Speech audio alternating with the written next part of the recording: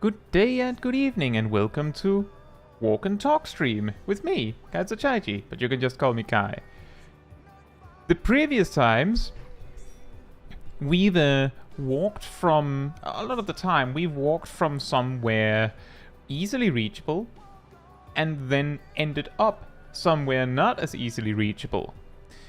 A particular journey that we've done before, or rather, in the aim of trying to not do the same walk over and over. We're going to do one starting in Ultima Thule, right at the end of the universe, and then we will make our way back to somewhere where most players can reach, I'm pretty sure. And where that exactly is will become clear as we go. You can see up there in my slow walk timer, you can get a glimpse of where we're going and where we have been. With that said, hey Caetsu, hey Ogni, hey Warcraft Traveler, hey Ymir, hey Fatman, hey Giraheen, hey Ardell, hey Kaze, hey Ham, hey Raki, and hey Bob. Hope you're all doing very well. I did say hey Ham, right? Right, Ymir asked how many more members for the next emote slot.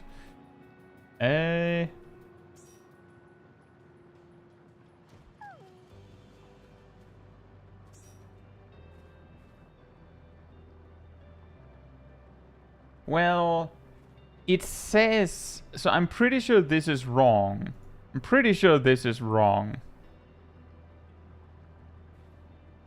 It says 1, but I know that I have specifically, the reason why I've added the emotes that we have is because Ymir does not, YouTube doesn't like take backsies on the emotes. So if we drop back down below the requirement to get a certain number of emotes, they don't like remove them again. So I just add something, and now that I have the slot, I can just change it and YouTube doesn't take it from me. So I'm not sure, but I could change one of the emotes we already have to Bobbing Kai if you want. I mean, Ymir also doesn't take backsies. Also, hey Vince, hey Petco, I hope you're both doing very well. Petco says, just saying that since I started the game 2 months ago, your guides have been very, very helpful, and also I enjoy the Mental Roulette series a ton. I'm glad to hear that. That is really good. Speaking of streaming,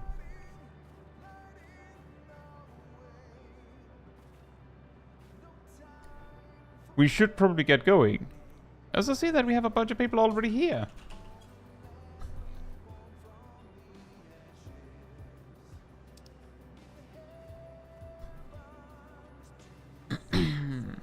Did we test your claim that YouTube is wrong there? I mean, you're welcome. Thank you so much for the gifted membership, Ogni. Let me go check what they say now. Let's see if I can do it without losing time on my speed run here. Yeah, it still says one more.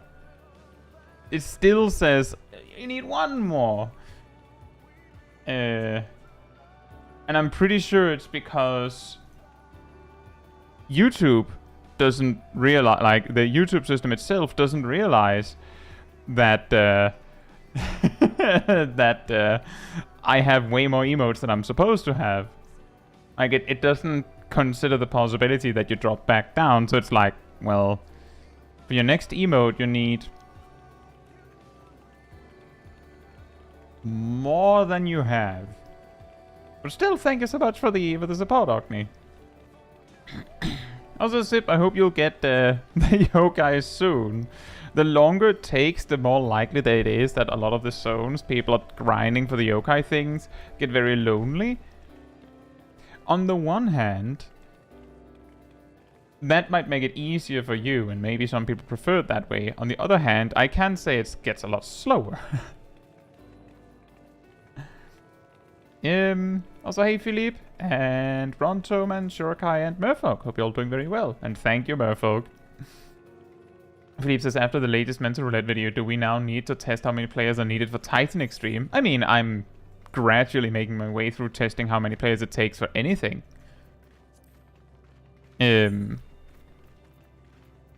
just have to make it there.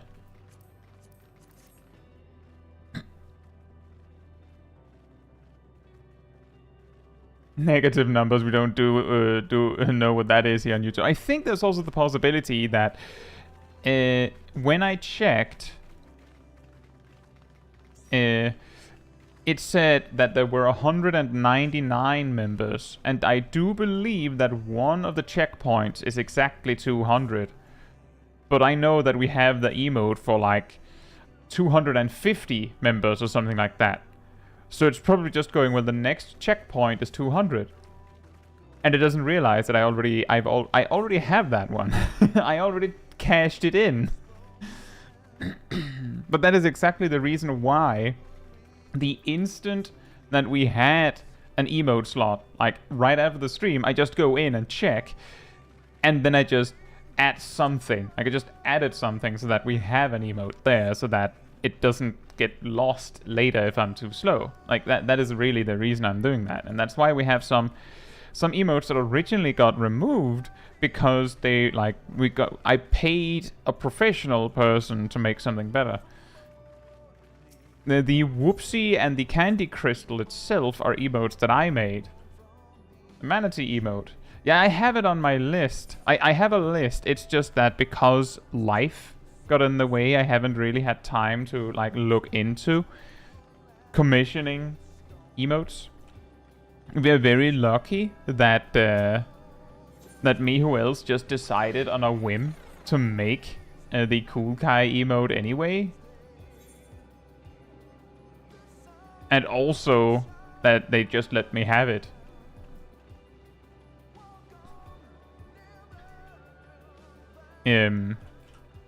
But yeah, part of the reason why we're going this way is that, well, we have tried both walking to and from the Hopper's Hold, but we have not tried walking from Ultima Thule yet. I don't know if it makes a difference.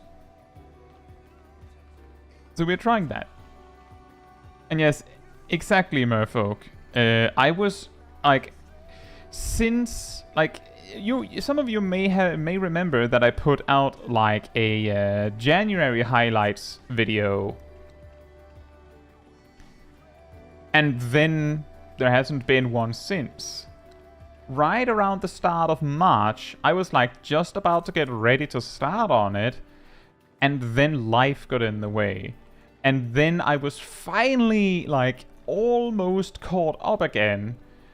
Like, I kid you not, right around when I was like, alright, once I've done these few things, like Friday, I'll start on finally making the February highlights video.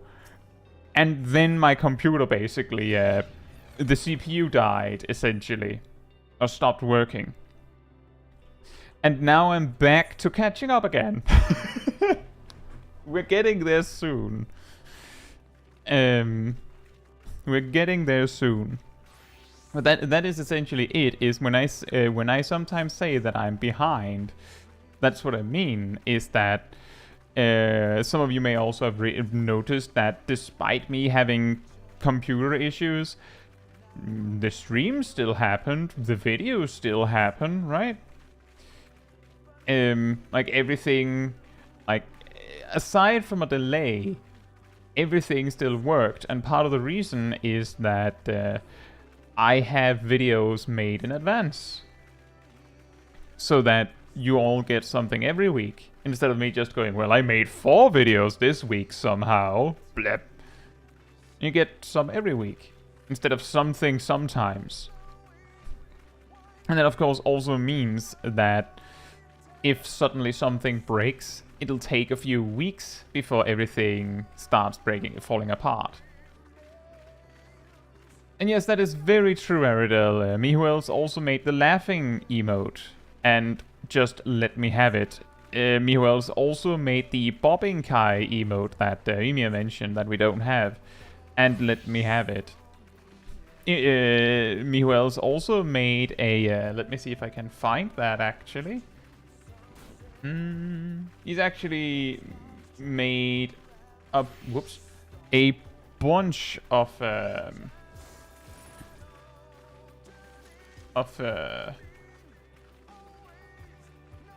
pictures.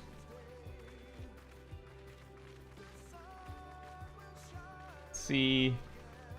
Made a picture of Ymir, made one of Caetsu, made one of Aradel, made one of the 2B Hour Rangers, made one of the Mythbusters.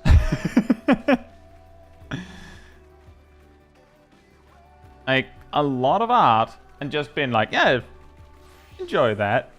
Enjoy that.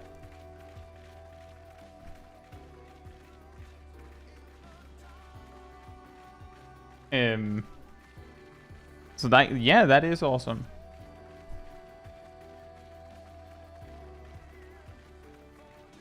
Folks says, could you salvage the data? Like, the drives are fine.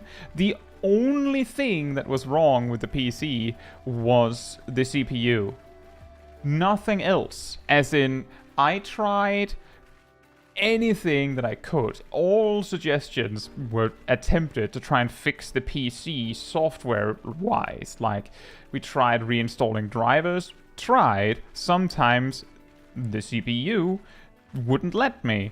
Like, I went through the motions of completely deleting my GPU driver and reinstalling it from scratch and things like that. I tried everything I could from the position I was in, and I tried changing like UEFI, BIOS settings, everything I could. And it just didn't work. It just didn't work. I called the company that made the PC, and they suggested some BIOS settings because it sounded like a common problem they dealt with before, I suppose. Because this guy basically just sent me like a 13-step guide, well written and everything, after I described the issue. It's just like, try this. Like, he didn't write it right then and there. And it didn't work. So then they said, you have to send it to us, and gave me like the thing I needed to send it to them. They'd pay and everything. And they tried more UEFI BIOS settings. Didn't work. Then they replaced the CPU, and then the PC turned on. Perfectly fine. Like, perfectly fine.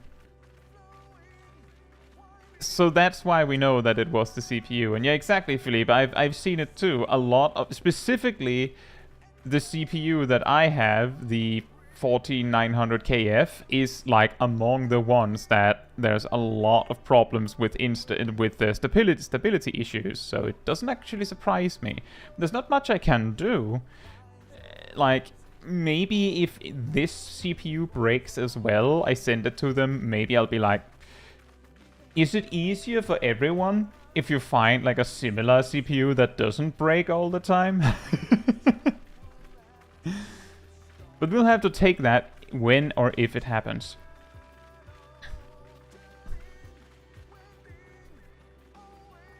But yeah, because of that, because there was no need to reinstall anything, they just sent the PC back to me as is and said, well, if you're still experiencing Windows issues, because that's what it appeared to be the problem initially, then you might have to reinstall Windows. But until then, they just left it as is. So I have all my files, and I didn't lose anything, Merfolk, because one of the first thing I did before I went into going into more drastic measures in trying to fix it was that I backed up everything on the PC that would be a problem if I lost it, meaning like game footage, like stream footage that I need for something, ready-made videos, settings, everything, just put it all over on the second drive away from Windows, and then copied all of it to to like an external drive, and that was the reason why the laptop session happened, because I just moved the things that I needed over to the laptop and continued working from there.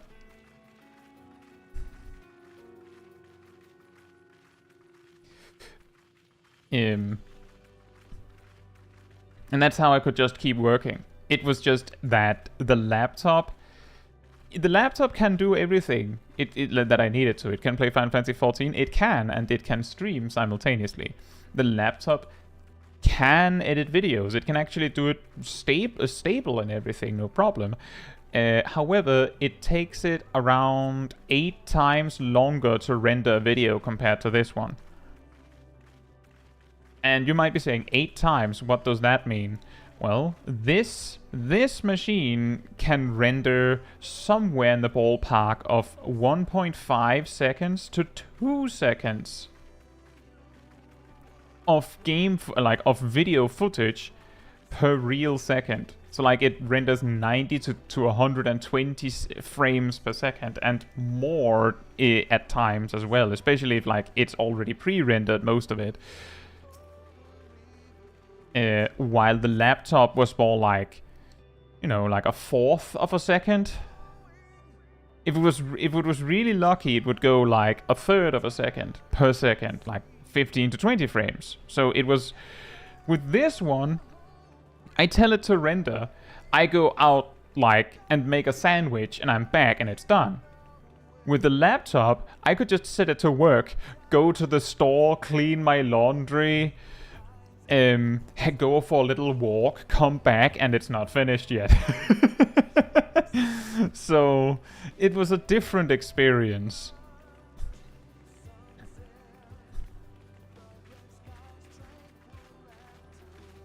Yurhin says, I doubt walking from Ultima Thule would make much of a difference, but who knows, maybe I'll be surprised. The thing is, it's often something innocuous or small that we don't even realize that causes a run to be longer. For example, when we walked from Churning Mists some weeks ago, Vince pointed out that I missed an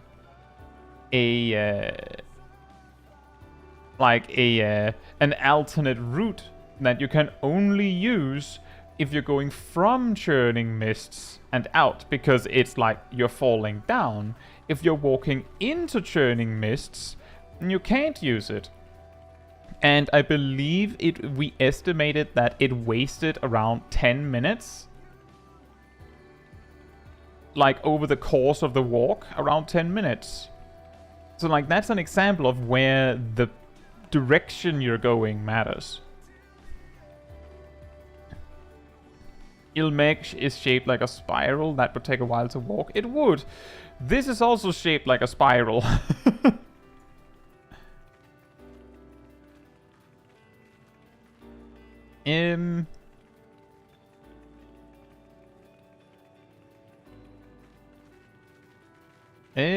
Caetsu says, man, I wish I could join the walk today, but I need to do my dailies and tear down my setup. Ah. Well, you can be part of the walk in the stream at the very least. And I'm glad to hear that, Merfolk. That is actually what it is. Like, if I didn't care, then I would probably just gone, well, I guess I'm just not streaming and not making videos until the PC is up and running again. There's a reason why, like, I tried so hard to make the PC work over the weekend was because, as far as I was concerned, the laptop could not play Final Fantasy XIV and stream. As far as I knew, it could hardly play Final Fantasy XIV. Like, I was expecting it to break down to heat problems from playing the game. So that's why I thought, in the state I was in, my chance of streaming Small Kai's side quest in that weekend, possibly within the following week's time, was, will the PC work? because the laptop will not. Is there any way I can fix the PC? If I can make it hold together just over the weekend, we can figure out fixing it later, but I can't do anything right now. And the moment I discovered that the laptop worked, I was no longer worried, because who cares if the PC takes 2 weeks to get fixed, because I have a backup solution.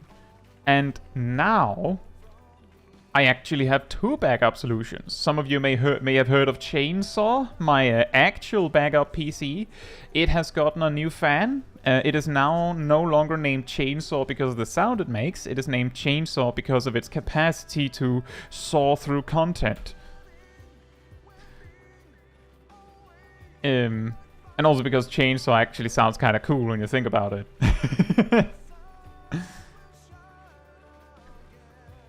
But that is the backup PC, Chainsaw. It is behind my chair, like back there. Exactly, Philippe. Now I have a backup PC and I have a laptop that turns out to also be capable of playing. So we're probably fine. We're probably good. As long as I don't suddenly lose the drives, then we have everything needed.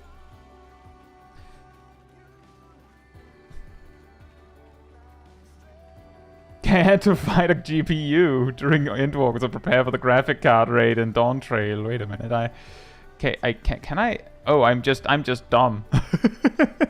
I'm just not very smart here. You know what, Ilya? Normally you'd expect that all you need is a PC, right? I should also mention that the fact that I have a laptop and a PC backup, I didn't buy those to be backups. The laptop is from my university days. It's surprisingly strong for its age. But it was bought to do math problems. It did a lot of simulating for my master's degree.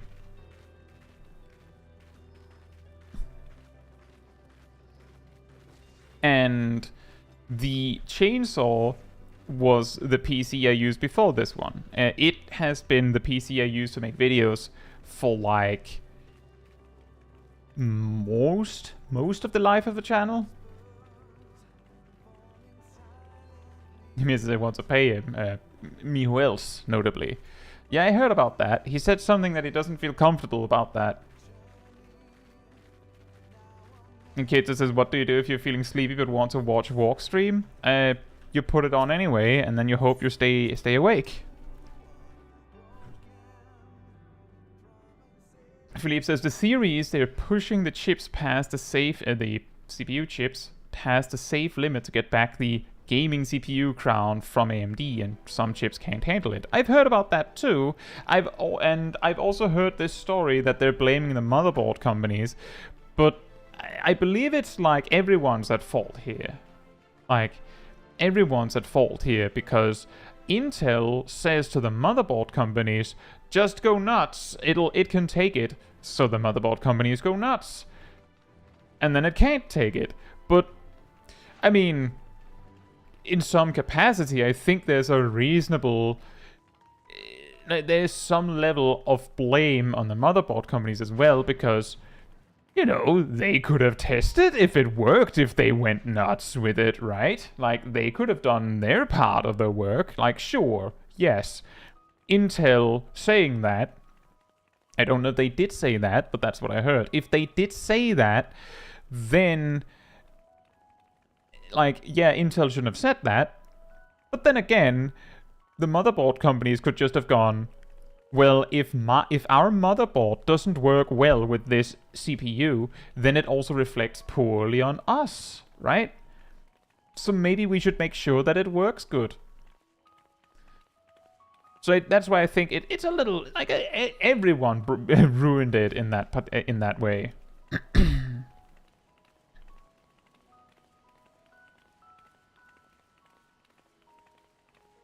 An NAS? Well, what is that, Philippe? I have not, so I have not done any overclocking on this, but yeah, this CPU is something that is actually supposedly made for overclocking. Network attached storage. Now I have all of the important files on a second drive in the PC. And I regularly back up to external drives, physical external drives, because I'm old school like that.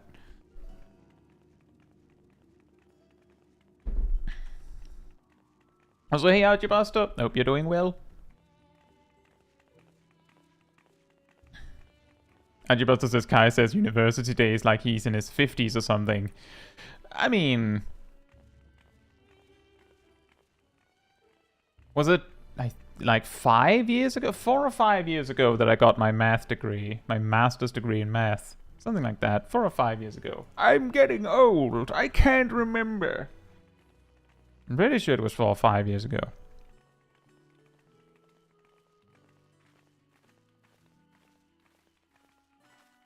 Bisa says every time I boot Final Fantasy 14 I feel like I'm risking an overheat, but it hasn't exploded yet. I mean... if it works. Also, Merfolk, let's see, there were some questions that flew by. Bob says, since when and why does EU have a third data center? Since Tuesday, and because they're preparing for a potential burst in players with Dawntrail. So, like, that's the anticipation, is that there's going to be a lot more players in Dawntrail. So just to be ahead, they added that. Merfolk says Hades 2 is out on early access. Any interest in that?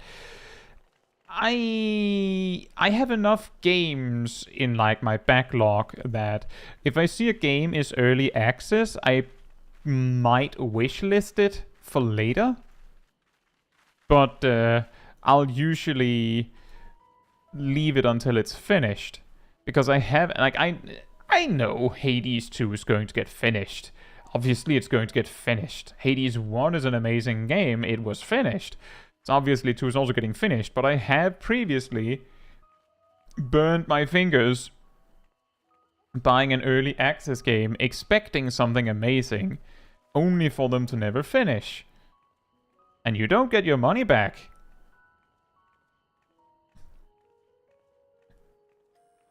Guys, an elf. I'm actually free, Ren.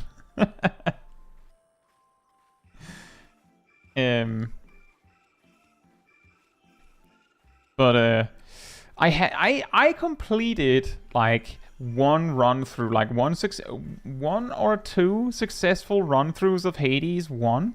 It's interesting. It's fun.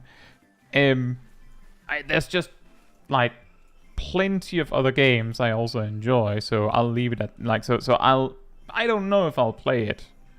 So I didn't realize that Hades 2 was actually like available to play until yesterday. I don't know if it came out like early access yesterday, if it was the day before,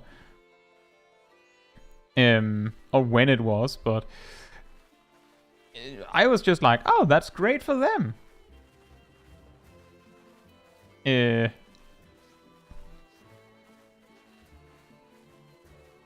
Make walk ASMR to sleep too. A drive on another machine on your LAN that you connect to via Samba. I know that it's something else, but I do find it extremely hilarious, the picture of connecting your PCs via Samba.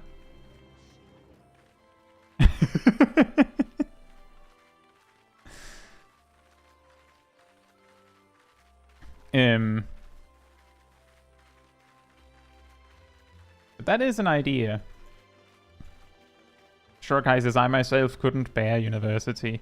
And that's understandable, it's quite something. I think a big part of what made me bear it is that, I mean, the friends and everything, right?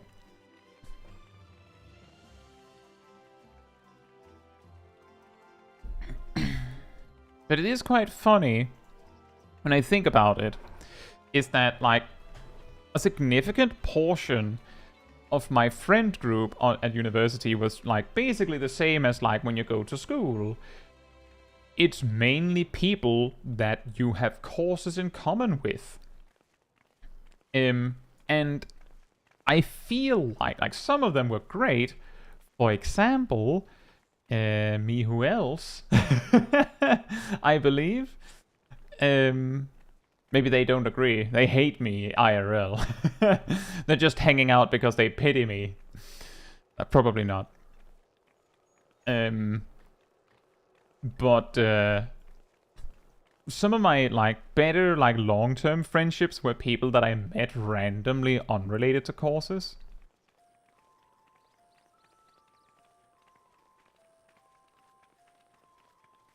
I'm specifically imagining Samba referring to... Yeah, exactly, Shield Samba. Like, you just start playing Danger Bongos, and then something happens and it works. Your own on-premise Google Drive. Right. Yeah,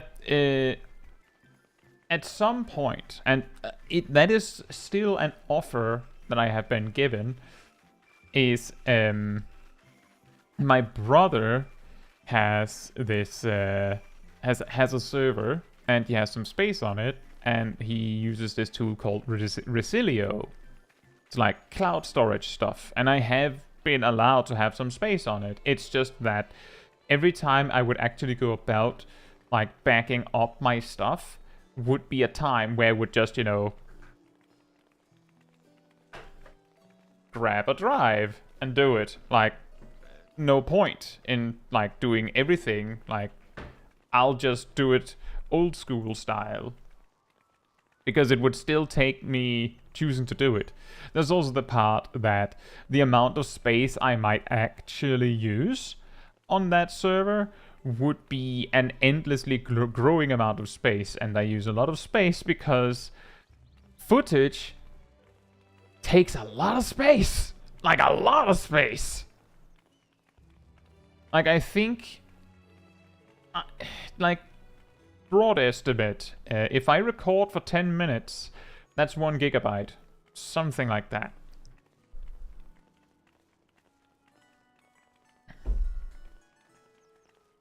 That's also part of the reason why I don't actually save everything.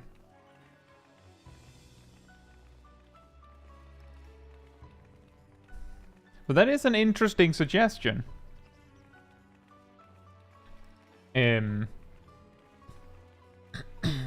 Dave says that's not a good sign. I got booted and the queue is back in is 200. Here we go again. Here we go. Has anyone else? Is anyone else still having trouble with getting booted randomly and not being able to get in, like in the past few days?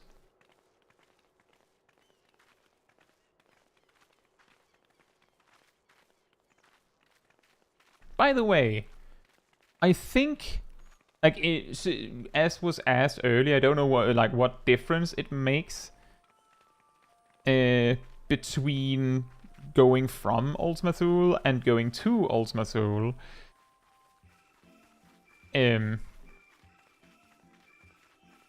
Is like, we had one stop on the way in Ultima, like on the way out of Ultima Thule, where we could jump down a ledge. But I don't even know if that saved us any time. But yeah.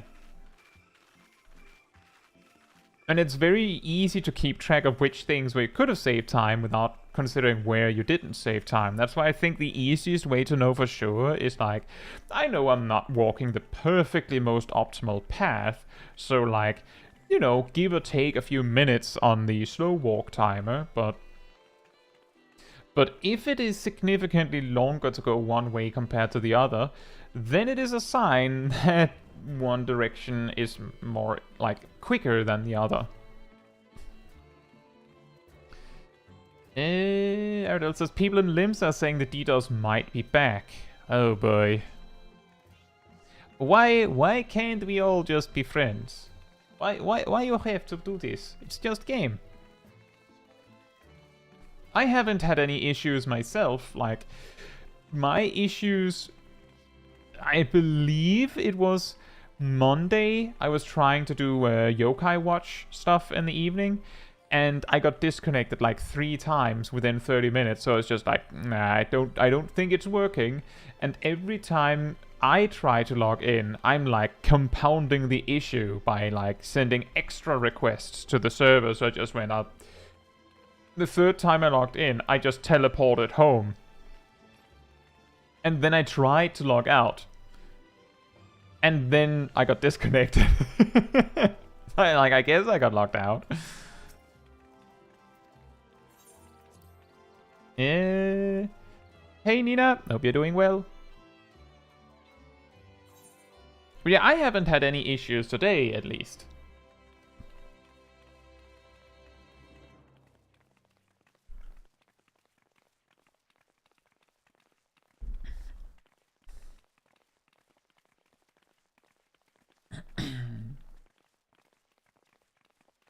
Yes, I'm just chilling in dead ends right now. Oh.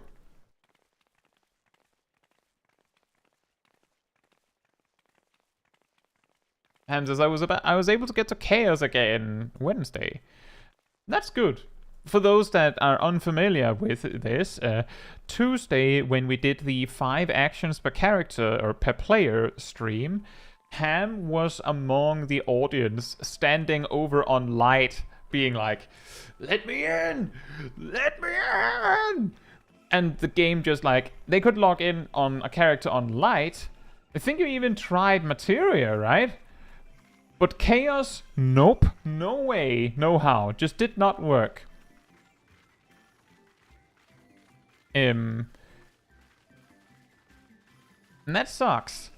But hopefully this issue blows over soon. Zip says, I didn't have any issues today until 5 minutes ago. Is anyone else observed this? Like problems right now-ish? Zaytos, hope you're doing well.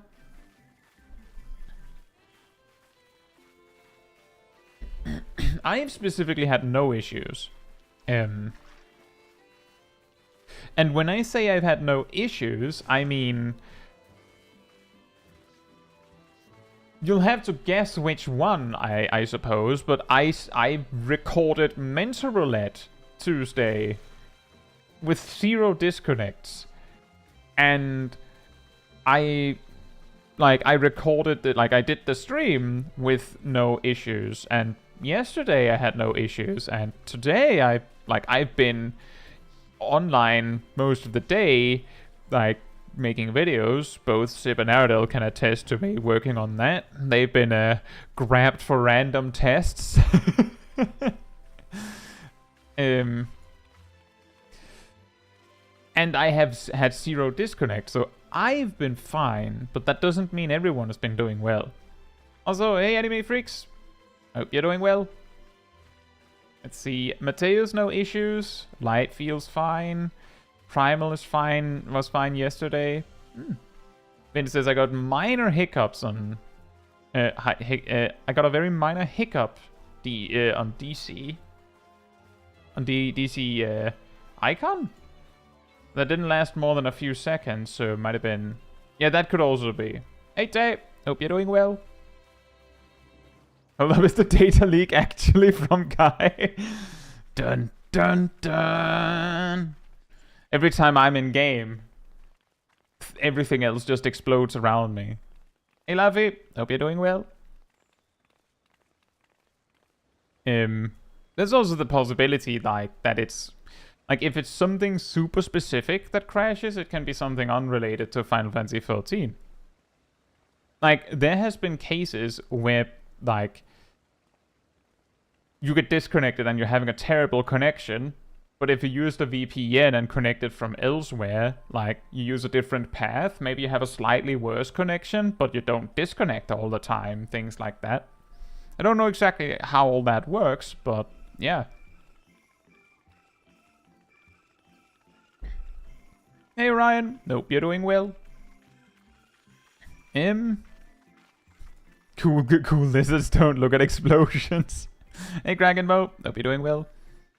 I mean, Kujata, and it just disconnects when we are at Praetorium, last phase of Van Balesar.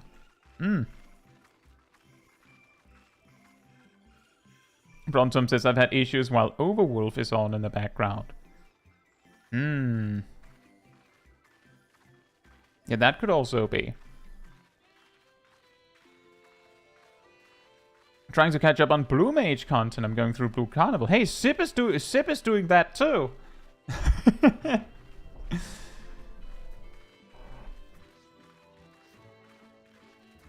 If you can gather enough people, you might be able to do like proper light or even full party groups for Blue Mage spell collection. I know you're doing yokai right now, Sip, but let's not kid ourselves. Last night we were helping you grab some Blue Mage spells, and you were looking at Blue Mage spells earlier today.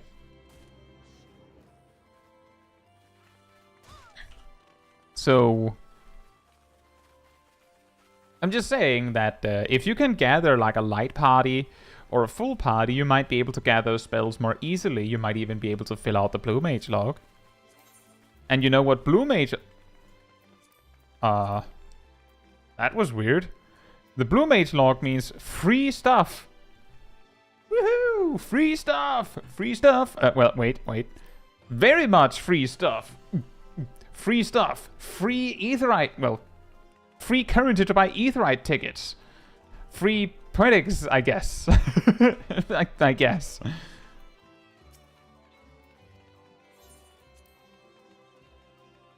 And also, yeah, gas will also help your power level, right, Sid? Like, I think it's fair to say that you've been working at it.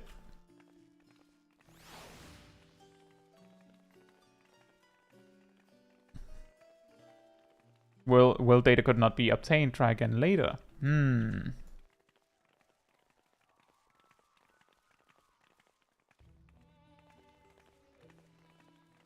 Maybe it is back then. Maybe we are back to DDoS land. See, Magnus says, what do you think about the Dragoon rework coming in 7.0? Well, we've known that Dragoon is going to get reworked for like a year and a half, I would say. Like, before Paladin, like, if I remember correctly, the order of operations here was that Dragoon and Astrologian was announced to get reworks. And that was told to us, like, relatively, like, early in Endwalker. I think, like, after 6.1 or something like that. And then they said, actually, Paladin is also getting reworks. And then shortly after that, they went, but also the Dragoon and Astrologian reworks are too substantial and major for a patch. So that's getting postponed to next expansion. And then Paladin's rework came out with like start of 2023. And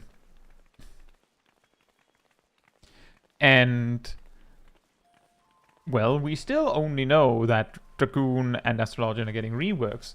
The benchmark video only showed like 1 or 2 actions of them each. And it isn't enough to like conclude anything in particular, so we don't know what it'll be.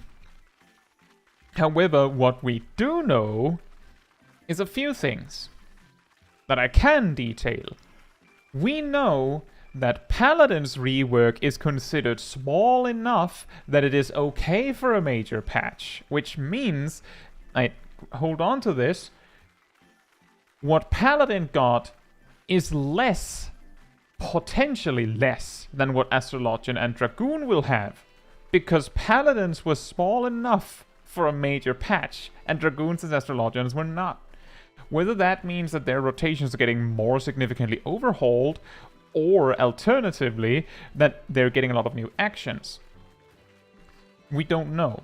And what I mean by that is that Paladin's rework, in some degree, like, they didn't actually introduce any new buttons. They didn't introduce anything new.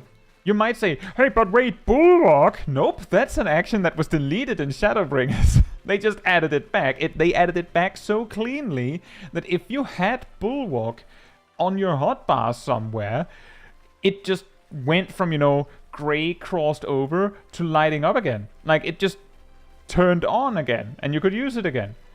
And they buffed it. Back in the day, it only gave you 60% higher chance to block. Now it's just guaranteed. So they didn't give you any new actions. I'm pretty sure they just used the old animation as well. So what they did to Paladin is they changed some numbers. They removed some debuffs.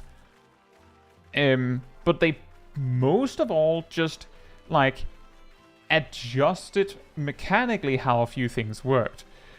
If Dragoon and Astrologian are two significant reworks for a major patch, that probably means that they're getting a lot of new effects. From level 1 to 90, because otherwise, what does it matter? It'll just be Dawn Trail stuff, right? What other jobs do we have that had that feature? In Shadowbringers, Ninja's Mudras got overhauled. They used to be OGCD, which means, yes, to use Raiton on time, you had to triple wave. To use... and Monk got reworked in Shadowbringers, just in the middle. They removed Greased Lightning as a thing you had to maintain, and just made things like Tornado Kick. Like before, Tornado Kick was something that ate all of your Greased Lightning and did some damage. They just made it into an OGCD. And then in Endwalker, they just... I don't think they announced that they were going to change it, but then they gave you Masterful Blitz. It's like basically Paladin got... Monk got reworked in Shadowbringers and then major changes again at the start of Endwalker, but I don't believe they said that in Endwalker. They just did it.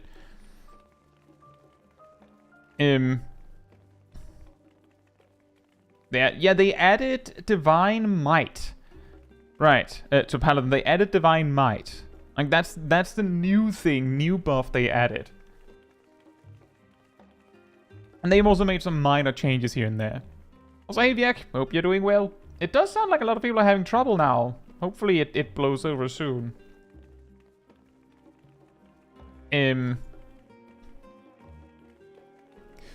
But what I'm getting at with this really roundabout explanation is Summoner also got reworked in Endwalker.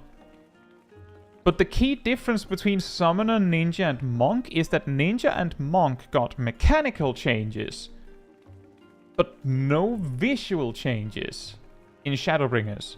Summoner got nothing in Shadowbringers, and then in Endwalker, they just, like, grabbed the whole tree, pulled it out of its roots, threw it away, and planted a new one. Oh look, Naomi's there. And just, like... a lot of actions with new animations were added for Summoner. Like, a lot of stuff was added. So that is an example of what would be too big for a major change, or for a major patch, is there's too many visual additions and, like, spell effects they'd had to add. So there's a, oh look, cheating way. There's a reasonable chance that what they really mean by...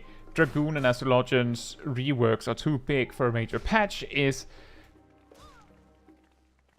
they need to make all of those effects in tandem with the team or whatever. I don't know how the development team works internally, but maybe like they bring in like a significant amount of like an extra effects team or something for all the new actions, and while they're working on the Dawn Trail actions, like from 91 to 100, they also go, by the way, can you make all this for Dragoon and Astrologian? And that could make it make sense, right? Also, hey Cat Damon! And JP, I hope you're doing well.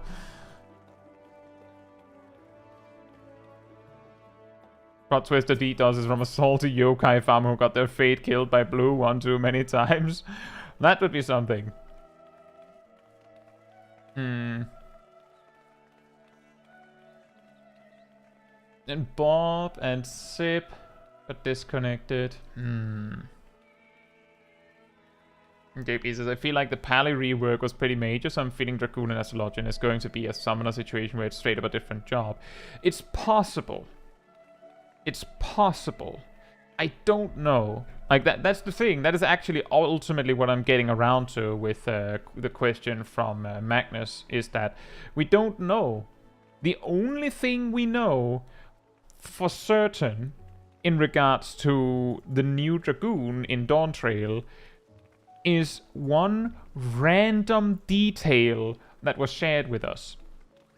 Some of you may remember that Dragoon's jump used to, like, jump into the air, and then your camera would, like, move over to the target, you'd land down, and then fly back to yourself, which was very jarring with how quickly it just goes whoop, whoop, whoop, whoop. For some people, it might be a little motion sickness, kind of. Which wasn't as bad back in the day. Jump's animation speed has been boosted significantly over the years, which has made it more jarring. The addition that the camera no longer follows you was something that they made for the Dawntrail rework and just went, I mean, can't we just add this to live? Like, can't they just have that now? I mean... So, from that one detail, we know that jump and high jump is going to stay in the game. Like, that's ultimately what that tells us, is that they're staying. We don't know if they're going to stay OGCD. We don't even know if they'll still do damage. We don't even know if they still give access to Mirage Dive. All we know is that jump and high jump are probably staying. In some form. I mean, jump on the GCD would mean that they could make it do way more damage.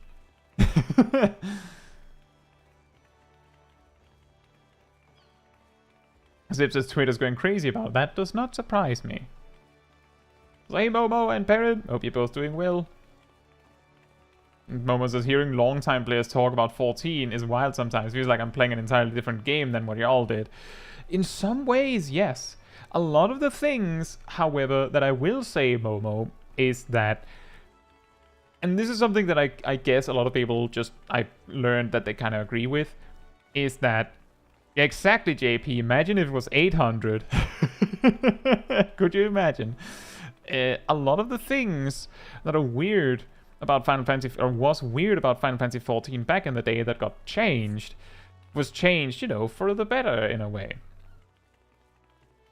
For example, just to give a random example, this is one I've brought up many times. Like when I talk about how Final Fantasy 14 used to be, one that I like to often refer to is Dark Knight.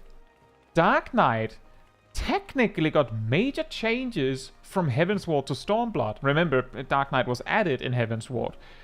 And then it got completely reworked in Shadowbringers. And then it got some changes in Endwalker. Thank you for coming, Ham. Have a nice day. If you're curious how Dark Knight used to work, I played Dark Knight in Stormblood. I've had to read about Dark Knight from Heavensward. A few things that was on Heavensward Dark Knight that was not on Stormblood Dark Knight might make more sense if we start with Stormblood Dark Knight. The buff you get from using Edge or Flood, Dark Side, that increases the damage you do for a bit, used to be a button you toggled. You just clicked on it, bam, and now you're doing 20% more damage instead of 10, 20. But while Dark Side was active, you could not receive MP from any sources except yourself. And your MP region did not count, which means you had to recover MP with Siphon Strike. Ishgard? Part of the reason that this matters is because in Stormblood, mages had access to a role action called Mana Shift, where they could just grab 20% of their MP and just give it to someone, intended target being the healer, of course. We need to get to the foundation. I guess this way works because we're going there.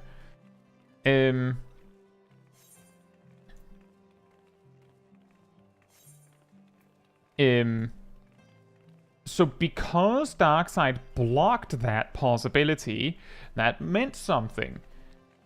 Now, Darkseid also enabled access to all your evil magic spells. Notably, things like Dark Mind and Dark Arts. And again, you might be saying, Dark Arts? That way? Does it have to be that way? Don't we have multiple ways? I'm trying to get down over here. Is that the fastest way, guys? Are you sure?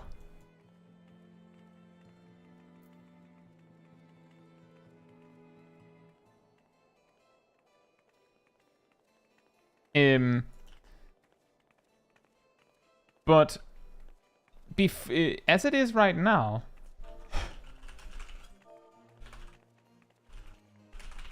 as it is right now, when you use Dark Arts, or when you use TBN, you get Dark Arts when it breaks, which gives you a free use of MP in terms of Age of Flood. Before Shadowbringers, the way it worked was that you had a button called Dark Arts. And this Dark Arts gave you a buff that was spent on the next thing you used that could spend it. And almost anything could spend it. Like Siphon Strike could spend it to do slightly more damage. Soul Eater could spend it to do slightly more damage. Carven Spit did like 100 potency and gave you some MP if you used it without Dark Arts. If you used Dark Arts, it didn't give MP, but it hit like for 450 potency instead. Something like that.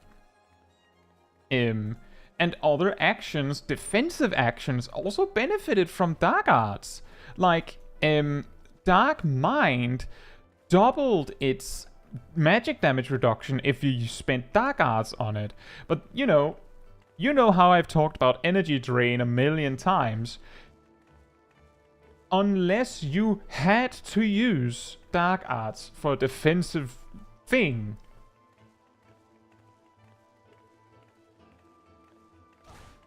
If you had to use Dark Arts for a defensive thing, then it meant that you weren't using your MP for an offensive thing, which is DPS loss, right? Sound familiar? And in Shadowbringers, they removed all this because basically Edge and Flood of Darkness, or Shadow, essentially solved the problem. Instead of you having to like use Dark Arts at the right time to spend it on the attacks that resulted in the most damage, they just gave you a button to say, I want to use MP for damage.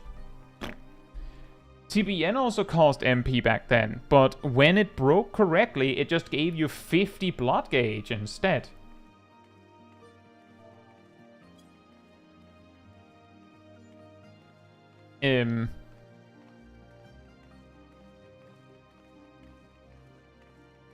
Yeah, so like Chitin, it's exactly like Chitin. It's just, yeah, TBN still cost MP back then, and it also costs MP now.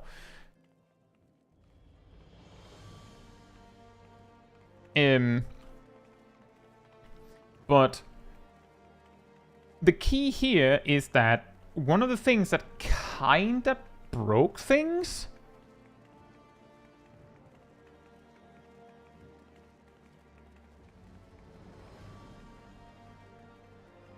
is that Darkseid in Stormblood stopped costing anything. Like, yeah, it costs you the fact that you stop recovering MP passively, but that's when Heaven's Ward comes in. In Heaven's Ward, toggling Darkseid stopped your MP regen and cost you MP every few seconds. Like, it didn't just stop your MP regen, it gave you negative MP regen, which meant that you actually had to choose to use it. You had to choose to activate it for a bit. So that So like you had to use it in bursts, you had to choose when you activated it, which on the one hand sounds really cool, on the other hand, it barred you from accessing certain defensive cooldowns as well. Like, Dark Mind didn't cost MP, but it required you to be in dark side to function. You know? So if you weren't in the moment of using Dark Side at the moment where you needed Dark Mind, then you couldn't use Dark Mind, obviously. So I'm guessing that's part of the reason why they removed that feature. In Heavensward, there was also other factors. For example, Dark Knight had a dot they could apply called Scourge. I believe Warrior also had a dot they could apply. So like that wasn't like particularly massively unique thing, but Warrior also lost theirs in Stormblood. Yeah, Fracture, that's correct. But another thing is that you may recall Reprisal, the OGCD that reduces damage done by 10% of nearby enemies. I can't remember if it was in Shadowbringers or Endwalker that they changed it, but originally Reprisal was 10% on your current target. Like, your current target did 10% less. Just your current target, not everyone around you, just one. Philippe says in Heavensward, Paladin was the only tank without a dot. Paladin had Goring Blade, which was a dot in Heavensward. They had a dot. That was probably the strongest of the dots. The reason I didn't mention them is because Goring Blade has been a dot from Heavensward to Endwalker, and then it got removed.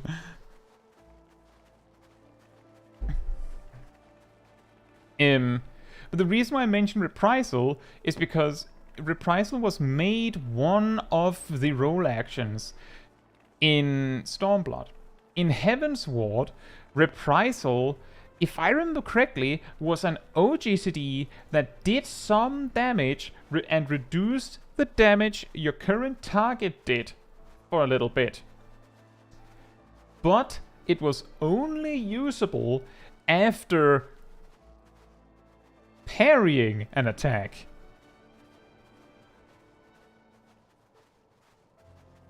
And only Dark Knight had it.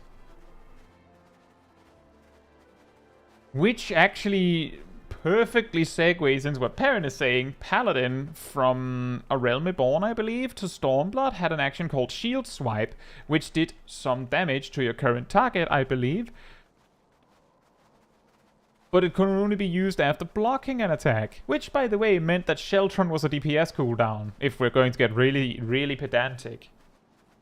Because it meant you could block an attack, and so you could use Shield Swipe.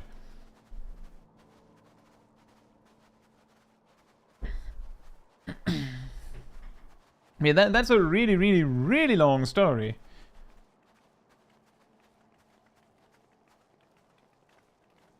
In Heavensward and A Realm Reborn, you had a parry stat, JP. Like, instead of tenacity, you had parry.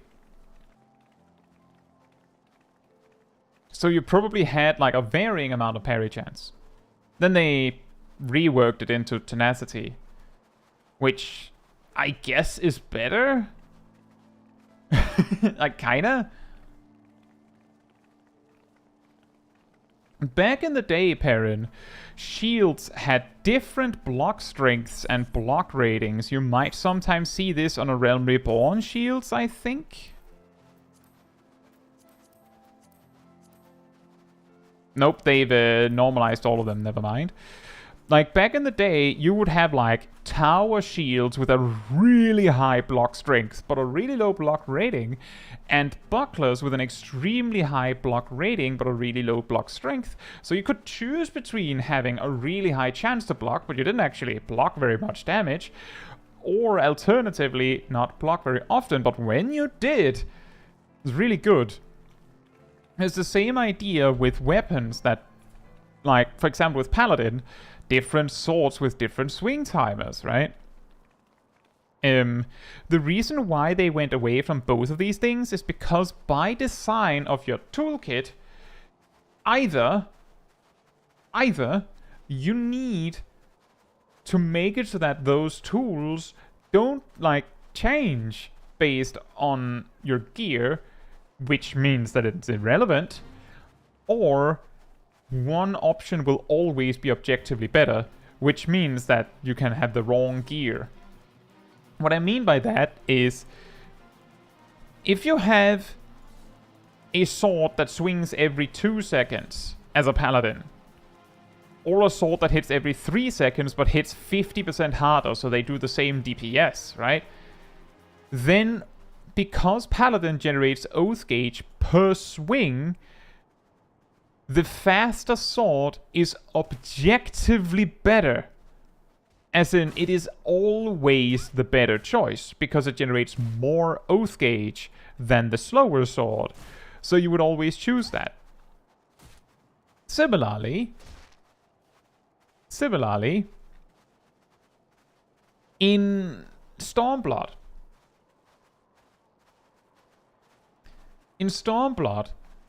Paladins, and I don't know how they generated in Heavensward or Realm Reborn, because back then there weren't even gauges, but in Stormblood, Paladins in the damage stance generated Oath Gauge from swinging, which means faster sword better, and if they were in their tank stance, they generated Oath Gauge by either casting Holy Spirit, which generated 20, or by blocking, which generated 5. Which of course meant that if you had a shield with a really high block rate, then you would generate more Oath Gauge in tank stance. But Sheltron would also be weaker because you were blocking with a buckler that didn't have a high block strength.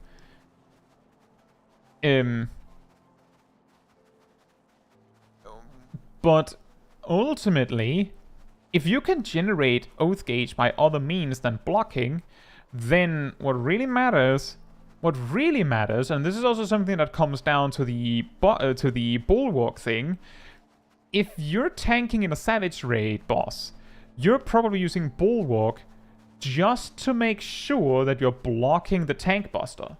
You don't really care about what other stuff you're blocking, you just need to make sure that you're blocking the correct attack. And that's what Sheltron was for back then. So ultimately, you just needed to have enough Oath Gauge that you could click Sheltron when the tank buster was coming, so you could block it. So in nearly every single imaginable situation, you'd rather have a tower shield with a really high block strength, because you could bypass the low chance when you needed to. Whereas you could not bypass the low strength in any way on the bucklers. But they could have normalized this. They could have made it so that if you had a sword with a swing time of 3, you just generate 7.5 Oath Gauge per swing. Or like 7 and 8 alternating. And they could have made it so that when you use Sheltron, you like add together your block strength and your block rating, and that's actually the percentage you're blocking for. And then again, the problem there is that now you've made it completely irrelevant. So the solution they came up with instead was just say, if we don't want it to matter what sword or shield people are using, why don't we just remove that as a choice? Like, why not just remove that choice? That's also true, Cat Damon.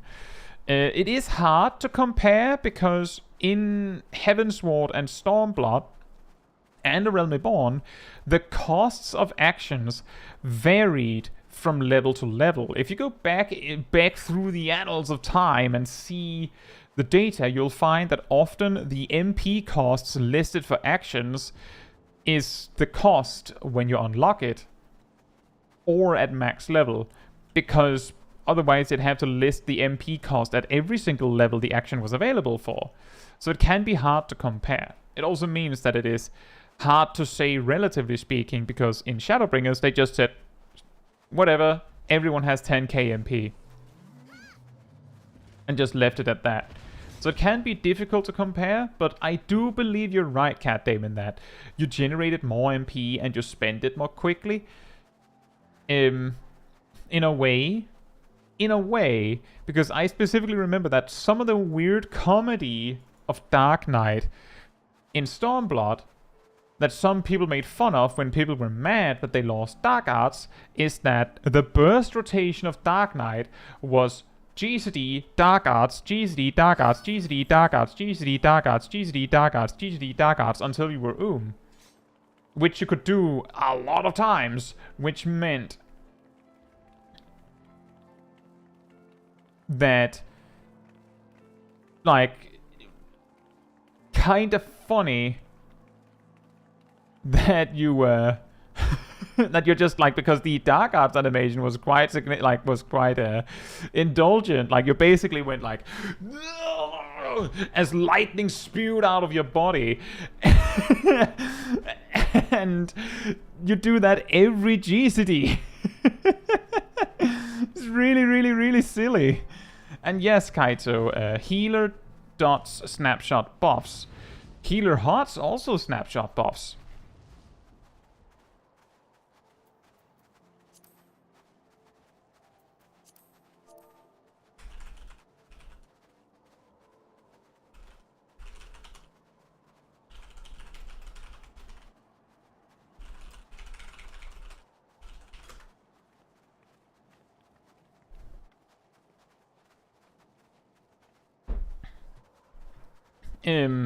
So like some players, I remember, looked at the Dark Knight rework and went, yeah, you know. Oh no, healer dots also snapshot those, Perrin. Those are also snapshotted.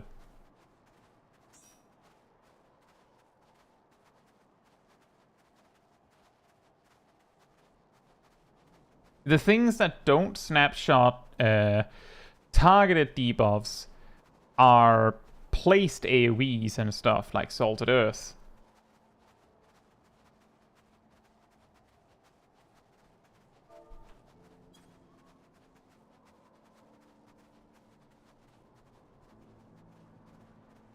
At least based on my tests.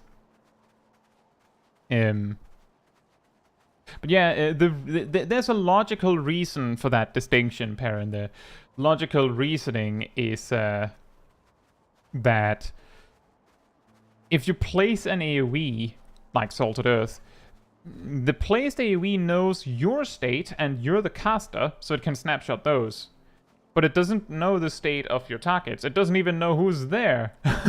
Like, it doesn't know who's there. Someone with Mug on them could be in it, leave, and come back again. Without Mug, does it then snapshot Mug? Like, Mug isn't there anymore. So, because enemy's state can change in relation to the placed AoE, it has to just, like, take them as fresh targets every single tick.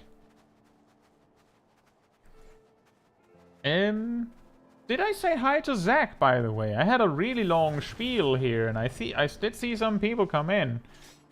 Yeah, I hope you're doing well, Zach. And it does sound like a lot of people are getting more and more lag. It's not good. Hey, Angel and Vivi. Hope you're doing well as well. But yeah, the extremely long story there. It's really hard to remember how I got to this, but I believe it was who was it that mentioned it? Also, hey Melody, hope you're doing well as well. If you're still here.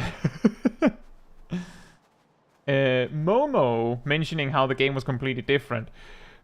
So many things got changed about Dark Knight that it is hard to imagine how different the game is.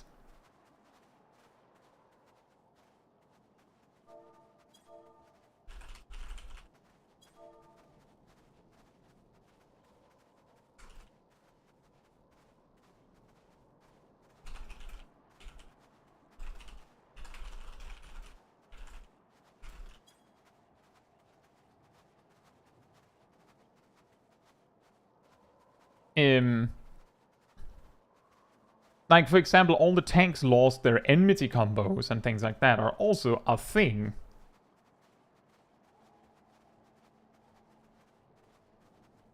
And the easiest way to really explain how different a job is, I feel a lot of the time, is to look at what it was.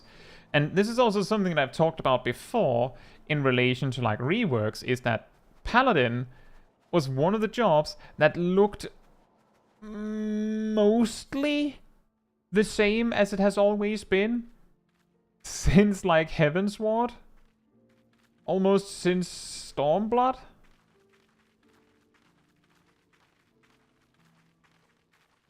And they didn't, like, that's part of the reason why it had so much trouble, was because it somehow just limped through every expansion, still being like that. Warrior is probably one of the ones with less changes now. Which job has had the most changes? That depends on how you look at it. Bard has received major changes in every expansion in some capacity. Every expansion so far.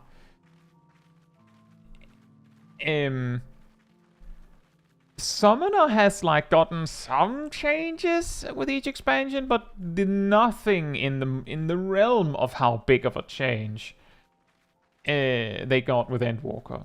Like, mostly, like, I think something that is worth keeping in mind with old Summoner is that it wasn't a completely new job every expansion. It's just that the new additions in the new 10 levels were so massive that, like, it felt like a new job. Hasn't Astrologian gotten reworked every expansion ever since their release? From Heavensward to Stormblood, they added stuff.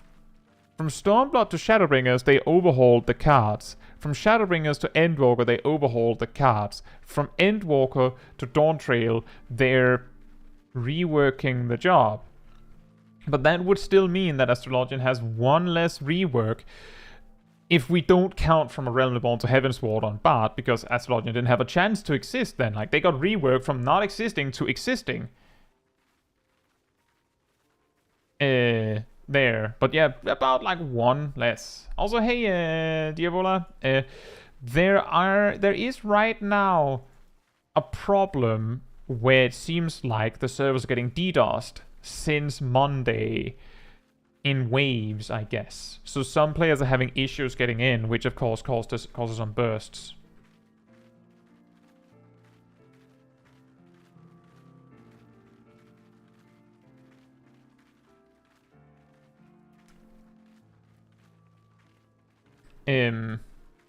See, Kaito says, which class are they going to change next expansion? We have known for a year and a half that Dragoon and Astrologian are getting reworked. We also know that it is reasonably common that when we get our hands on the expansion, some jobs have been majorly changed in some way, but they didn't really announce it. Like, for example, Monk got a completely new like feature in Masterful Blitz and Endwalker, but I'm pretty sure they didn't like announce it as, oh, Monk is getting reworked. I think they said that we changed Monk a bit to like get rid of Greased Lightning as a buff to maintain. We're going to finish the change in Endwalker or something like that, but that's really it. They didn't give enough information for us to know exactly what it means. So what I'm saying with that is we know Dragoon is getting majorly reworked. We know Astrologian is getting majorly reworked. We know Paladin was reworked during Endwalker, so Paladin is probably not facing major changes. And there's the possibility a bunch of other jobs are getting major changes. And as Ardell has mentioned a few times throughout the stream, on Thursday next week, there will be the job action trailer, which is like, you may have seen this for Endwalker or maybe even Shadowbringers, a little reel where they showcase the new actions of jobs. And as I recall, when they had the job action trailer, The summoner section, which was a job getting reworked, was really long because they were like, well, they learned to summon Ifrit, they learned to summon Titan, they learned to summon Garuda like this, and then this is how Topaz Rite looks, and this is how Mountain Buster looks, and this is how Ruby Rite looks, and this is how the smacking fire punch with that book looks, and this is how the second punch looks, and this is how it looks when you cast Slipstream, and this is how it looks when you cast Phoenix now. Like, they had to showcase all that.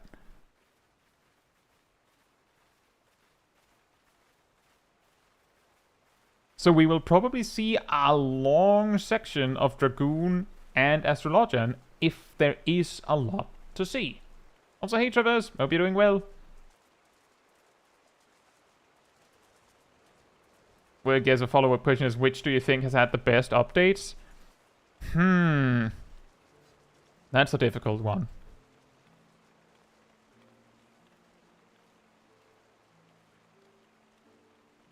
I think this might be slightly controversial, and it is not very fair. And also, as parents says, that is subjective. That is, of course, my feeling in this case. I think one of, if not the hands-down best rework of a job was when they made Machinist's Wildfire just count weapon skills. That was an amazingly good change. It made Machinist go from I hate it to it's okay. I mean, it's pretty good. It's pretty good. I could play this. I could play this. The reason being that before they made this, this change came with all the other changes of Shadowbringer Machinist, where they gave them the tools and all that. They removed the ammo thing, etc. But the reason why I think that change was so good is because before Shadowbringers, the way Wildfire worked was you put it on your target, and then for the next, I think it was 10 seconds, 25% of all damage you do, 100% of it, is stockpiled and then explodes for that damage when the time is up. The reason why that was kind of a problem is that you had a bunch of cooldowns, like those ammunition things that we've talked about before, that allowed you to like control procs, because Machinist's original rotation, like their filler rotation, was that step 1 of their combo had a 50% chance to enable step 2. Step 2 had a 50% chance to enable step 3, and you could have both step 2 and 3 enabled at the same time. So you could go 1, 2, 1 and have both of them if you wanted to. So you could prepare for a burst like that. The ammunition that you could load made that 100% and also boosted the potency. And you also had Gauss round and ricochet and things like that. But because Wildfire was a 2-minute cooldown, that basically gave you like 25% more damage done for 10 seconds. It meant that all of those cooldowns you wanted to use during Wildfire, like in any way possible, it meant that if cooldowns were coming up to match with Wildfire, then you had to use them for that. Which made it feel like, I have all these buttons, and then you unlock Wildfire, I think at level 45 or something, maybe 35, and then all of those cooldowns just go into this dark void that was Wildfire. But now, because it just counts GZDs, the only thing Wildfire needs you to do is use Hypercharge. You just need to click Hypercharge and 5 Heat Blasts, and you're good. Which I think is a lot less overwhelming. The thing is, you're still just, using everything in a big burst every 2 minutes if you're optimizing. But the problem was that back then, if you didn't shove everything into Wildfire, you were losing a mass amount of damage. Whereas now, you can just click your cooldowns as you please, and it was fine. But yeah, it is subjective. I think Bart's change, that your repertoire is just attached to the song, is mostly for the best. I think the main reason why a lot of players are a little mad about that change is that with both Summoner losing dots and Bard losing their interaction with dots, there isn't really like a truly dot-centric job in the game anymore. Like, not really. When your best example of a dot-centric job is Black Mage because they depend on Thundercloud procs, then you're you're on the edge. And yeah, that is true. We had the sad loss of Kaiten, and we had the Summoner Cope. I think one thing that is worth talking about in regards to the Summoner Cope, that a lot of people like, meh, Summoner being reworked was for the best, you're just mad because reasons, blah blah, like this whole discourse. I think it is reasonable to say that old Summoner is so different from new Summoner that they could have both existed without stepping on each other's toes in some capacity. And the main problem, the thing is, a lot of people are like, yeah, but why does a job have to be that hard? Because Summoner was widely known to be exceptionally difficult to play, and new Summoner is not. Part of the argument is, no, there doesn't need to be, every job doesn't need to require like a degree to play. Not everyone has to be Black Mage, right? Cheng. But, and there should be jobs for all skill levels. True, I agree. The problem is that we took a job that had a following that had dealt with the difficulty of the job and liked it that way for like 9 years, or almost 10, right? Like 8 or 9 years, potentially, depending on how long they played the game. And then they removed it, essentially. Like, they just removed the whole thing. They removed all of the things they liked, potentially, about the job, and gave them an easy job. So a lot of the players felt alienated because they liked that it had all that to manage. The dots and the pet management. Like, some of them probably specifically liked playing around all the jank. Right? Like, some of them liked it that way. So the problem isn't, they made my job easy. It's, they removed my job and replaced it with one that I don't like. For some people. The thing is, I liked Old Summoner. I liked New Summoner. I liked Old Summoner and mained Old Summoner. And I still said, Old Summoner is whack. It makes no sense. It's trying to be like 4 different things, and it's not doing any of them well, because it's trying to be all 4, and it can't be all 4. And if you look at Dragoon and Astrologian, maybe you see some similarities there. What things are weird and whack about Astrologian and Dragoon?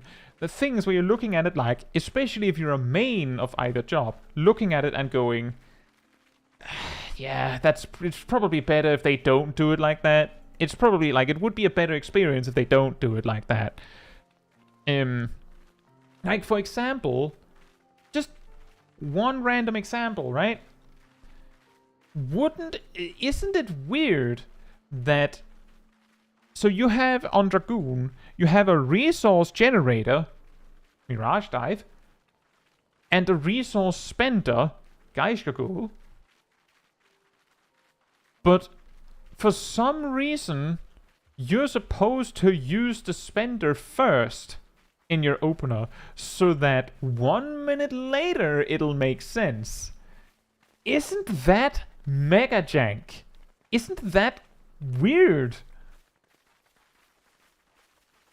Isn't that weird? Gazel said, says, with that said, you don't play Summoner that much now? Not right now, but I mean, I played Summoner through the MSQ. I used Summoner as my primary DPS for the first several months of the game, like in Endwalker. When I went into P5S on stream, the job I chose to play was Ding Ding Summoner. So, like, I don't play it that much right now, but I played it a lot, and the fact it got reworked didn't change that. So AB free in Shadow Blaze and Rocks. Hope you're all doing very well. And while we're on the subject of that Dragoon Generator Spender situation, isn't it a little strange that you use jump and then the generator's Mirage Dive? Like, I mean, it kind of works. The thing is, the way they've split those up means that, who knows, maybe the developer's intention was that you went jump and then Geishkagul and then Mirage Dive. If you wanted to do it like that, like specifically because jump gives you the token to receive your resource, means that as long as you jump on time, you have like a 15-second window to receive your resource depending on when you want it. Like maybe that was the intended design, and we just don't care.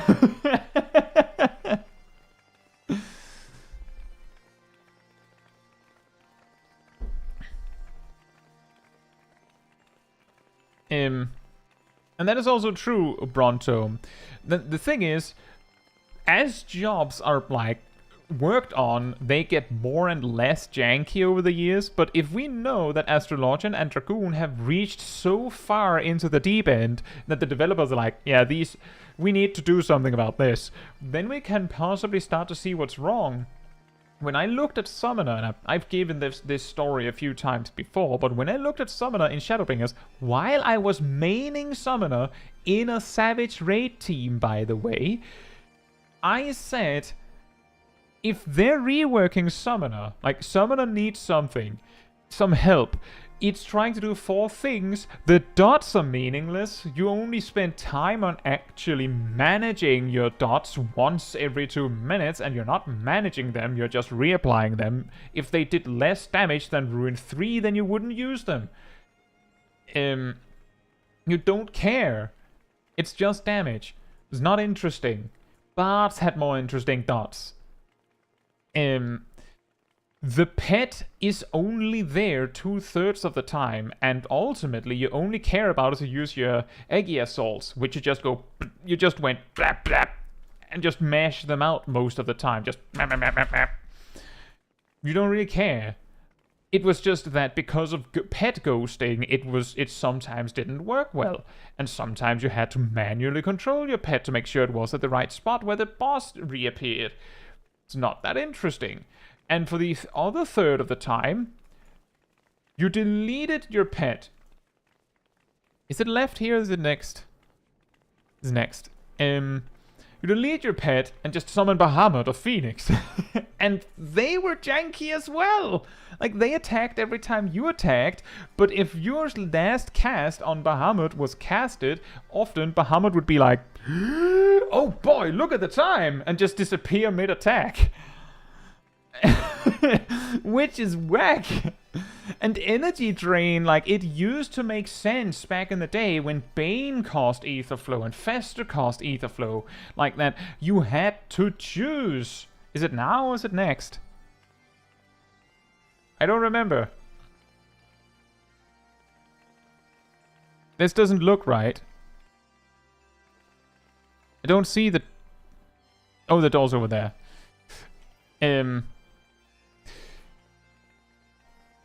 Back when you had things to spend resources on, like options other than Fester and Pain Flare, it made a bit more sense, but then, like, they removed it. Like, back in the day, Energy Drain was one of the options. Like, you'd never choose it. Like, it gave MP, who cares? It healed you, who cares? It did less damage than Fester, so why would you do that?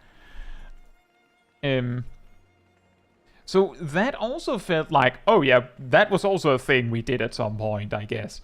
Like, it felt like we were doing 4 things.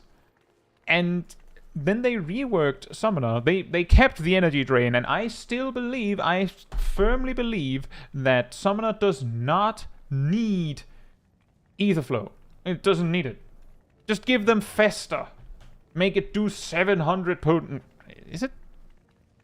Make it do 900 potency, I don't care. Like, energy drain and 2 Festers worth of damage. Give them Pain Flare, just a massive mega Fester explosion. Just give them that. and put it on a minute cooldown. You could also just give it 3 charges and put it on a 20-second cooldown. If you want, you could give it like 6 charges and a 20-second cooldown. It would accomplish nearly the same thing.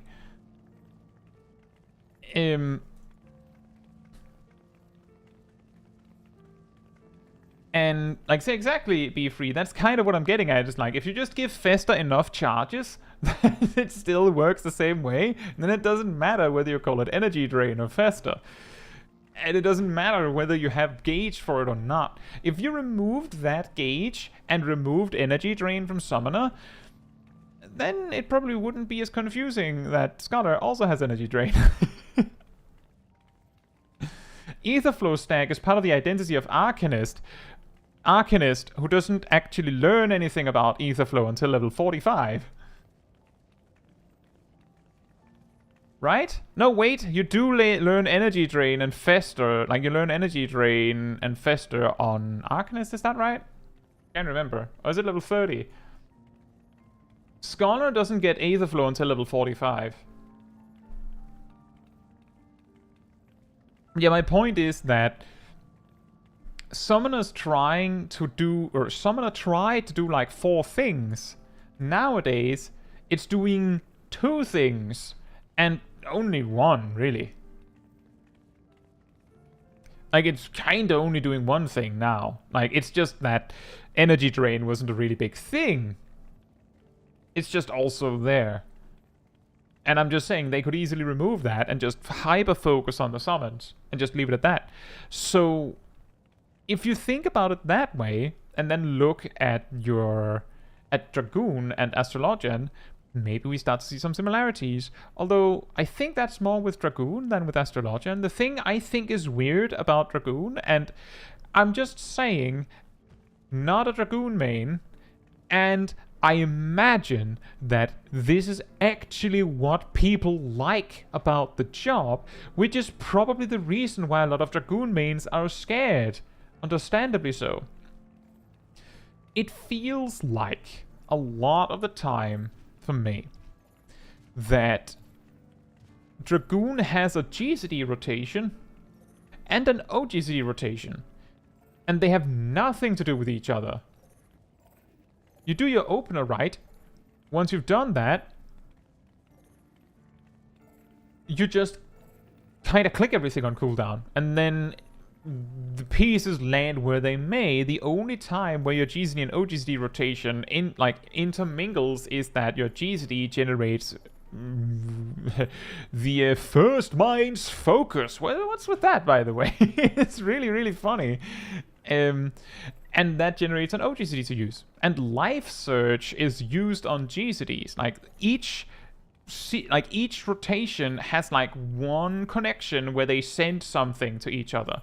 But aside from that, Dragoon is like 2 rotations separate from each other that just do each their own thing, which is a little strange to me. Dragoon is very Blade. I just find it a little strange that they work like that. I find it a little overwhelming. And the thing that I find the most weird is that, to me, exactly, sharpen the first mind's focus. It feels like it just comes out of left field with the first mind's focus. Who's the first mind?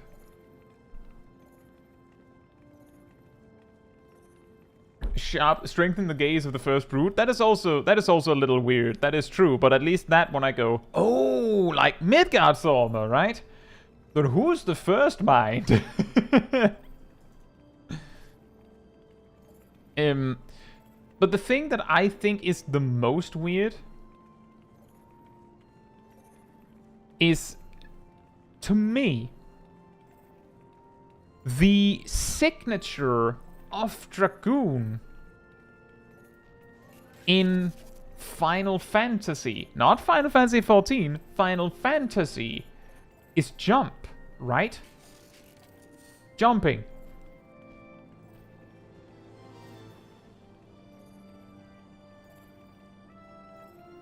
So jump and high jump is like a core part of the rotation. However, they both are resource generators, they're not the thing you build to.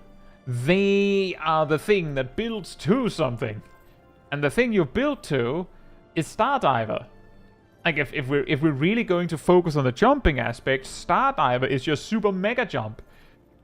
Stardiver is like 600 potency, right? 600, and jump is like 400. It's still a little weird, right? I've said I would think it would be great if Stardiver was a GCD. Because then the animation could be crazier, and it could easily do double potency. Like, they could easily double the potency, and it would still be fairly balanced if it was a GCD.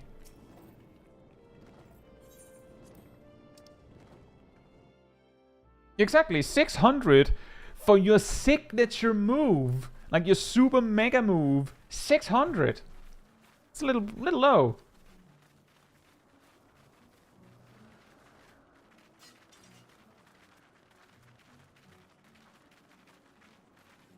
Stardiver's animation lock makes it basically... not really. The reason why it's important, JP, is because I can click True Thrust and then Stardiver and then Vorpal Thrust. If Stardiver was a GCD, I would press Stardiver and then I'd just be stuck doing that for 2.5 seconds. Potentially. Like, they could just make it like that. Like, they could have just made it a full 2.5... Like a 2-second plus second animation lock. If they made it 2.5 seconds, it would have even worse implications for skill speed. But you know what I mean. If they made it a GCD, then they could have made it a lot wilder because they're not doing anything else. Like, basically, the reason why Stardiver is 600 potency is because you take any GCD in your GCD rotation, you add that to the number, that's the damage you're doing for those 2.5 seconds. If it was a GCD, then that's the only thing you're doing. So it could be potentially doubled, it could at least get like 300 or 400 potency added. But my point is more that jump is like the signature move of Dragoon. I can understand, and I can even accept that we're actually building to a super jump in the form of Stardiver. But then Dragoon has 2 other jumps, and both of those are just relegated to, I don't know, you just use them. You get 2 spine shadows per 2 minutes. Make it do something. You get 1 Dragonfire dive every 2 minutes. Make it interesting. Back in the day, Stardiver actually also gave you Mirage Dive. So that's basically what I'm getting at, is that if Dragoon's signature thing is jumping, then make all of the jumps interesting. They also have Elusive Jump, but I mean, that one is at least sort of logically making sense. I would have been pretty mad if Dragoon did not have something like Elusive Jump. They had mentioned the rework is more in line with Ninja rework. Okay, well, Ninja's rework put their mudras on the GCD. So if that's true, then there is a chance that jump goes on the GCD.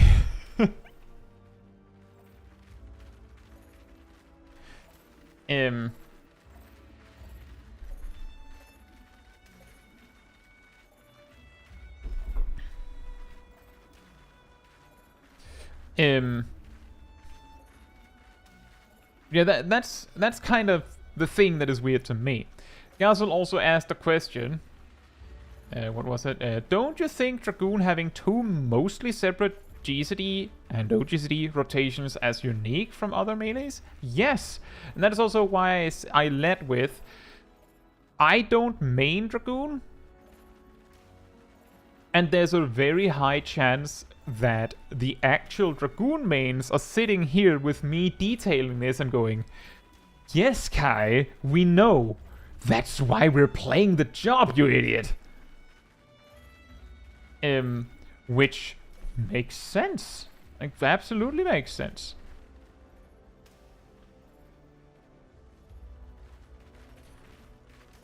I'm just saying what I'm observing. I think that it might be nice if they didn't have 3 buffs to maintain. Maybe just give them Lance Charge and then make that turn into Dragon Sight. I don't mind if they make it so that it also has the effect of Battle Litany when you reach level 52. I'm just saying, maybe one damage buff is fine.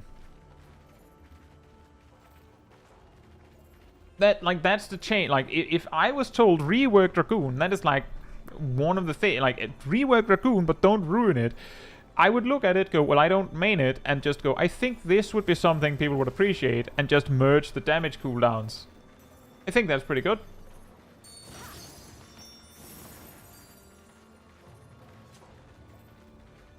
Say, Danong, hope you're doing well.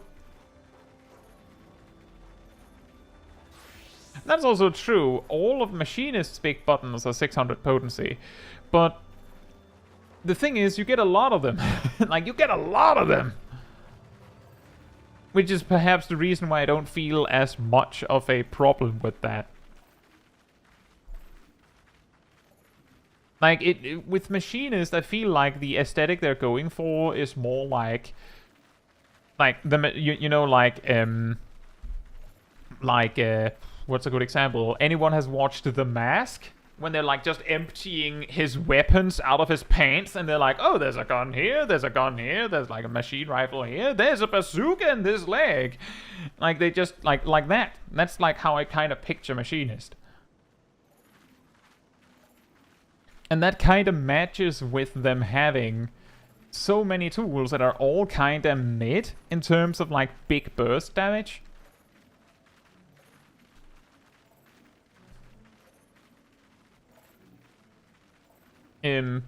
And as I said, I'm probably not giving Machinist a fair chance here in some ways, or rather old Machinist, because old Machinist used to be different, and some people miss old Machinist, but I look at it and go, well, they fixed Wildfire, so I don't care. And that's me. Like, that's my opinion. And that's also the reason why, whenever people go, like, what do you want for Dragoon? What do you want for Astrologian? I go, I don't main any of those jobs. So I don't know. I hope whatever they do with it is something that people will like. That's it. Like, that's the start and the end of, like, my presentation on what I want. Is I don't like. I think Astrologian is a little overwhelming to play, so I don't play it very much, especially not at high level. I feel like Dragoon is very chaotic, especially in dungeons. So I don't play it very much outside of, like, if I'm streaming and I've decided that I'm playing the job.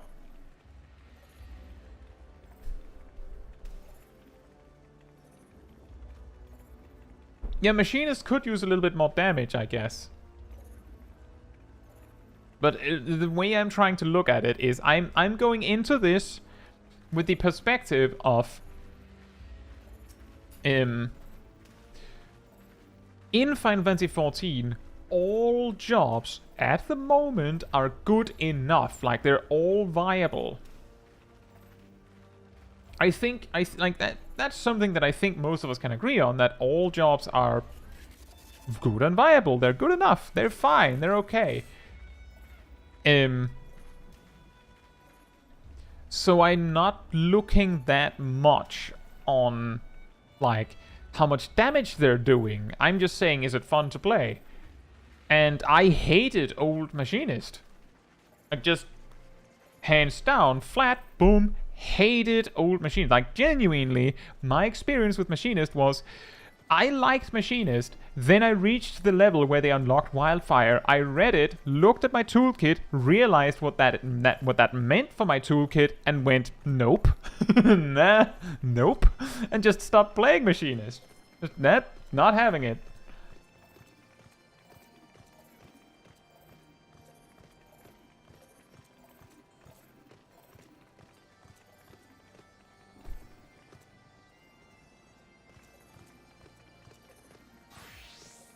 No, no, no! Yeah, I didn't like old Wildfire. Erdl says there has been a lodestone post on the current issues. It is a DDoS on their internet service provider, and it affects all EU and JP, and they're monitoring it and trying to fix it. Bruh. Michatku says, what was old Machinist like? I didn't even know it got reworked. It's hard to say for me, because as a result of me hating it, I didn't, you know, play it to max level. But if we take it one step at a time, the way old Machinist worked was they had Gauss Round and Ricochet. They were just 30-second cooldowns, if I remember correctly. And their 1-2-3 combo actually worked the same way as the Dancer 1-2 combo works now, in that there's a 50% chance of leading to the next step. It's just that it was 50% chance to go from 1 to 2 and 50% chance to go from 2 to 3. But they were all dictated by buffs, which meant you could go 1, get 2, click 2, get 3, and then click 1 again, get 2, and then go 3, 2, 3 if you were lucky. If you wanted to. They had an ammunition system where they had one cooldown called Reload on a 30-second cooldown, I believe, that gave you 3 ammo. And a 15-second cooldown, I believe, called Quick Reload that gave you 1 ammo. When you had ammo, the actions that could interact with ammo would automatically do so. They did so by spending the ammo to do slightly more damage and have some side effects sometimes. For example, your 1-2-3 combo now had a 100% chance of leading to the next step when you used ammo. So you could, you know, reload 1, 2, 1, and now you're ready. If I remember correctly, the step 3 of your combo did slightly more damage as a result of having ammo compared to the others, given that it didn't lead to anything. But I don't remember exactly. That was like the low-level thing. At higher level, you got access to the heat gauge, which meant that you could put on, like, you could use an ability to put on this tool, which, oh yeah, this is a quite cool weather, Umbral Static, that then gave you, I believe it increased your damage. It also, you know, changed your 1-2-3 combo into the heated versions or something. And it generated heat to do stuff. In particular, Flamethrower generated a lot of heat, which you might want to do. If I can't remember exactly, I think the damage boost actually came when you overheated. And you overheated by actually filling out the bar, like the gauge, fully. Can't remember there were ways to like cool off the gun, but the point is that you could manage this heat gauge so that you could get it up and down and up and down, and then when you wanted to burst, you get it full, get a damage boost, wildfire, blah blah blah blah blah blah, and benefit from that 25% damage. 25% of all the damage you do during wildfire explodes again. That was kind of the idea. That's also part of the reason why Flamethrower feels kind of weird now, is because it interacted directly with the old heat gauge, which doesn't exist anymore.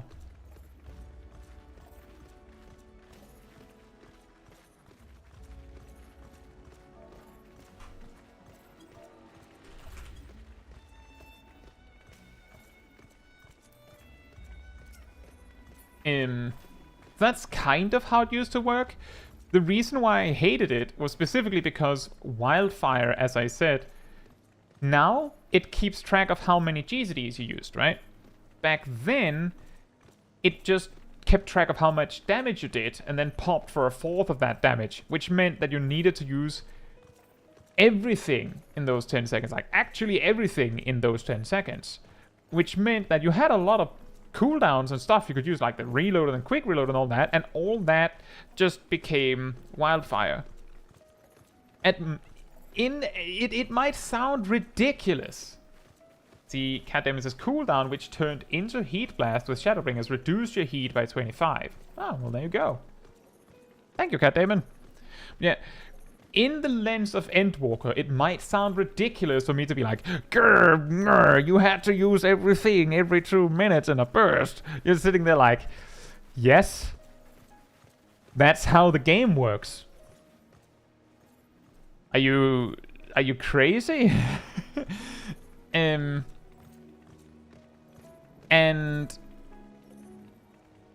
the reason why I didn't like that was because in Stormblood, that wasn't exactly how everything worked necessarily. Like it wasn't as obvious that that's how everything worked. Can you solo Khan? Sunken Temple of Khan? I think Scholar can.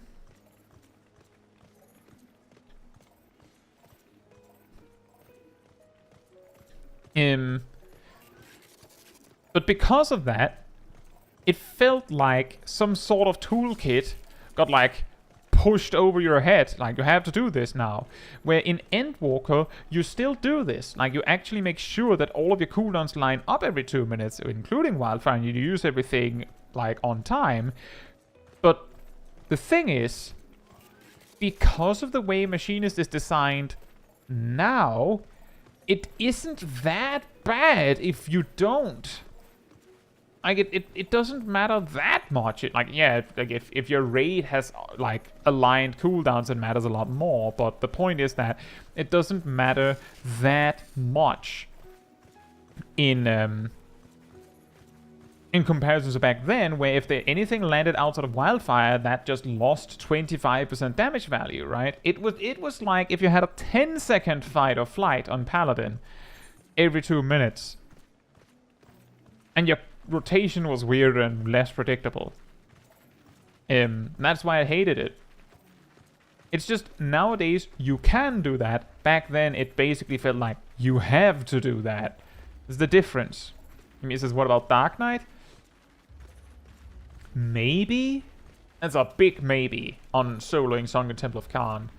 You would have to probably like pull as little as possible in every pack. If you have potions, like healing potions, maybe. You might have to kite mobs. Might work. You have to single target everything so you can heal with Soul Eater. I don't think you have Edge of Darkness yet. Didn't you do it on Dark Knight? Did we solo Sunken Temple of Khan?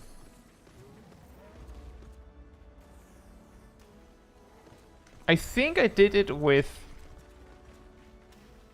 Did I do it with Dark Knight?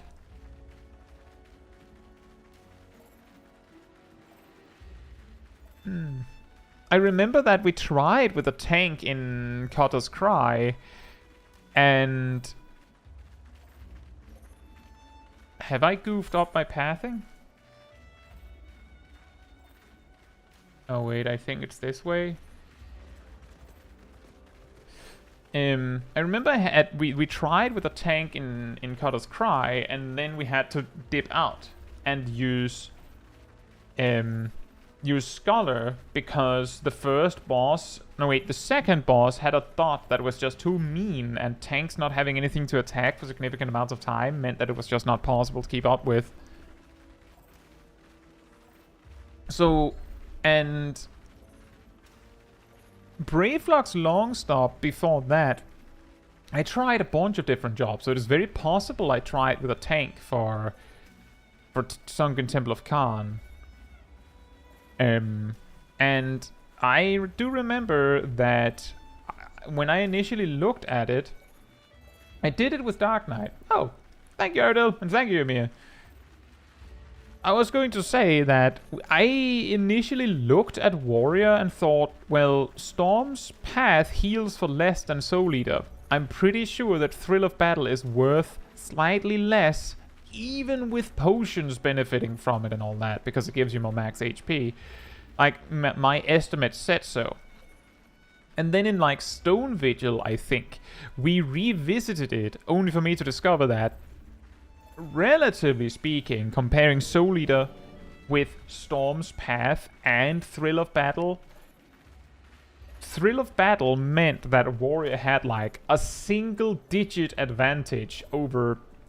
Like, Warrior had a single-digit advantage over Dark Knight in terms of healing, and that was also significant because the way Thrill of Battle works means that you could choose when you wanted it, where Soul Eater is like, well, you're doing 1, 2, 3 combos, right?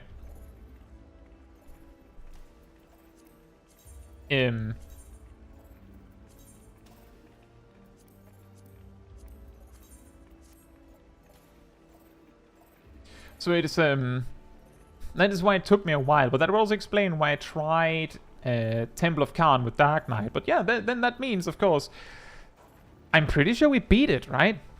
Oh yeah! Yeah, I do remember it. It's coming back to me.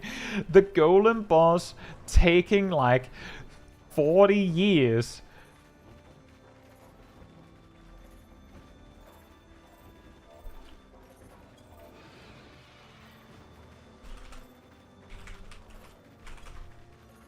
It took like 40 years because I could only do like, I think like a fifth of its HP per like opportunity.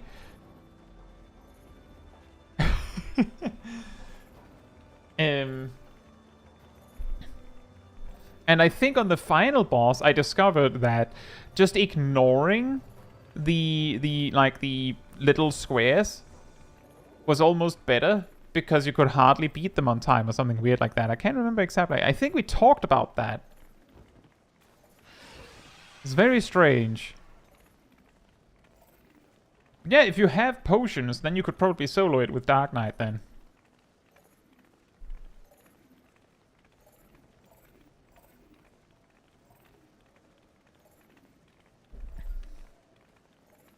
Also, hey Oscar, hope you're doing well. And it would be, like, that's actually, I think that is also in regards to the conversation about what are you feeling about the reworks of Dragoon and Astrologian. I think a much more positive spin on that is, what are you hoping that your favorite job gets in Dawn Trail? Like, what do you want?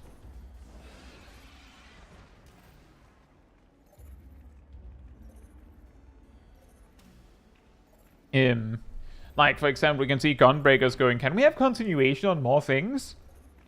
I'm guessing, based on what I've seen, that, like, from the benchmark trailer, that Gunbreaker gets continuation on either Faded Circle or Double Down.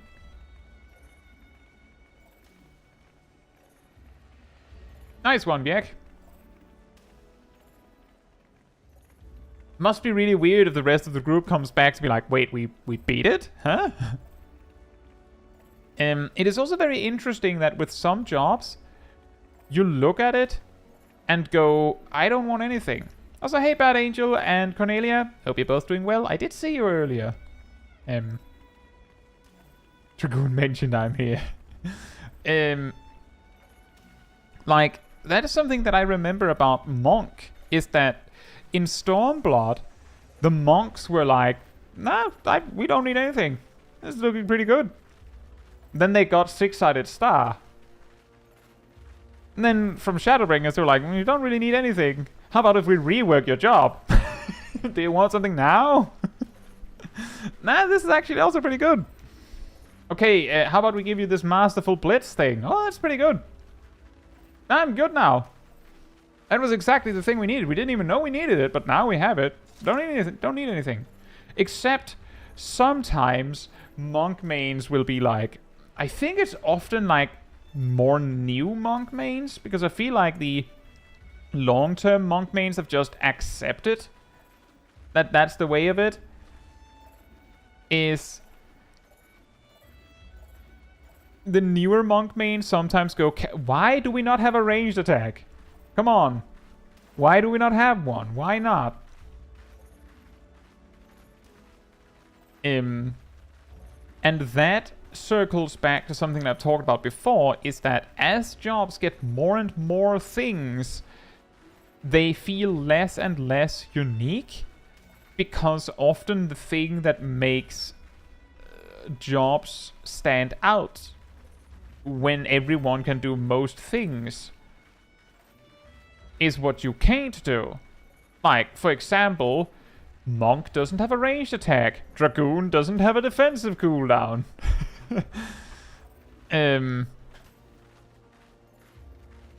Some random things like that.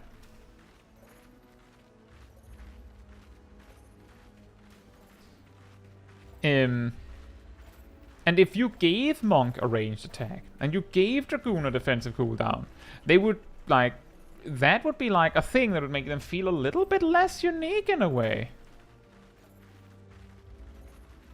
Monk needs to throw their fists like Rayman does.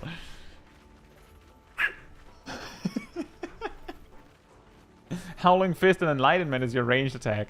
If only they were 20 arms, right? I'm sure that's the problem.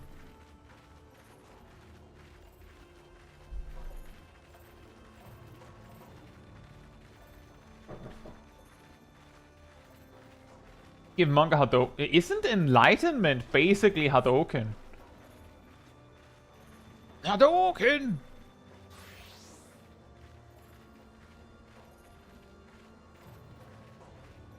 They even do like the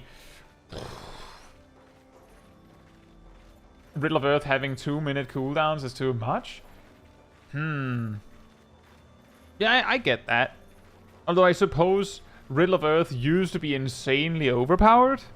I believe it was 30-second recharge time with 3 charges, and I think it was 10-second duration, or after you did 3 GCDs for some reason. So it was like 6 seconds if you were attacking, or 10 seconds if you were not.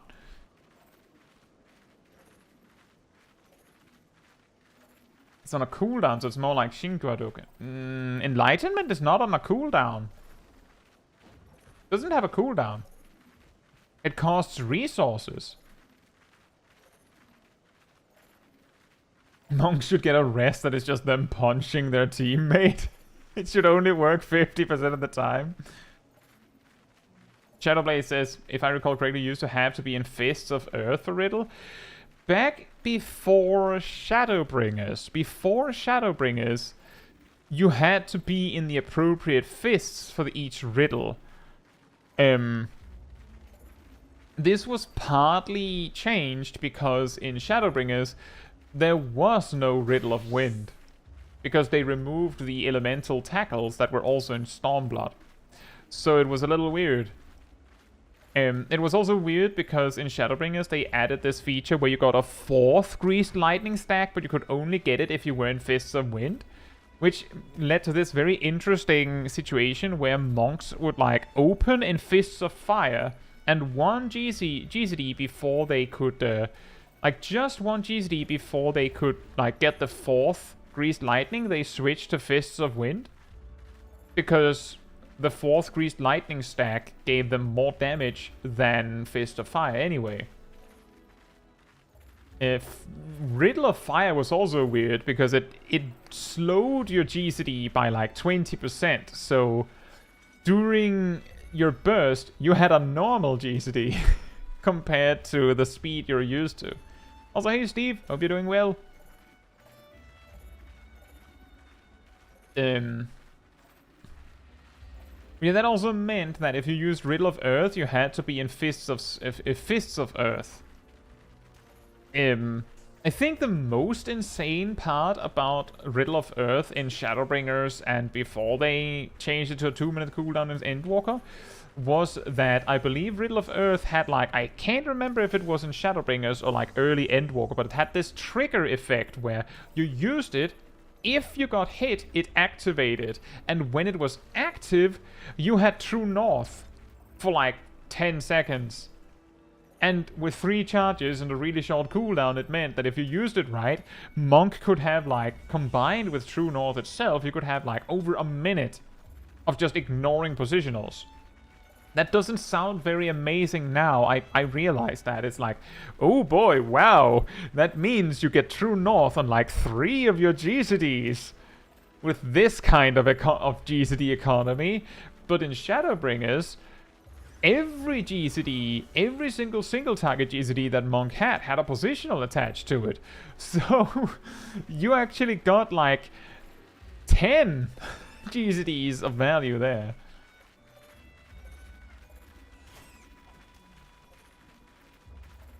Positionals are just a suggestion. It didn't used to be.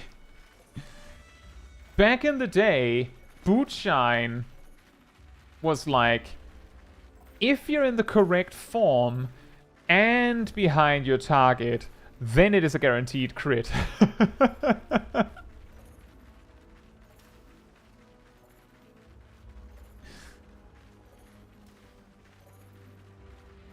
Remember when missing a GCD broke combo? There was a time when missing was a thing, and that would also break combo. But not only that, as Shadowblaze also mentions, remember when missing the positional meant broke combo? Funny stuff. I'm glad I missed that.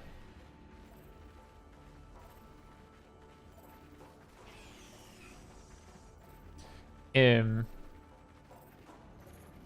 it is funny, because as we've moved away from things like that, other things have been made more complex instead.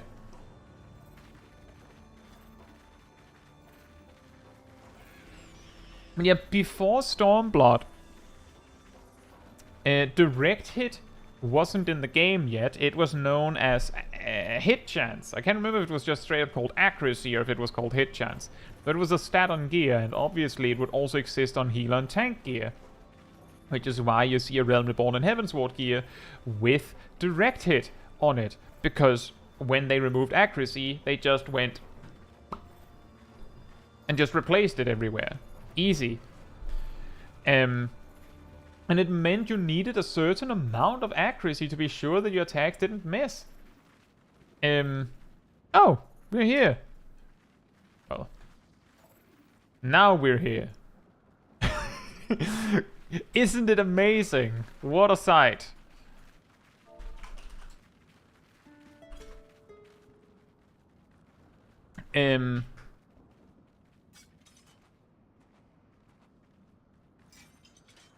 But, and that's also true, there are different accuracies for front, flank, and rear.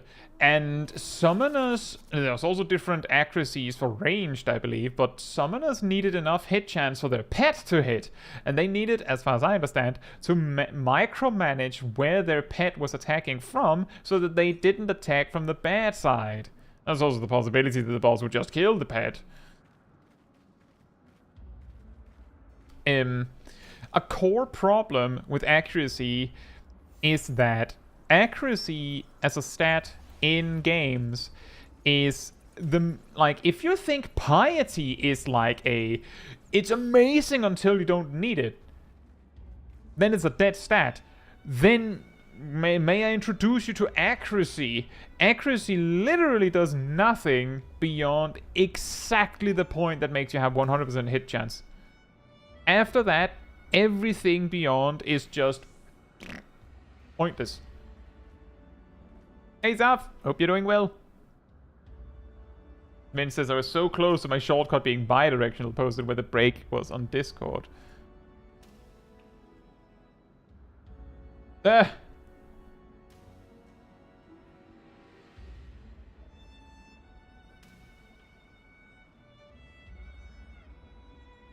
it's something like that I expected. That it's like a tiny space. Yeah,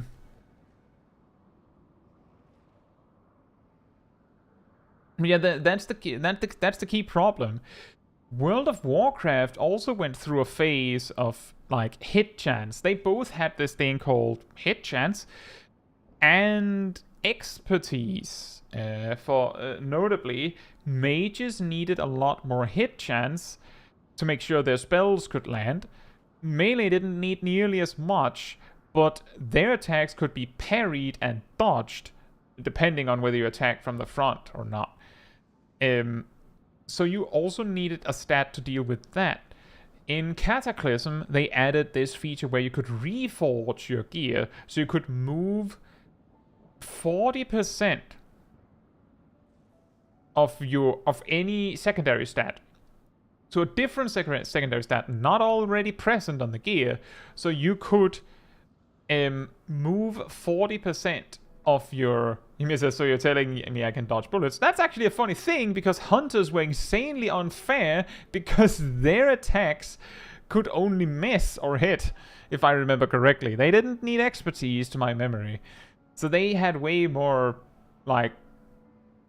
stat real estate, you could say. They're, of course, balanced around that, hopefully. Anyway, you could grab 40% of a stat and put it in something that you didn't have, which meant that people used, people made tools to calculate it. So, you had your gear set and you go, well, I want exactly 7.5% hit chance or whatever, and 7.5% expertise or whatever.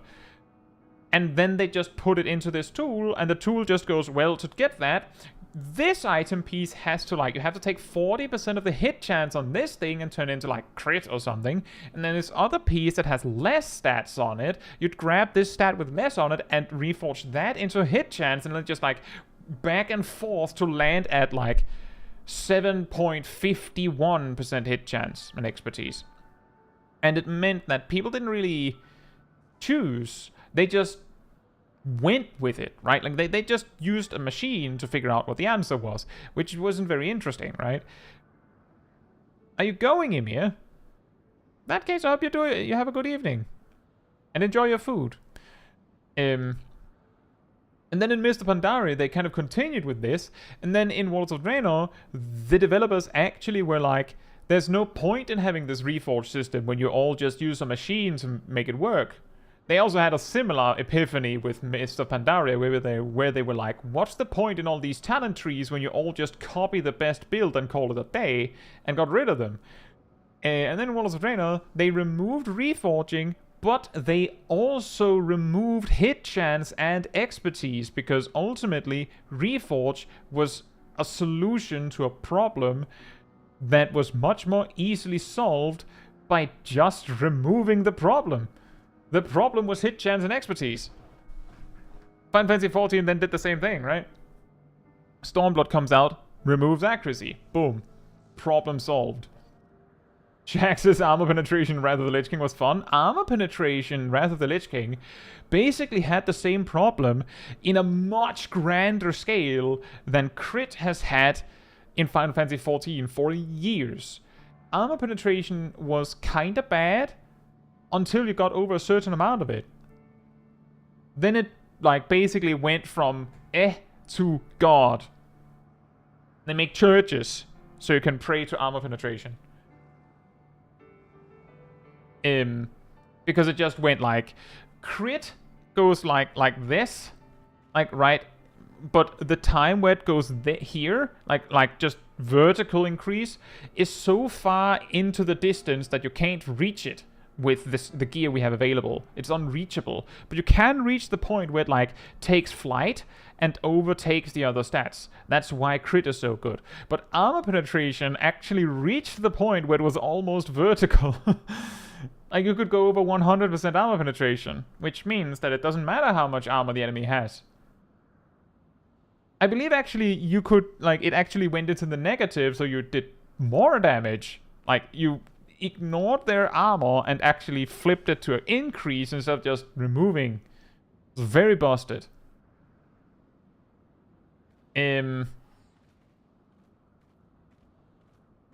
yeah, exactly, Warcraft Traveler. You also had to change all your gems every time. But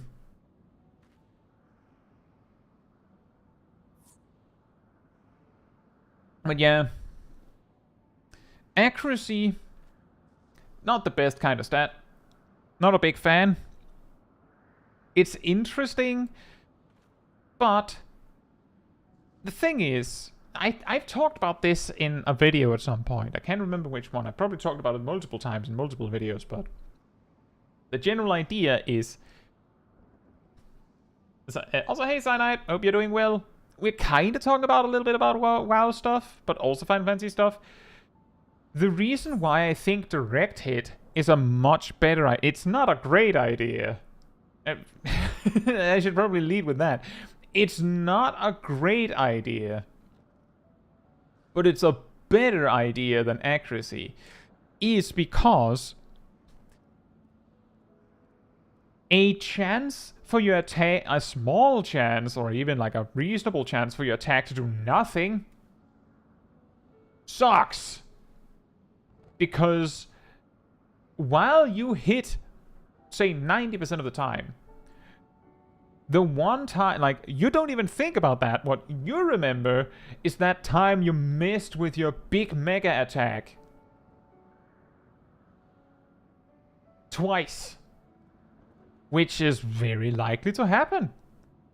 With a 90% hit chance, there's a 1% chance that you're going to miss with one particular attack twice in a row. And that just doesn't feel great. Meanwhile, having a chance for your big mega attack to do slightly more damage, that's nice.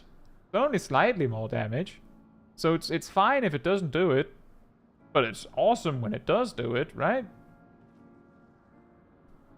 So it's better to have a chance of something good happening than a chance of something bad happening, is what I'm getting at. That's ultimately what I'm getting at, is that players, for the most part, I think, would rather have a chance for something good to happen than a chance for something bad to happen. Especially because, in this particular case, the thing we're comparing is a chance for something disastrously bad, 100% damage loss to happen, versus something kinda nice happening sometimes, where you do 25% more damage. Which is why I think direct hit is a better solution than accuracy. But direct hit is a bad solution. I am shocked, honestly, that direct hit has stayed in Final Fantasy XIV since Stormblood. Like, I'm quite shocked, partly because in Waters of Draenor, World of Warcraft, when they removed hit and expertise, one of the stats they added, or was it the only stat they added? They added the stat Multi-Strike, which basically, if you had 10% Multi-Strike, it meant that you had 2 chances of hitting for, I think, 30% extra damage. But not as 30% extra damage, as in, if you shot a fireball and you rolled yes on both multi-strikes, you shot like 2 smaller fireballs on top. That's basically direct hit, right? Let's not forget that in World of Warcraft, a critical hit is double damage.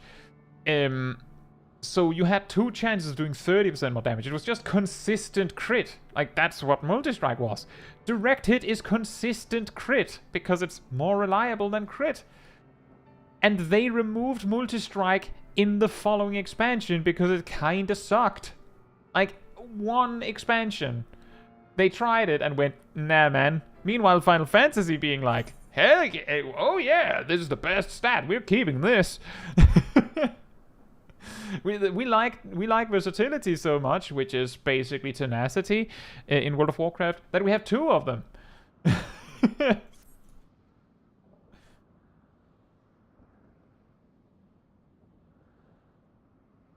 And Danong says accuracy is only ever slightly important when hitting mobs high above your level in Eureka or Bozia.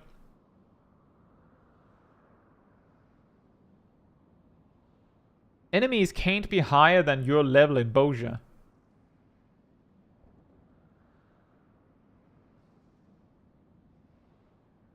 And I don't know if it works like that in Eureka.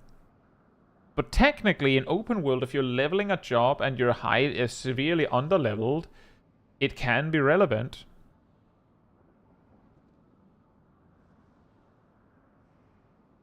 Like, I've dealt with that. Like, doing, like,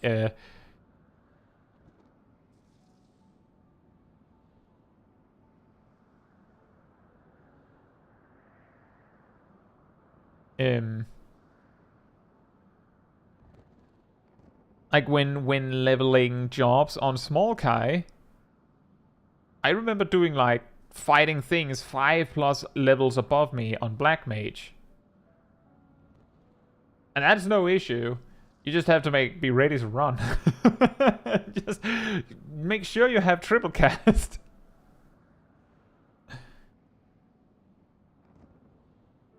They added bonus armor, multi-strike, and versatility in place of heal over let's see, hit and expertise. Right. I had completely forgotten that they added bonus armor. And I'd forgotten that versatility was added there. That is true.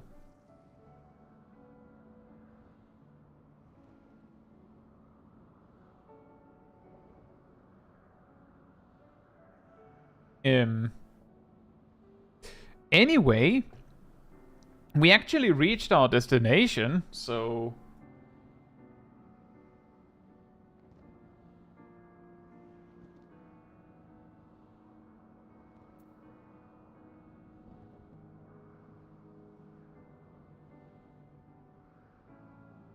Bubba says, right, what I recall, power leveling people in Eureka, the optimal XP you can get is from mobs 6 levels above you. Any higher than that and it starts going down. Yeah, that makes sense. I've heard something like that. But yeah, with that said, we reached our destination, so we have some clips. So, as usual, if you have a clip that you know that you've sent me and you're pretty sure I haven't viewed yet, I usually pick clips that, like, people in the chat, like, people are in the chat for, as in, if you're not in the chat, I'll skip your clip. Because then you don't, because otherwise you'd miss me reviewing the clip that you sent. So, you know, make your presence known if you've posted a clip to me. And yeah, I'll go through some of them. Some particular ones that I can see that I have here. Like, I have some old clips, like, starting to get a little old. Partly because I don't know if the person has actually been in the chat for a while, or because, like, there's other clips that, like, maybe they've also posted that means that, like, they get in the way. But I have a clip from Merfolk, which I did see earlier, but then they got quiet, so maybe they had to go. Luminia also posted a clip that is something about Astrologian and Lunar Subterrane. And then I know Viek has posted a bunch of clips, so I'm in a little bit of the situation of there's always a lot. So there's this particular one of E2S that I've skipped a bunch of times, but there's, like, a lot of clips that the newer ones are often more interesting. I'm pretty sure Viek is here. I have some clips from Chingus. I think that's Oscar Long, who was there a little bit ago. And I have a clip from Annie. I believe that's Licky. And I have a clip from Kazu. And we have a very special clip from Cat Damon. And a clip from Veggie. I don't know if they are also named Veggie on YouTube. I have a clip from Nep, which is BSR. I don't know if BSR is still here. And I have a clip from Gazel, who just made their presence known. And Emir said they just went to eat. So maybe if they come back.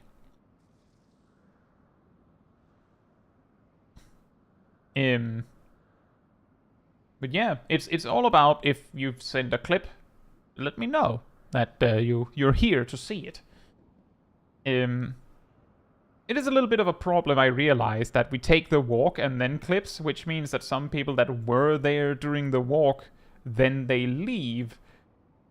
But I feel like we're starting to reach the point where I kinda know how long the longest walks are. It seems like these walks we're doing are like 2 hours. So maybe I'll start to, like, get more just get a little creative with the walks and just do something that is a little shorter, maybe an hour, maybe an hour and a half. Now that we've, like, tried to break the limits, so there's a bit more time for review. I mean, it seems like about 2 hours, maybe a bit over 2 hours, is as long as it gets. I don't know how much time I wasted on this walk, like how much faster it could have been. Maybe we could get a coffee break on the way. That could also work. If we know... like, if we know that the walk is like an hour and a half, then there's no problem me, like, stopping for a bit on the way. There was, like, a few minutes in Ishgard, I think, where, like, I think we lost, like, a minute from my pathing. With that said, coffee break during tea time. I mean, it could be a tea break.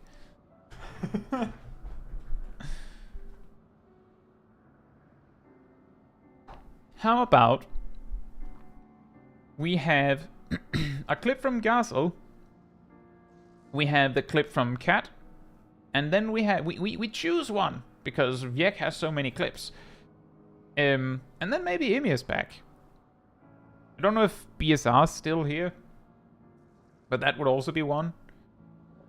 And then we'll see if people like show up during. But I think that's how we'll do it.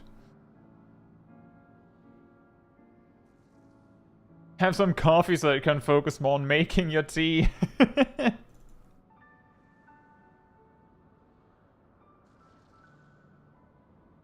Right. So, Gazel is trying a new UI. By the way, this is on normal.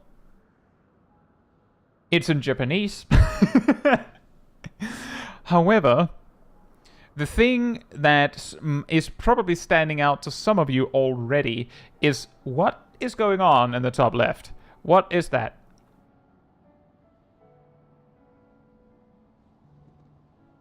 Gazel is trying something new, where they just have a few hotbars to track their cooldowns.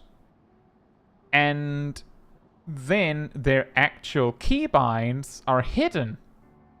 I mentioned off the back of this that if Gazel like records something to show off their gameplay so that we could review it, it might be a problem if we, the viewer, has no idea what Gazel is clicking, right?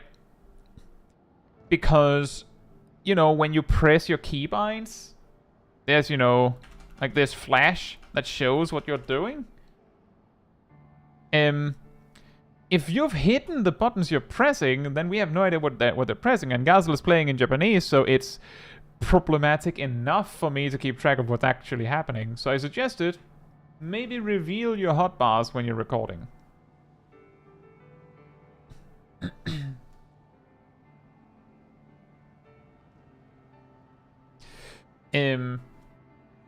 So I suggested maybe show the hidden hotbars when you're recording. Can we pretend that I am Ymir? How, Brontome?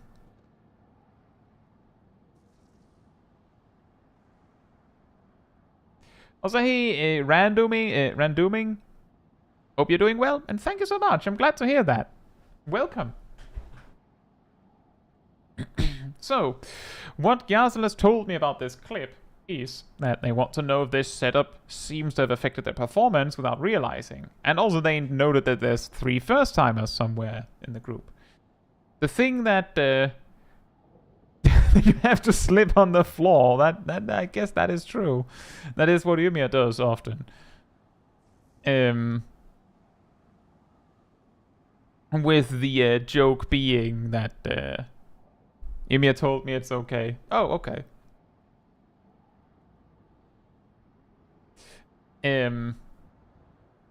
Yeah, Gazel said, don't ask them though, just believe me. But Gazel said that they don't know if like maybe they're playing worse in some way because of their UI changes, and that makes perfect sense. Sometimes you don't even realize that you're like forgetting something.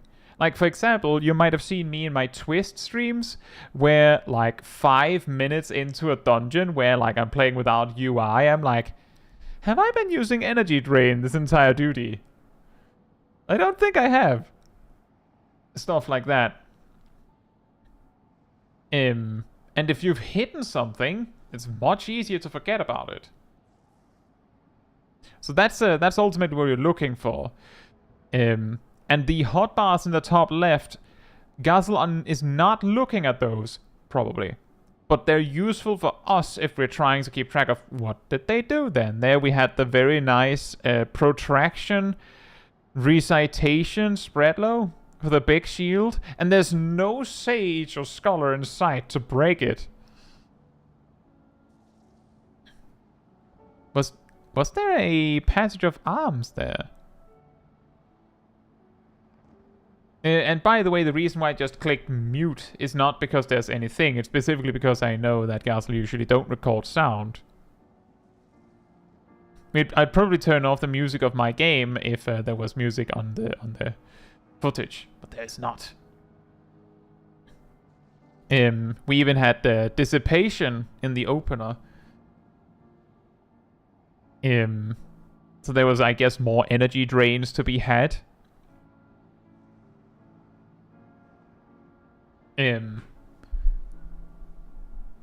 For a second, I thought the Dragoon was using a tincture, but I think that's like a spirit bond potion.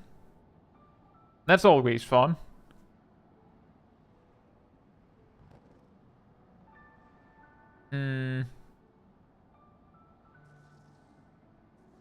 What? I didn't even see that they angled it weird. Yeah, that's something you need to be careful about. I do recommend for any tanks in the chat, if you're tanking P12 at this point, like at this position, it's really important that you make sure that she's very close to pointing exactly north, so that those like half room cleaves don't get weird.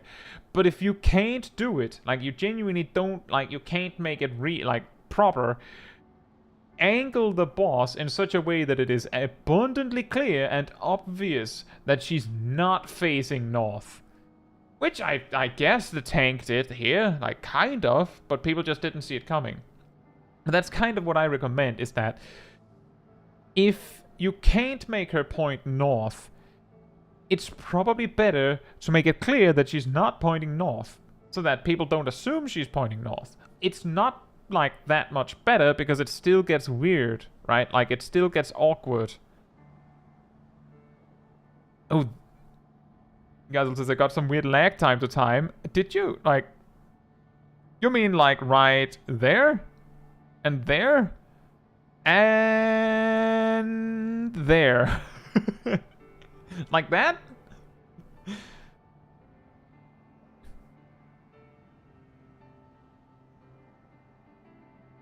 Gazel has some weird lag spikes sometimes in general, but it could have been during the DDoS. I can't really see what day this was, unless you posted it on the day you download, like when you recorded it. Then it could have been Sunday, I think.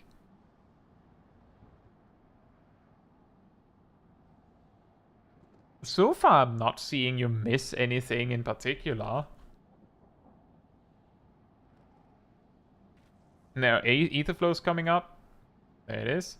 Dissipation is technically coming up, but this is an awkward timing because of Dissipation having a 3-minute cooldown. And I believe Chain Stratagem is... Oh, she's at a weird angle now. I believe Chain Stratagem is going to be ready right when the ad phase is coming up. That is always awkward on normal, because that happens so perfectly that if you use Chain Stratagem right on cue, you might... Like, if you had used Chain Stratagem on your first GCD, I think... Oh, that was Dissipation. Actually, you might have been able to use Chain Stratagem right there. Like, right on cooldown, and it would have been fully spent. But part of the problem is that a lot of other players look at that situation and go, I'm not using my cooldowns, the boss is going to leave. And some of them use them anyway, because they don't even see that she's going to leave.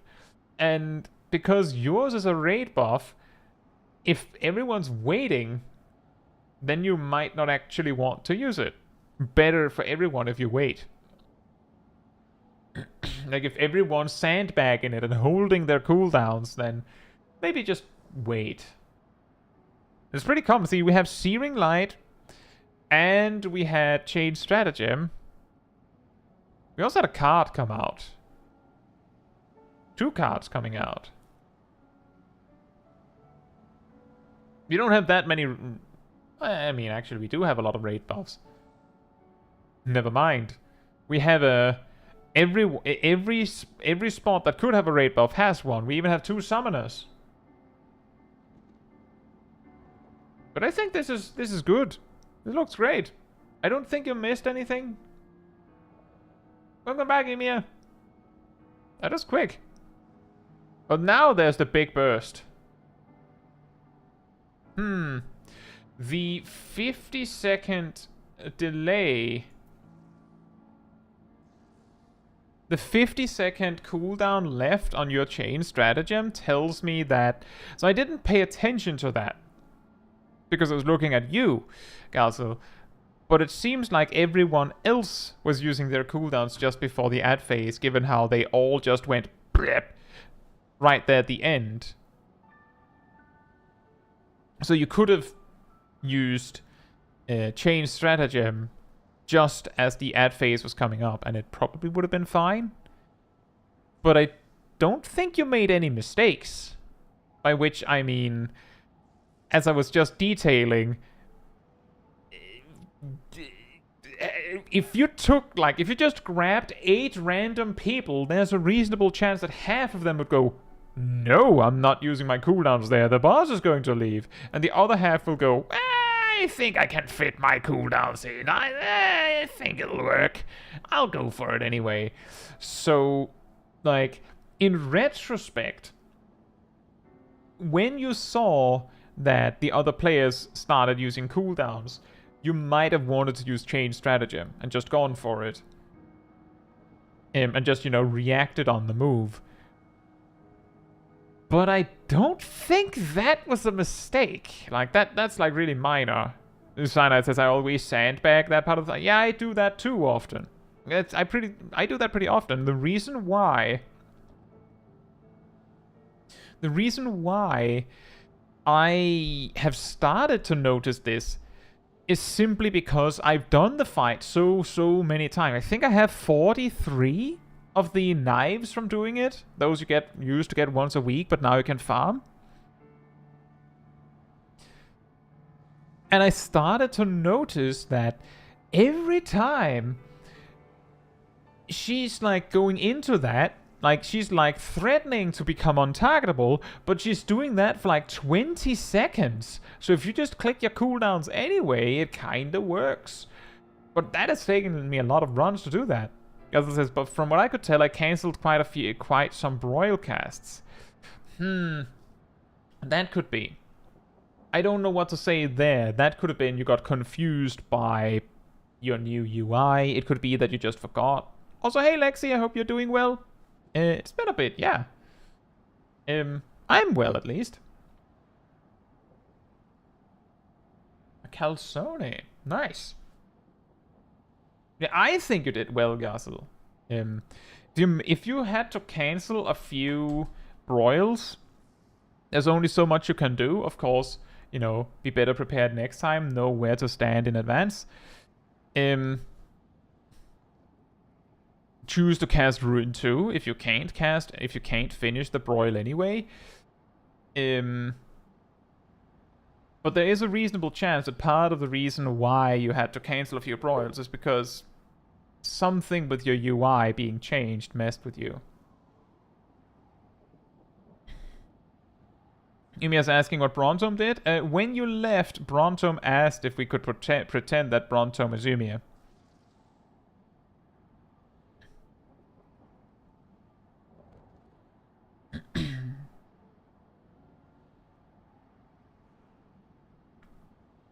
I think it should be in the chat if you scroll up a bit.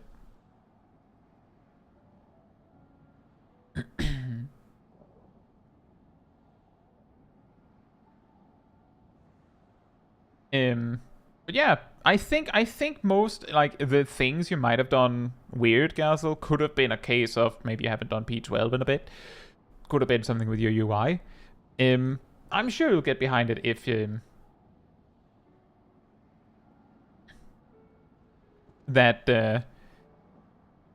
probably figure it out. But aside from that, I think you did fine.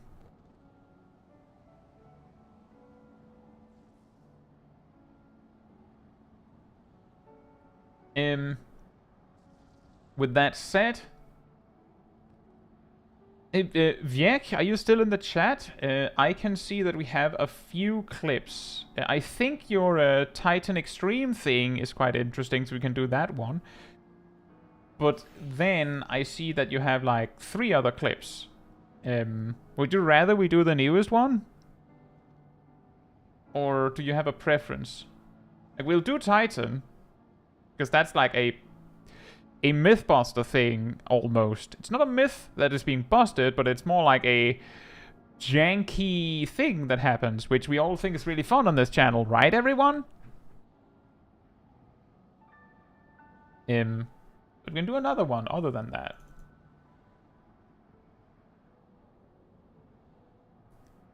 Oh my!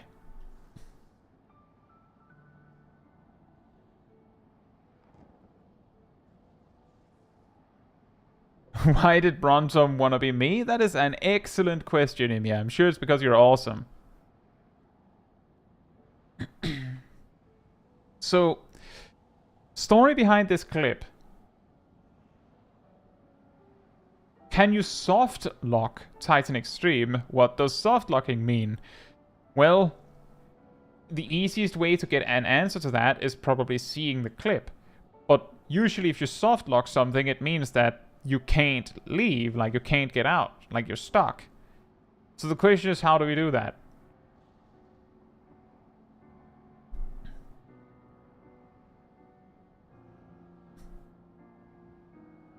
Seems that it requires not exiting phase 1.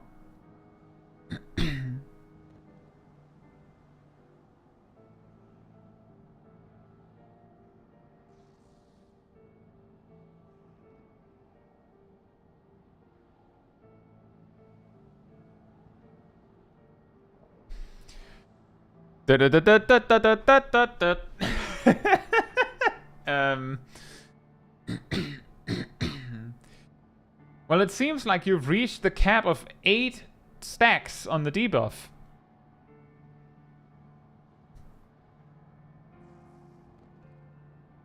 This is like the Raiden Armstrong meme. Violence breeds violence. In the end, it has to be this way. It's just Titan beating, weirdly, the big guy beating the small guy.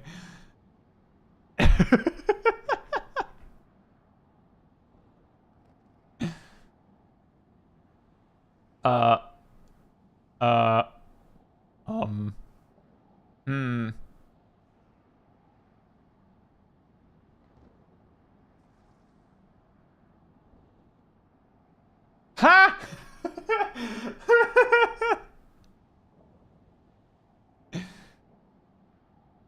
Are you telling me?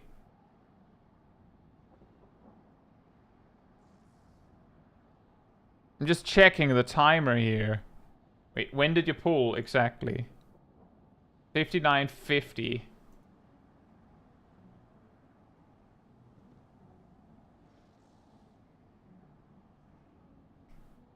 $59.50.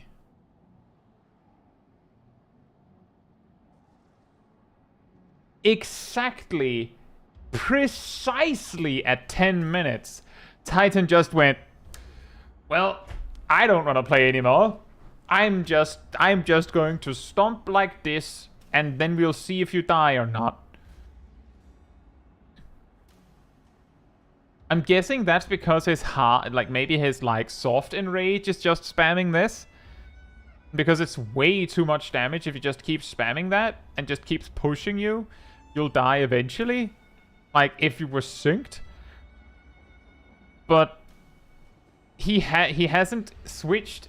He hasn't done any intermissions yet. So even if you attack him now, he's like, well, you can't kill him because he has to phase a bunch of times before he'll allow you to kill him, so it is soft enrage. Okay, I don't think I've ever seen soft enrage on Titan Extreme. And when I say soft enrage, it's more because, I mean, a hard enrage is where, like, it would be if he just went and did upheaval and did Oh, he's doing 12,000. He's doing like over 12,000 damage. That is a hardened rage. That attack is supposed to one-shot you.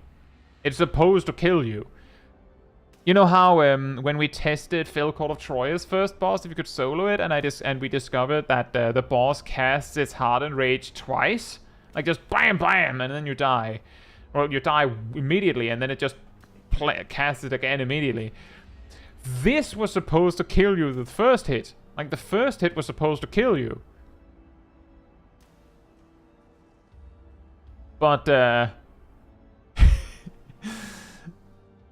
they didn't set the damage high enough. Now you might be thinking, oh, is that why hardened rages tend to do like 6 nines of damage nowadays? Yes. Probably. Some say they're still trapped in stone jail. In Stompy jail. Yeah. That is pretty funny. And see, the reason why it's a soft lock is of course because, well, Viek was in combat. Can't leave. You can't leave the duty while you're in combat. And Titan can't be killed. So the way Viek left is if you don't do anything for 10 minutes while you're on duty, it kicks you. That's also why Tuesday, when we're doing 5 actions per player stream, that when when we started to really run down the timer, talking about builds and figuring out what we wanted to do in the middle of a duty, I started to get a little anxious or like antsy, and like going like, we have to go, and started jumping around. Was exactly because if we just stood there for 10 minutes, we would get booted. Don't want that. So that's the reason. So Yek managed to escape by not doing anything.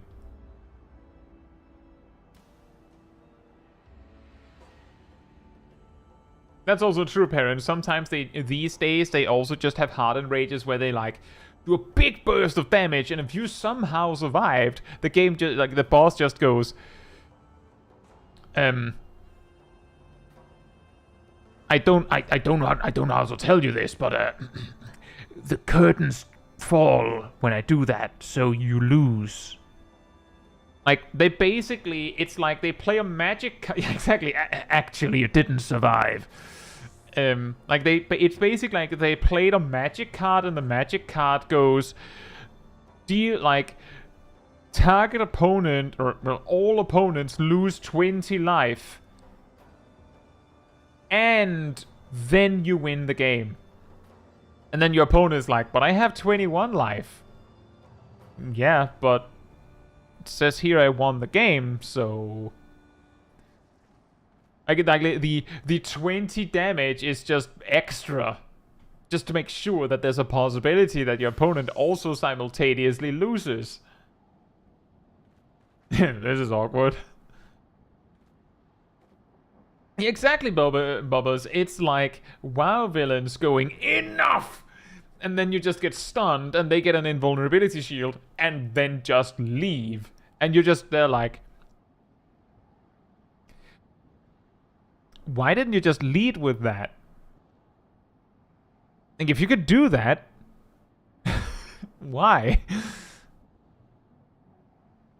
That's also how some, like, unsyncing some old bosses feel in Final Fantasy XIV. Like, for example, Titan, where you basically one-shot him, and then he just goes, wait, stop, hold it, stop the presses, and just leaves.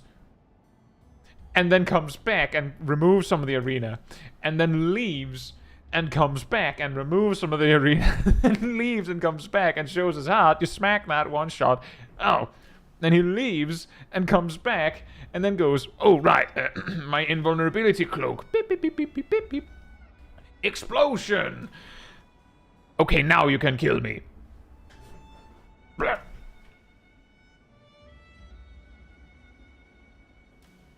Don't beat the enraged boss, just actually leaves. That would be pretty funny. Like Titan. Like, that would have been way funnier. Like, Viek is just there, just sandbagging and getting hit, and then Titan just, instead of just spamming stomps, Titan just jumps up And then just disappears from the enemy list. And that would be funny. Exactly, imagine if Odin just casts his Enrage first. Imagine if any boss just casts their Enrage first. It's incredible how stupid they are. Parent says, back in AR, you could also spin the boss to prevent mechanics, but had pretty precise speed requirements for keeping it up for any prolonged amount of time. You can... I don't know if you can do it with bosses in terms of mechanics. Wait, yes you can. I don't know if you can do it with extremes, but I can say for certain that you can delay boss mechanics by spinning old bosses. I don't know when it stopped being functional, but I mean, regular open world mobs in Endwalker, like in Ultima Thule, if you run around them to spin them, their auto attacks will actually get delayed. Like, they will actually have problems hitting you. But you, again, as you said, the timing is very precise, and that's true. I actually went over this in one of my Mythbuster videos, because some people say that it doesn't work anymore, or it doesn't work on so-and-so, and doesn't work on that and that, but it does work sometimes. A particular one that it works on, that we learned thanks to Wrath Games, who, you know, some of you may know Mr. Iron Man Challenge guy, the way they beat Zmail Darkhold solo, synced on the final boss, was spinning it really fast. Seriously. Because it caused the boss to waste a lot of swings, just not doing anything. And the reason why that's necessary is because the boss does way too much DPS for a tank to legitimately beat the boss in a fair fight. And it has too much ranged attacks for a scholar to cheat. And now you might be sitting there thinking, cheat? Huh?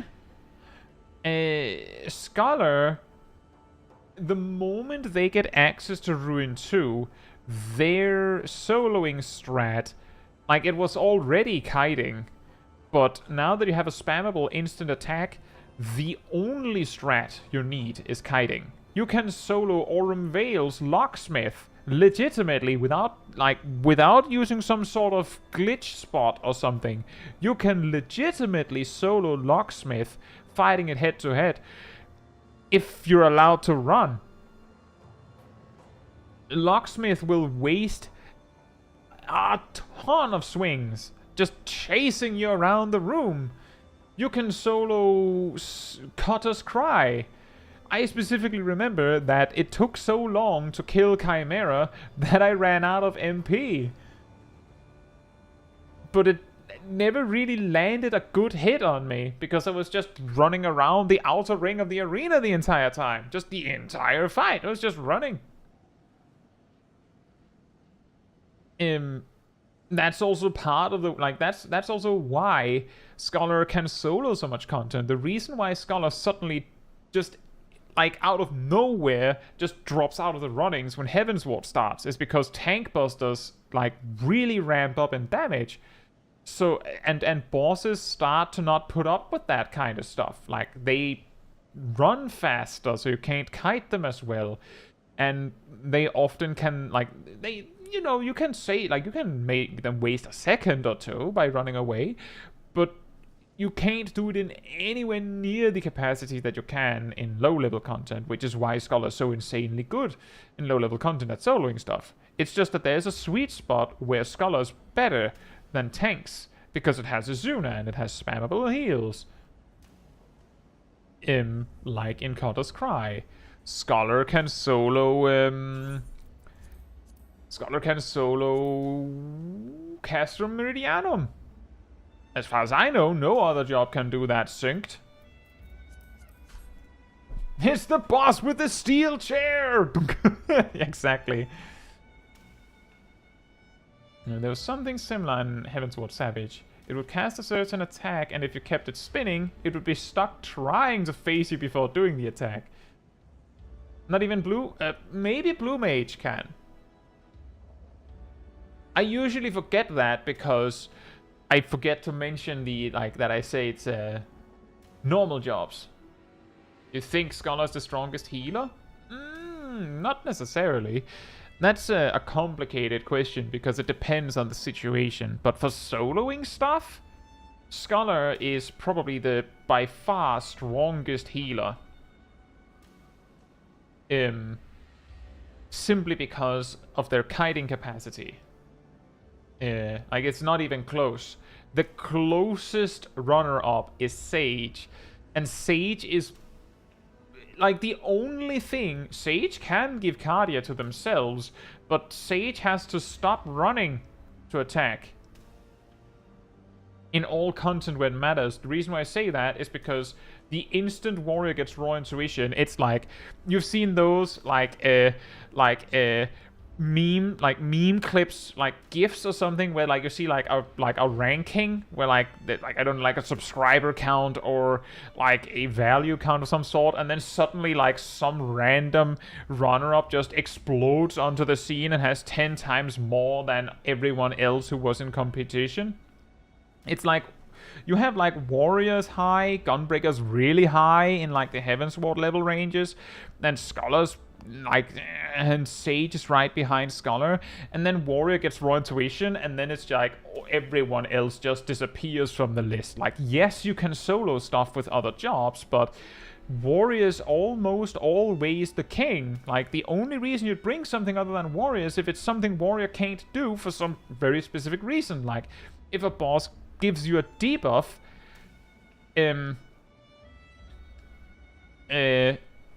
If a boss gives you a debuff that you have to remove with Asuna, then Warrior can't solo it.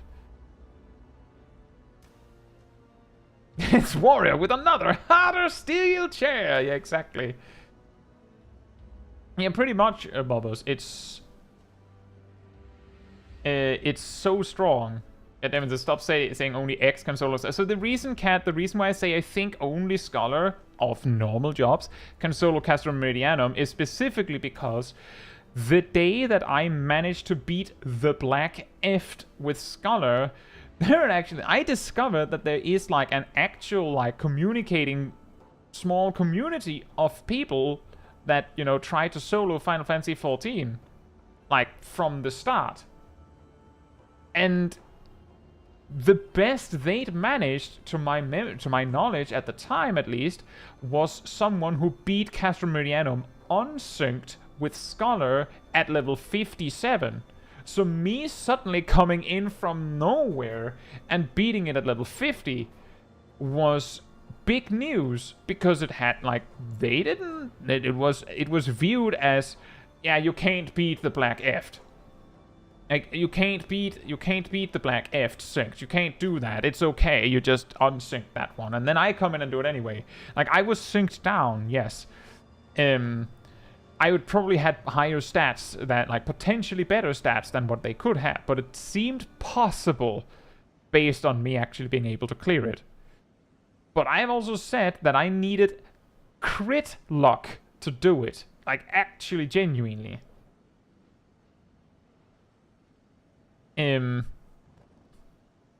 Mia Cyril, it depends on context.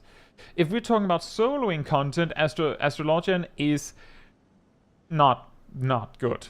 In really low level content, Astrologian is just better at everything than White Mage, because of the weird way that White Mage doesn't get nearly as many tools in really low levels.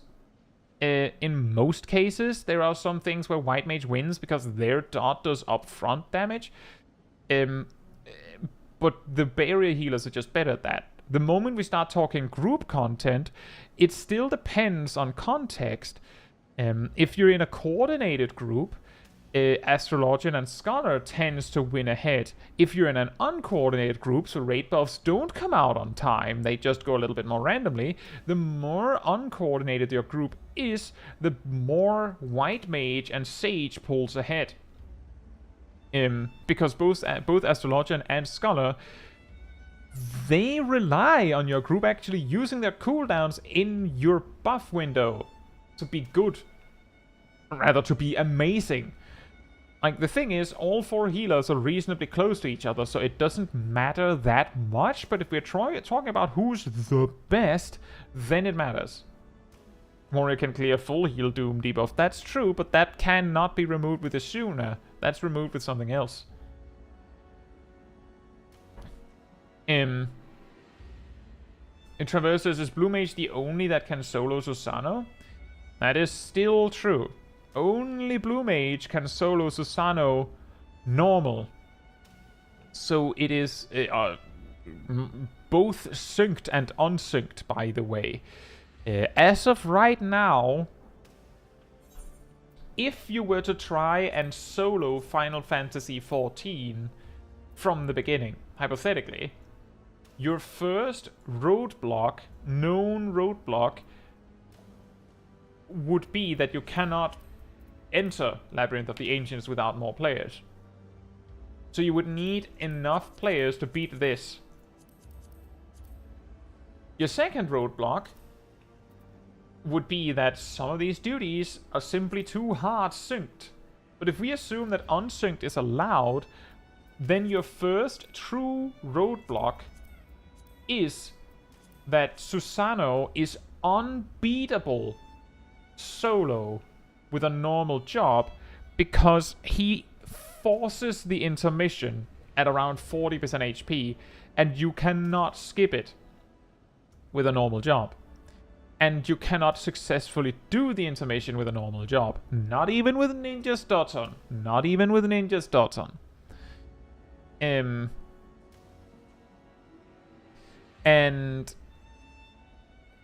that means that you lose. And while you then might say, but then can we use Blue Mage for it? Yes, Blue Mage can beat Susano normal, but for some reason, MSQ does not progress if you beat the pool of tribute with Blue Mage. Like, if you beat MSQ stuff with Blue Mage, it doesn't count. So it doesn't matter that Blue Mage can do it, because the game doesn't count it. For that particular context, you would be required to bring at least one other person.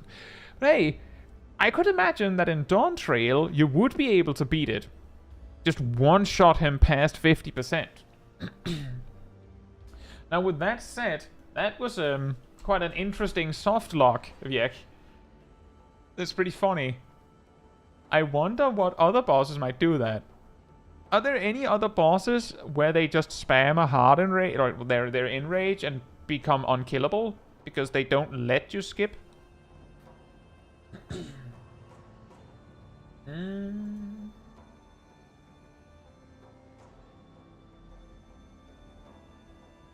Philippe, did you fade out for a sec? Like, I started this whole spiel with mentioning Wrath games. Someone. Yeah, it's Wrath Games who did that. Okay, fair enough, you just came back. Yeah, I think like 5 or 10 minutes ago, I was like, yeah, in Zemail Darkhold, you can beat it by spinning the boss. Wrath Games figured that out. Fair enough, I hope the meeting went well.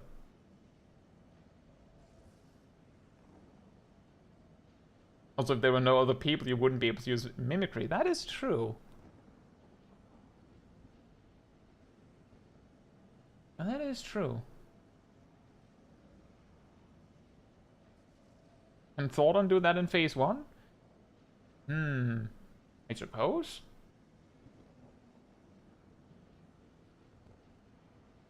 One of those should have been an email. Oh, awesome. That's always great, right? Yeah, in that case, I think next we are doing Emia's clip. Let's see. What did the notes say? Looking for general advice. I felt I was so often low on MP. Well, that sounds familiar.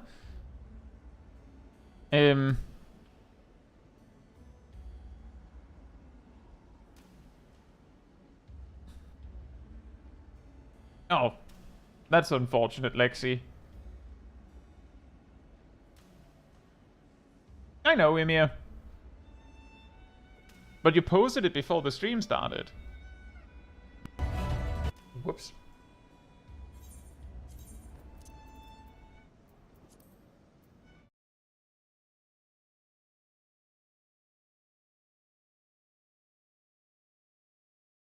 Oh, he still had that open. Right. Hopefully you can get a new static running, Lexi. Unfortunately, I have not much we can give of advice on that.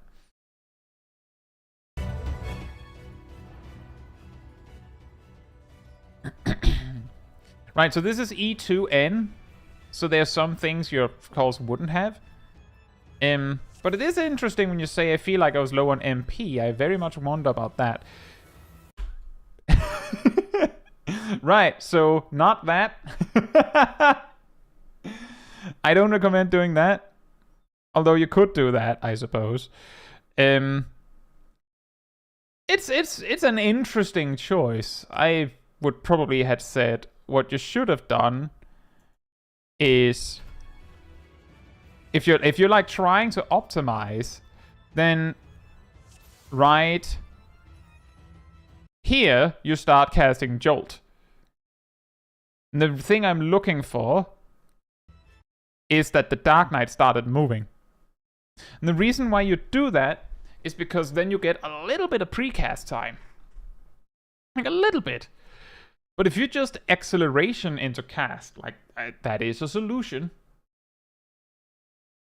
But I don't recommend doing that.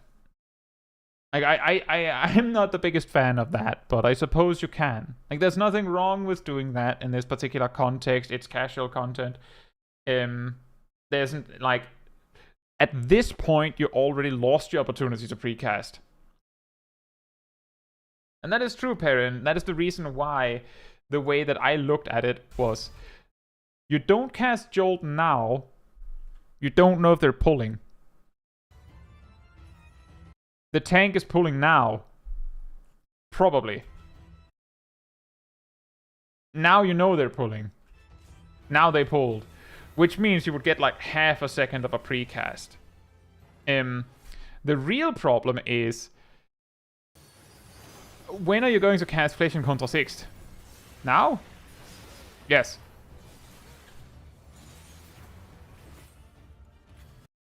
Oh, you got it right.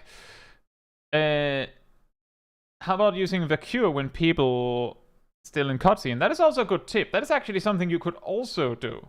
Like, if we actually, like, that is actually a good point. Gazel suggests what you could have done is right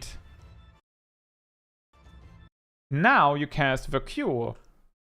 Then you would have had dual cast right now. And then you would have just been able to go the Thunder, acceleration, the arrow, and then even swift cast the Thunder again if you want to. So that's also something you could have done.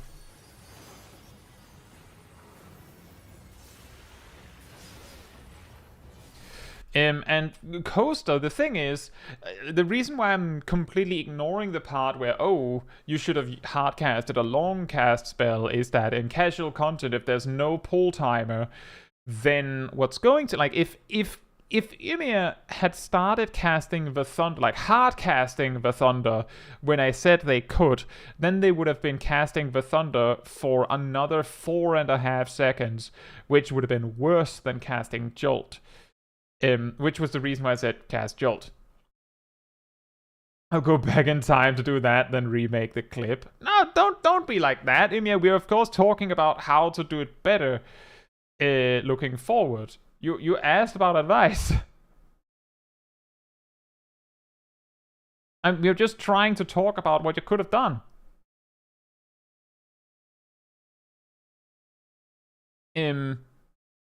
But channel your inner Alexander. But something that you could do here, and this is actually when it gets really awkward with I see you have copied my hotbars.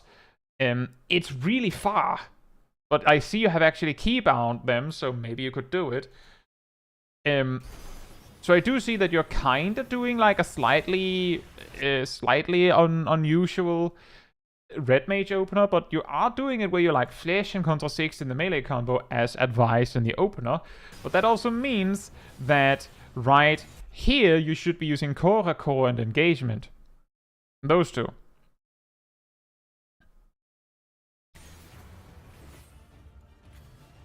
And then you did Holy, you could still do core and engagement. Then you did it. After Scorch. Now another set. Good. The thing is, it doesn't matter that much that you delayed it by like a GCD. It looks like you got them in during buffs anyway. So that's probably fine.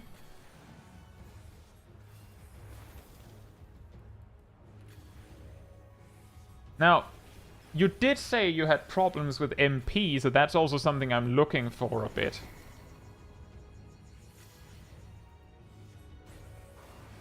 Oh, wait, what happened to the healer? Huh?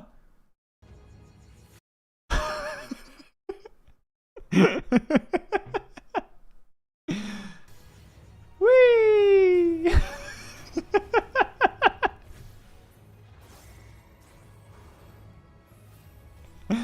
Hey, Boo Boo, hope you're doing well.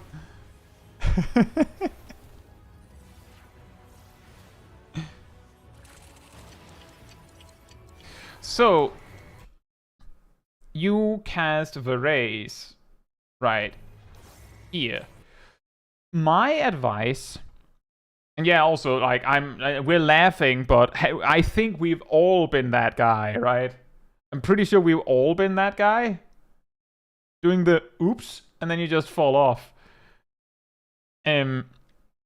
My advice is if you drop below 8,000 MP, then usually, like if you're ABC, you're always casting and you're like not immediately doing a melee combo, then Lucid Dreaming will not go to waste. If you want to be extra sure, wait until you're below 7,000. Now, oh yeah, exactly, Cat Damon. It's just more to say that we're not going, ha ha, idiot. We're going, that's funny.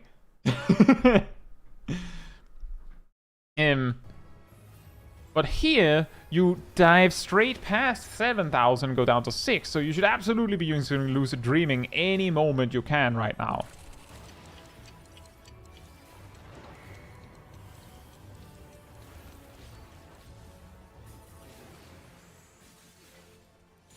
So I think if I don't see you use Lucid Dreaming soon, we have our answer to what went wrong. Also, hey Tiny, hope you're doing well.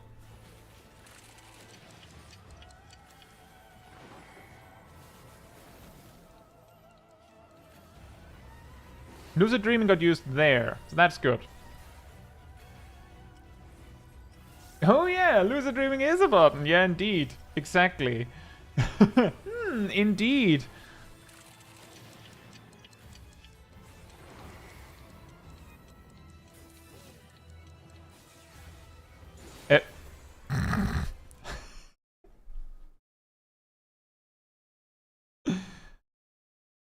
Look at the ninja, everyone. Whee! This group is amazing.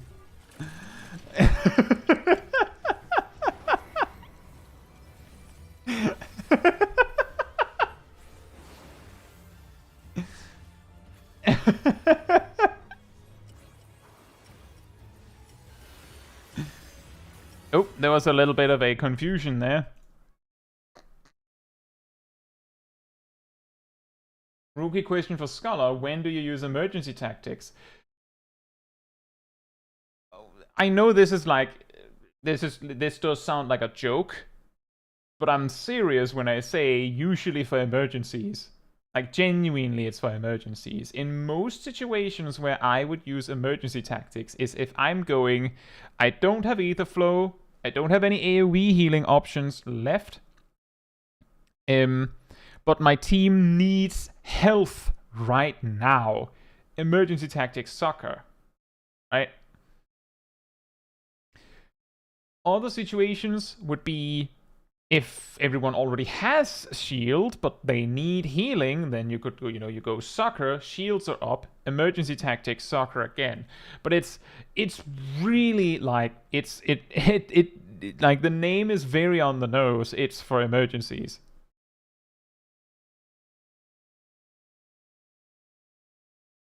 Health is quote unquote better than shields? Not necessarily. Like, again, it depends on the situation. Like, as I said, if the group needs health right now, the key being needs health right now.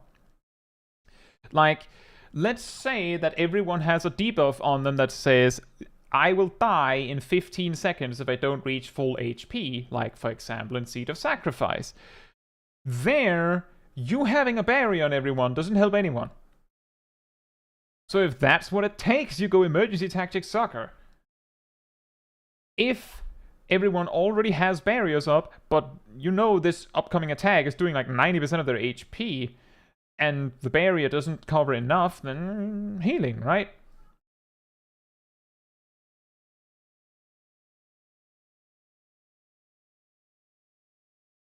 Oh, Ymir, the red mage stereotype is backflipping off arenas, just like Dragoons backflip off arenas. You know, the floor tank thing. And fair enough, Perrin. That's usually how it works, is that, like, I'm giving advice. It might sound like I'm being mean, but I'm just, I'm trying to point out the mistakes, because if I don't do it, then you might think, oh, so that wasn't a mistake. I'll keep doing that then. Sometimes I miss things. Gazel brought up themselves that I feel like I missed some broil casts in their clip. I didn't notice.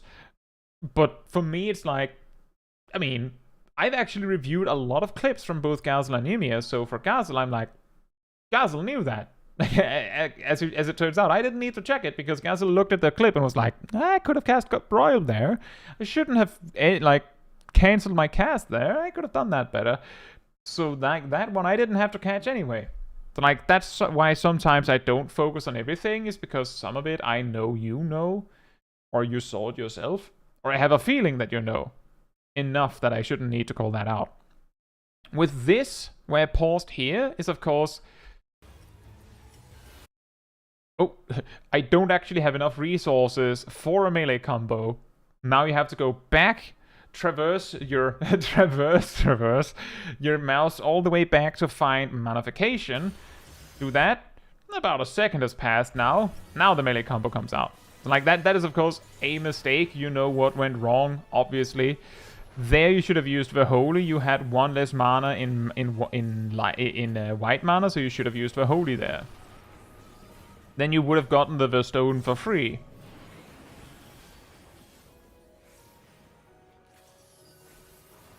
Lucid Dreaming? By the way, Lucid Dreaming.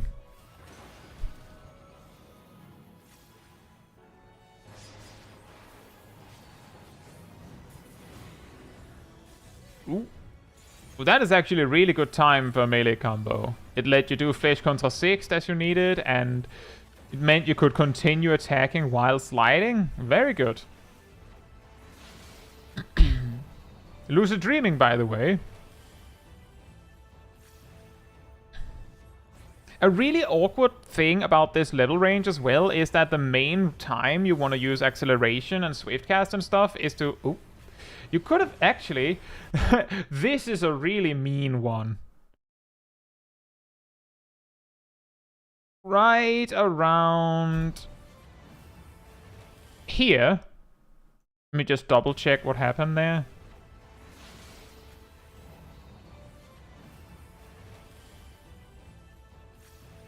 At this point, right here,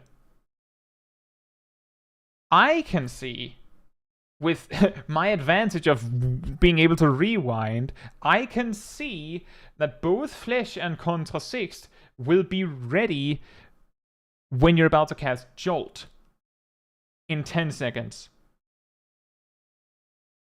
Which means that you should use acceleration now. After Jolt, of course, like Jolt, Thunder, acceleration, so that you can do aero or thunder, I don't care, so that it means that they become ready as your dual cast comes up.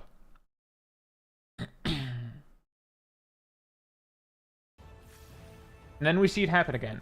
I know that, like, as I said, this is really mean. I'm not saying you should have known that. I'm just saying this is actually a highlight of how difficult it can be to optimize Red Mage, because Flesh and Contra 6 on cooldown is one of the ways you optimize Red Mage. And you were just like, if you're optimizing, you were just supposed to know that like 10 seconds in advance. Like, that, oh, I used Flesh and Contra 6 during my melee combo. That just so happened to mean that they come up on the odd, like on the wrong timing. And you're just supposed to know that. You should probably use Aero there because you already had the fire proc. I'm guessing there's a case of I'm trying to both do my rotation and look at mechanics. Also lucid dreaming. Oh, Flesh was not used. I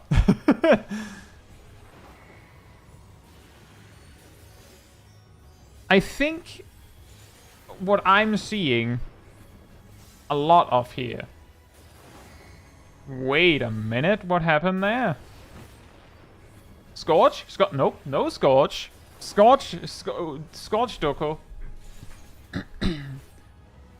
I think what's happening, because a lot of the mistakes that I'm seeing is, a lot of the time is when you have to look at the boss. And this is something that I talked about before with clicking. Again, your choice. And the reason I'm bringing it up now is because I get this feeling that, by the way, lucid dreaming, I'm really getting a strong feeling that it is your eyes can't do this many things at once, which is causing you to make these mistakes. Because every time the boss is doing a mechanic, it seems like you're making way more mistakes. Like, when the boss isn't doing anything, everything just works and you know what you're doing. But when you have to look around and you have to target stuff and, like, figure out where you're going, you're not looking at your cursor, which means you're not, like, you're still learning Red Mage, so you're probably learning where your buttons are, so you have to look even more at your hotbars because clicking. But I think genuinely that the clicking might be, and there you should have used Aero there as well. The reason why I'm saying that is, if you use the stone and you now have more white mana than black mana, but you already have a fire proc, then you should use the Aero, unless you have so much white mana that for some reason you don't want more. Like, if you're going to, like, go overboard and have over 30 more white mana than black mana, but that shouldn't happen under normal play. Or maybe you're so full of both mana that it'll go to waste. Again, unlikely under normal play. But the reason why you want to do Stone Aero in that situation is because if you already have the fire proc, if you go Stone Thunder, then you are getting no proc. And also true, as Gazel says, being level 90 means nothing. Some players don't truly learn a job before they've maxed it out anyway. Which is, like, the thing I'm focusing on is you're learning the job. And I'm saying you might need to get better acquainted with your rotation. I think Perrin also said that. Maybe sometime with a striking dummy would be healthy. But I am saying that what I'm seeing here, like, the thing that I'm seeing, the timing of your mistakes tell me that the problem is that you're clicking. Again, you'll probably get better at it, like, once you've learned, like, when you get better acquainted with this boss, when you get better acquainted with Red Mage, it'll be less obvious. And a person with full keybinds might also make these mistakes if they don't remember what their keybinds are, right? If they don't remember what their keybinds are, then it doesn't matter that they've everything keybound and are used to doing that. I'm just saying that this might be like, because I've talked about this a million times, that I don't care how you play the game as long as it doesn't impede your ability to play the game. And the reason why I'm highlighting it here is specifically because I get the feeling, and you might be saying, Ymir, and it's fine if you do, you might be saying, no, that's not why I'm making those mistakes. But it feels to me like the exact timing of your mistakes suggests that it might be related to clicking. And that's why I'm highlighting it. You don't have to change. I'm just saying. And I know I've been harping on about this for a little while now. I just feel like I have to say it right. That this is the impression I'm getting. It might help you to get better acquainted with keybinds. It might even help, like, if you want to go whole hog clicking, it might even help you to, like, freestyle away from my keybinds or hotbars. But yeah, the important part is what works for you. And then work on that. It wouldn't be a bad idea to get acquainted with some keybinds. Like I have already said, like some mix. Why must my character develop? Well, Ymir, you can develop just like your character can. Your character can level up. You could level up. Oh, whoa, what? Was that a spell in waiting?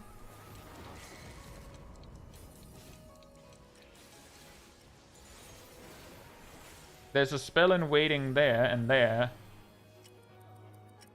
Why did that kill you? That wasn't a spell in waiting. What killed you there?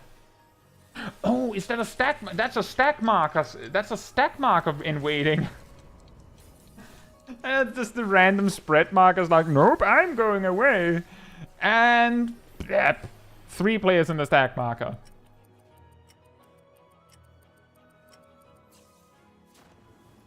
But yeah, exactly, as Gazel says, like, for example, it might be better for you if you have, like, your OGCD selection, all of them, closer to each other. Things like embolden all over Narnia over here might be a bad idea. Like, if the exact location... again, you don't have to do any of this. We're just talking, and this might also help others watching. Like, putting your AoE toolkit in one end and your single-target toolkit in the other end might also help. Because then, like, you're often not using both simultaneously. So you can, like, grab these 4 buttons here and like throw them over somewhere else, and then you can have like OGCD stuff near where your OGCDs are meant to be, so that you do like GCD, GCD, OGCD, OGCD, like, you know, as you would with Red Mage. Like, that is just, again, thinking. I don't know how to make make hotbars for a clicker. It's just like my advice is just as effective here as my advice if I said how a controller setup should be. I can guess how you would want your setup to be. I don't know how it would be good. And yes, others also mentioned, like Philippe said, unless you have an MMO mouse, some of these buttons might not be good to have here. Ymir did say those 3 in the corner are my mouse. Yeah, here.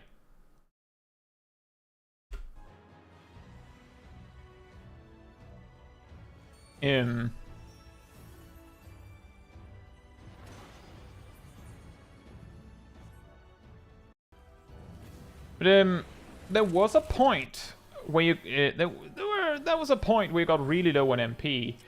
The one tip there is, of course, as I said, when you drop below, I would say, if you want to be, like, sure, when you drop below 7,000 MP, lucid dreaming. Like, basically, you cast GZD, GZD, you know, dual cast, blam. Then you check your MP. Like, that's the thing, is that, and this is what I do a lot of the time. Let me just go back to here where we have like a battle. You have the same like keybinds as me and the same hotbar, is that some of you might have seen me play and go, why do you have so much important information up here? And that's because it's fine. I look at everything. It's because I cast, then I look up, then I look down. Like, my party frame's over here, so like I like do like this, you know, like I look around at the whole thing, which also means that I often see my MP over here, and sometimes I see it down here. And then like after every set, you can go like every now and then, maybe not after every set of spells, but like every now and then go like, how much MP do I have? And if you see it's under 7,000, you click Lucid Dreaming. Unless you're about to die. Like if you're like, well, I'm going to die, and you don't press Lucid Dreaming. Like 7,000 to 8,000 is typically a good spot. 8,000 is like okay if you're actually using MP on every spellcast. 7,000, then you're safe. Like, you're probably not going to waste any of it.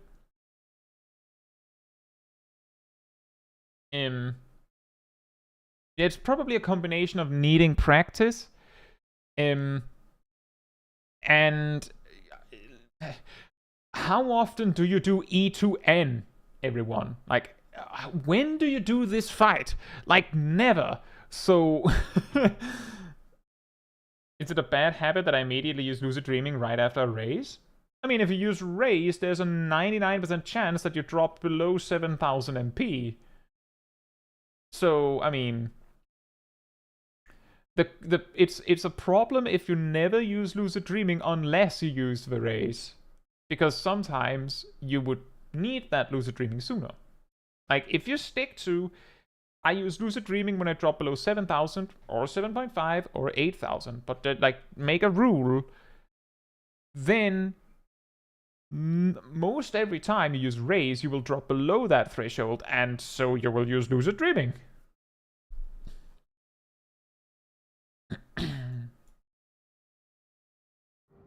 That is also a good point. Cat Damon mentioned that as a red mage, you don't have to be the first on the spot with the raise. Give it a sec, wait and see.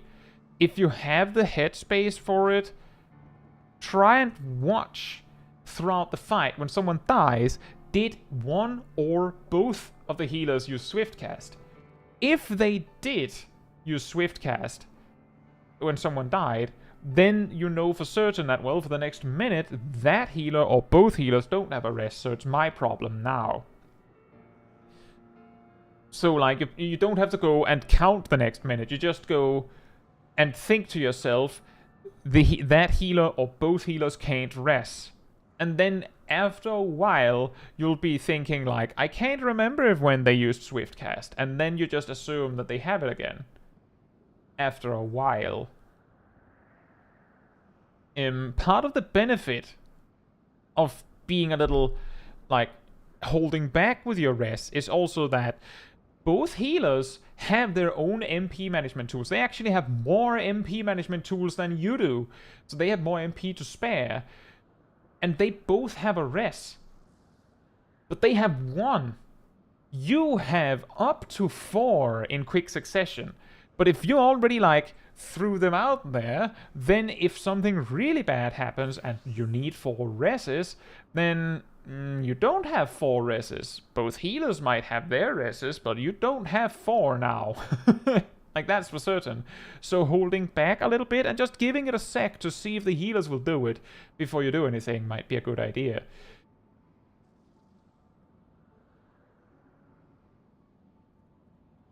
But other than that, Ymir, I think you did fine. Also true, Jolt deals... wait? Jolt is more damage. I don't actually think that's true. That depends on your gear, I think. Is Jolt over that? Let me actually check.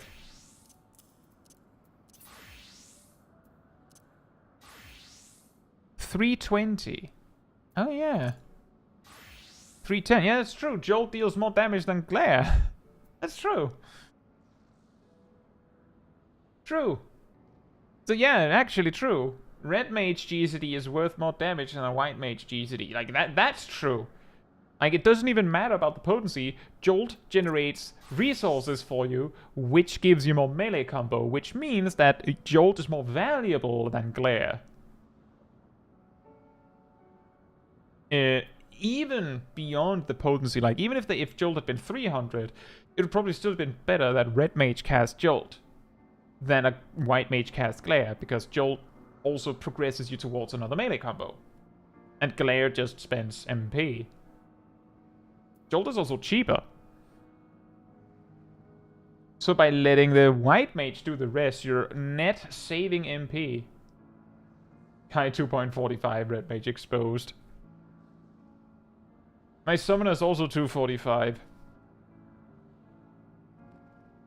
That's actually part of the reason why I play Black Mage so much. Because I have fun with a really, really high spell speed.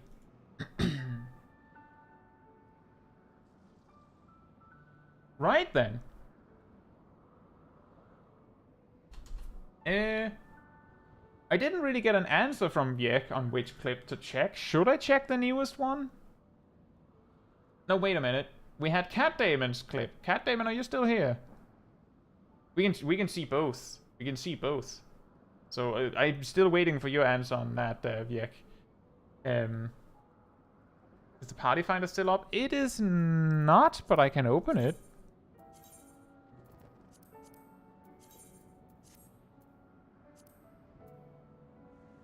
Newest one is fine. Well, then we will do both of those. So the first one is a Cat Damon proving that I'm clearly an idiot and can't beat Caetsu solo when it's that easy.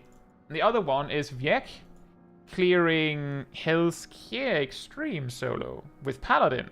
That is interesting because if you check the solo challenge playlist on my channel, one of the first streams I actually solo Suzaku Extreme on Warrior. By the way, this looks concerning.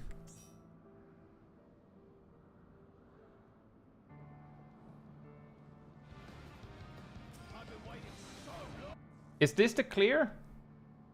I'm assuming it's just the clear attempt.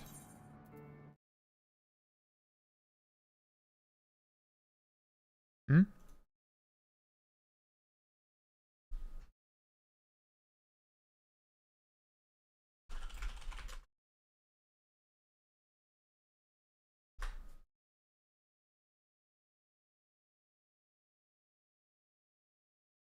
If you don't think Kai is an idiot, you can like the video.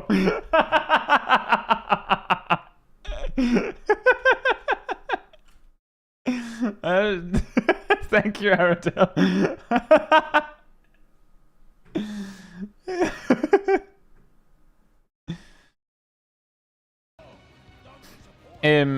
Right, so there are a few things that, and also true, Cat, we already know that Warrior can beat the rest of the dungeon. Is a math degree surely has to be some kind of not an idiot. Well, maybe I'm an idiot and everything else. So the first part of the fight, and even the last part of the fight, is not a problem. The problem is the intermission, which is, of course, what Cat Damon is trying to beat. Ultimately, as far as I know, all of this damage is optional. What really matters is making sure that the burst is set up correctly for when the intermission happens. And that you don't suddenly have like a bunch of vulnerability stacks or something silly like that. So the important things for Cat is have as much Beast Gauge as possible, have as much Storm's Eye as Surging Tempest as possible, have any cooldowns you could possibly need. And Infuriate is used now so that it is available. So is Inner Release, I believe. Yep. They're used now exactly so that there's an Infuriate, like an extra Inner Chaos, and an extra Primal Rend for the intermission. We even have a little zoom in over here. It's used, like, Cat actually shared, like, you have to use Infuriate right at this moment. You see, like, there was like a 1 or 2 seconds earlier you could have used it. Perhaps. But close enough. 1 Flotsam down. And there's the Infuriate. Exactly before the second charge would be gained. Oh. Overpower. The Mithril Tempest. We also have a Tincture running, by the way. And there's the Inner Release. Which would not have been available if Inner Release had been used sooner. Or used later. So basically, the early Inner Release used earlier didn't cost anything. By the way, 98. Ha! Just pause the game to take a picture of the bar right there. We're in the Churning Mist Cyanide. So yeah, that's it. And now you get Discord messages. Did you send that while the fight was still going, Cat?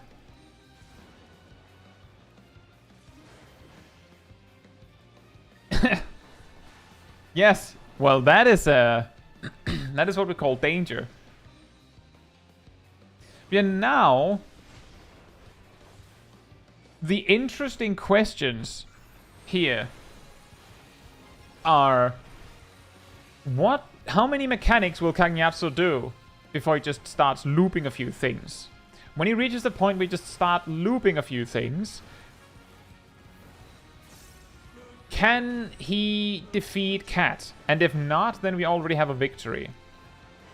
So far, the Void Rifts a moment ago, the Void Cleaver thing is the new mechanic. Oh, you're just talking on Discord right now. Okay, fair enough. Every time the music stops, Cat isn't even looking at the game.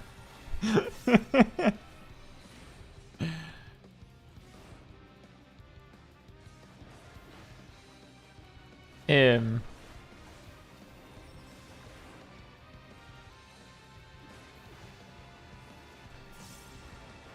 here isn't this? I'm pretty sure usually he's dead by now, right? He's looping the first mechanic. Like, he usually doesn't get this far. So now we start to reach the point where Caetsu at some point, that is the video again, everyone. That is not your Discord, that is Cat's Discord.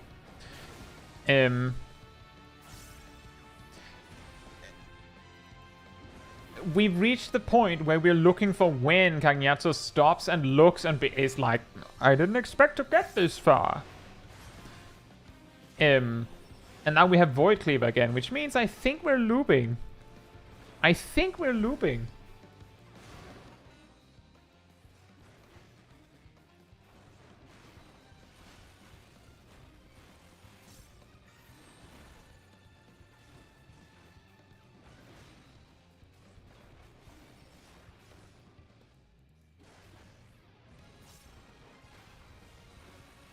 What do you mean, Bronto?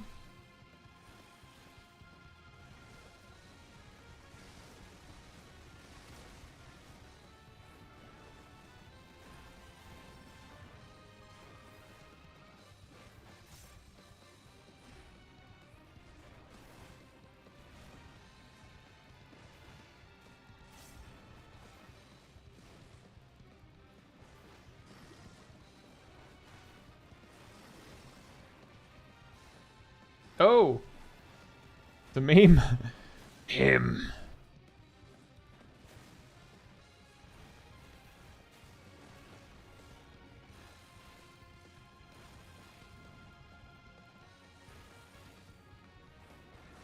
Yeah, so far we have this almost like a running thing that if I say something is not possible solo, then Cat Demon goes and does it, or tries.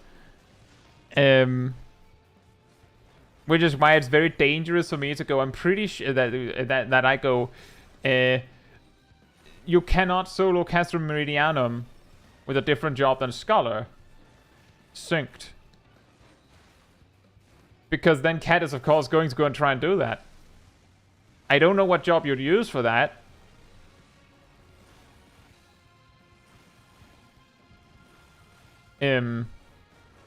Because a tank certainly can't do it. The rest of the fight is free and boring. Well, I have sped up the footage. Be there right now if it was indeed us. Something that I do want to say, Cat, just to save you a little bit of a headache. Black Eft is the thing that makes it impossible to solo Castrum Meridianum with jobs, like, at large. The rest of the dungeon is doable, like, reasonably well. Like, it's just the Black Eft. So you don't have to go through the motions of, like, I don't recommend, like, the thing is, I beat the Black Eft, and then in a separate stream I beat the rest with, like, some help to progress because I ran out of time. If you don't wipe to Black Eft, you have enough time to beat the entire dungeon in one sitting. But I needed crit luck to beat the Black Eft. So that means that if you wiped, yeah, exactly, Emir helped. If you wipe once to Black Eft, you would have to quit out, go back in, clear all the trash up to Black Eft, which takes a while, by the way, and then try once on the Black Eft. If you fail, out, in again, and try again. Just so you have enough time. Because you only have enough time for, like, one wipe, really. So it's just, like, there's no point. It's just better to just try once, go out, in, try once, go out, in. But the rest of the dungeon is really easy. It's just a matter of doing it. Again, it might be a little scary that you have to hurry a little bit with some of the packs if you're, like, running low on time, but if you don't wipe to Black F, you don't need to do that either. Like, if you get it first try, then the entire dungeon is easy mode. It's just the Black F that is hard. So if anyone here is going to try and solo Castrum Meridianum, the only thing, like, if you wanted to prove to me that you can solo Castrum Meridianum, all you'd have to do is beat the Black Eft solo synced. That's what you need. If you can beat that, then I'm reasonably confident you can beat the rest of it. There's of course the little asterisk of if it takes you like 40 minutes of in one try to beat the Black Eft, I don't know how you do that. Then you might start to get into a situation where I'd like to see you beat the rest of the dungeon after that, because you might run out of time. But I can't imagine that you would survive that long, or the Black Eft would survive that long in a single attempt. So that's why I'm saying, you can beat Black Eft, you can beat Castrum Meridianum. That is the only roadblock.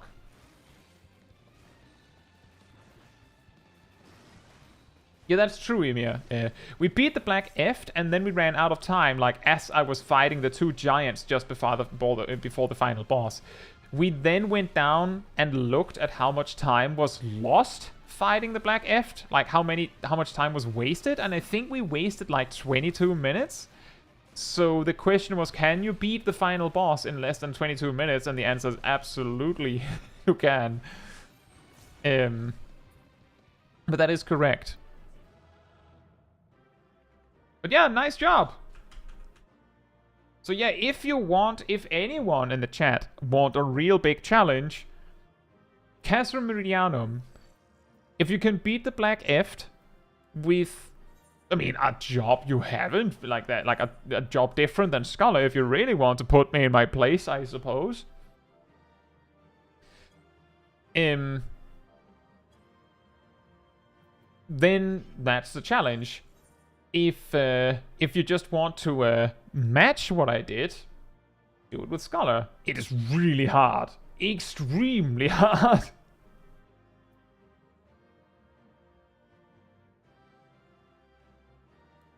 Gleaming says, speaking of the Black Eft, I wanted to know if I was crazy or not. Has anyone else ever seen Sid get mad at you for waiting around after the Black Eft instead of going down the chute? He says something like, hurry up, but I've only seen it once. I have not, but I've also never waited to go down the chute, so I don't know. I could imagine. Yeah, Castrum Meridianum synced You just have to beat the first boss, the Black Eft. Synced. Alone. That's the challenge. I did it. But my claim is you can't do it with anything but a Scholar, or maybe Blue Mage. Blue Mage probably can. But it wouldn't be very surprising if Blue Mage could do it. A tip, by the way, is that the big giant robots are not the problem. The humanoids, the Galleons on the floor, is the problem, because they have a soft enrage. And they enrage rather quickly. I'm guessing the reason why he does that, Gleaming, is to let you know. I'm guessing he also refers to the chute, because maybe you don't realize you're supposed to go down the chute. It's kind of off to the side, isn't it? Yeah, nice job, Cat. So we have Viek. How would you cheat the challenge, Randoming? How would you cheat it? Unsynced?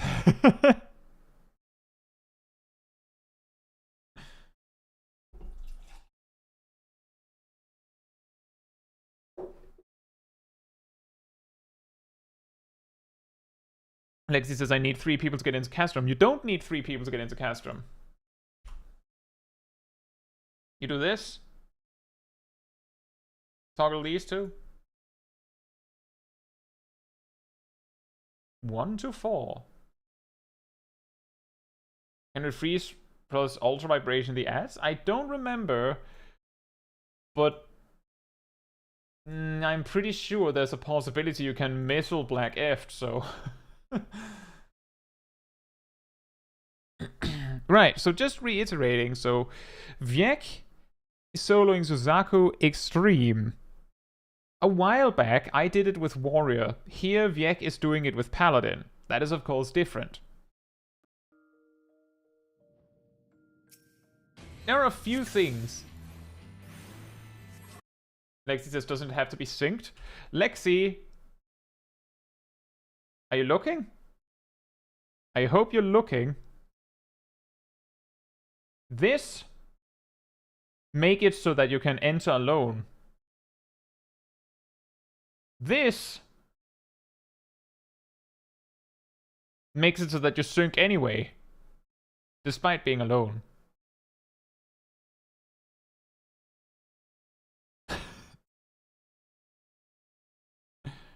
Just toggle both. It's okay, Lexi. It's okay. It can also be easy to forget when my last solo challenge streams had been like Endwalker content where you need actually 3 people to enter.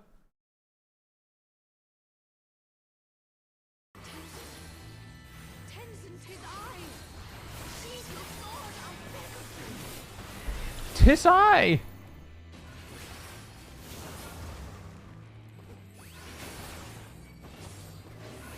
So, there are a few things with Suzaku. The first thing is that because you're alone, you cannot do the add phase here correctly. There is no possible way for you to do that. However, failing it does not kill you through invuln. So if you invuln at exactly the right time, you can skip it.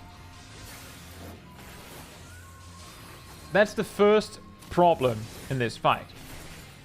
Is you need to survive until the point where there is the unavoidable death.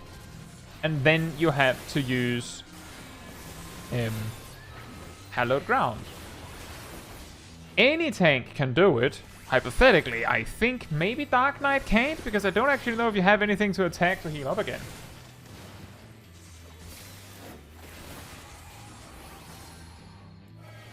Huh?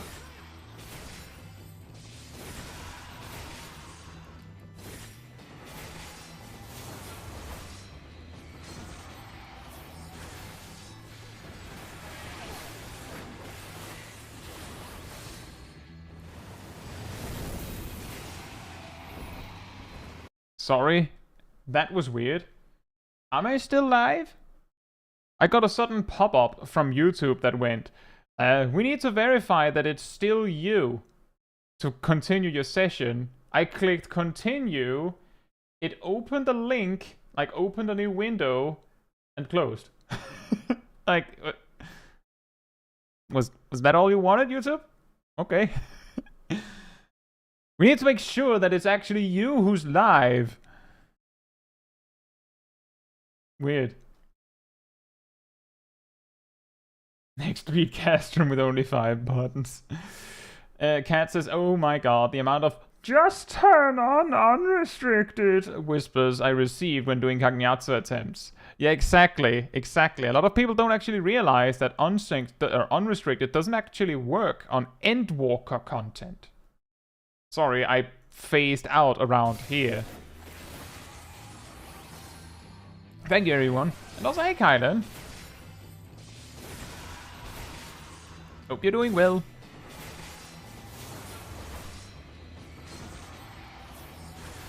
So this is, of course, one of the problems that you have to deal with. It's evil guy. Dun dun dun. Because you always say the same thing? Oh. Is ad phase just a case of not enough damage? The ads fully heal themselves all the time while they're next to each other. You need 4 players to do the ad phase correctly.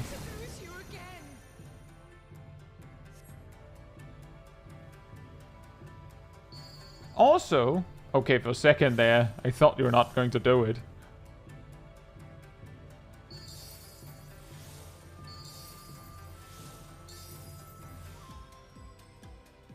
Yeah, basically, the 4 ads in this fight are effectively impossible to kill if you don't spread them. So you need 4 players to do it.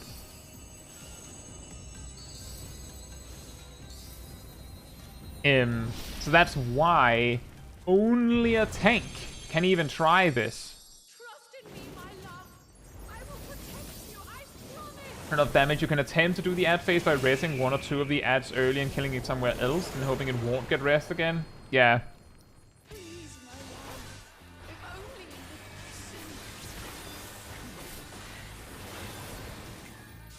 you would. Zaga's cute, right? Sure. Fair enough, Kylan. So here, from here on out, the main thing is dealing with that. This is unsynced. This is just straight up unsynced. So presumably Viek is wearing full 660 with a relic weapon.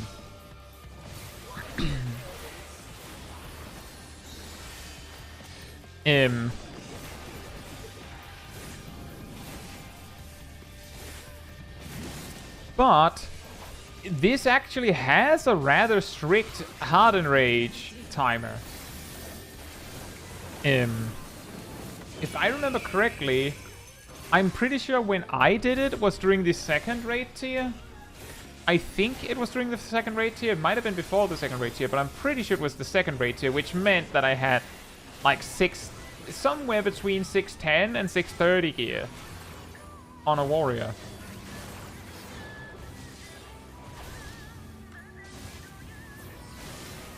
Oops. Will there be a use for Materia 9 and 10? I've pretty much given up on gearing until expansion since I'm good enough and will be invalidated anyway. Well, the gear you're collecting right now will probably be better than any gear you can get from dungeons or anything until at least level 93 or 94, knowing how the gearing works in Final Fantasy XIV, so it's not completely pointless. In regards to materia, there is an NPC where you can hand in 5 materia of a specific grade, and if you do that, he'll give you a random materia of 1 grade higher. So you could potentially do that with your 9s and 10s? Potentially? But that's a fun mechanic. I'm pretty sure you never see this when doing this unsync in a group. Forced march! Whee!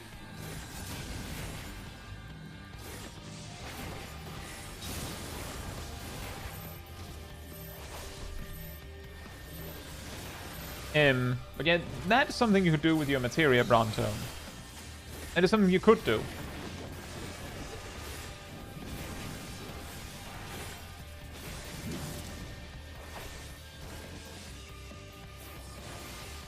Eh. I think a lot of people do Bronto. I also kinda do. I'm certainly not trading in my grade 9s. I pretty much just vendor them. But it would be a way you could do it.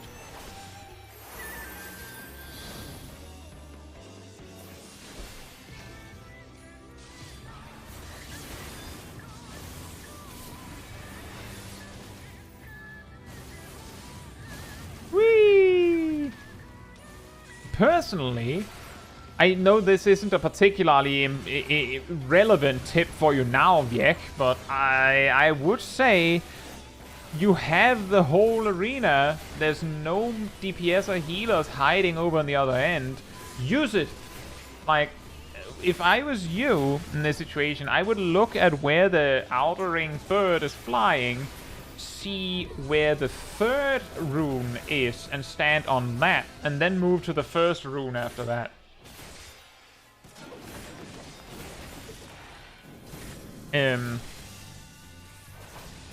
So that like there's a smaller chance that I'll get knocked up from this.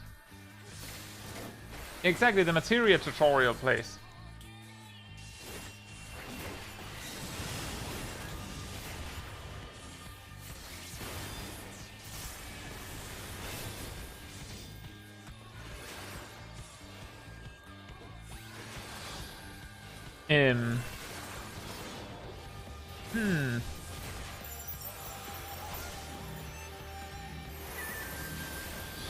Whee! Nice. I was just thinking, maybe you should move into it, but then there was a knockback.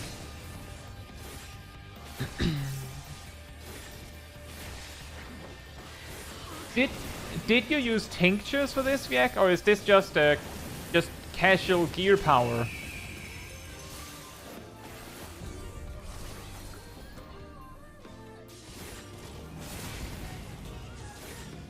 Because I didn't see just casual gear power. Ah, okay. I'm pretty sure I used tinctures back when I did it, and that makes sense. No food, no tincture. Okay. Yeah, I definitely used food back then. Although the tincture would have been weaker, and the food would have been weaker.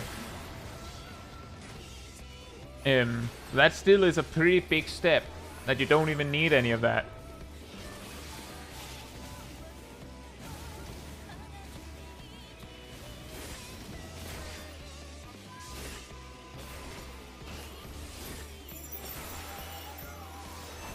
Oh boy. And the bird is just flying in circles.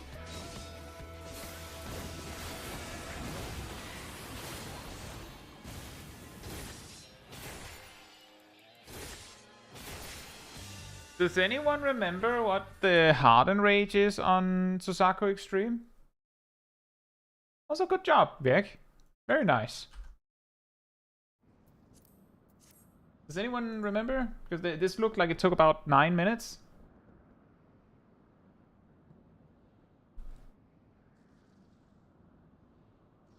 Just about.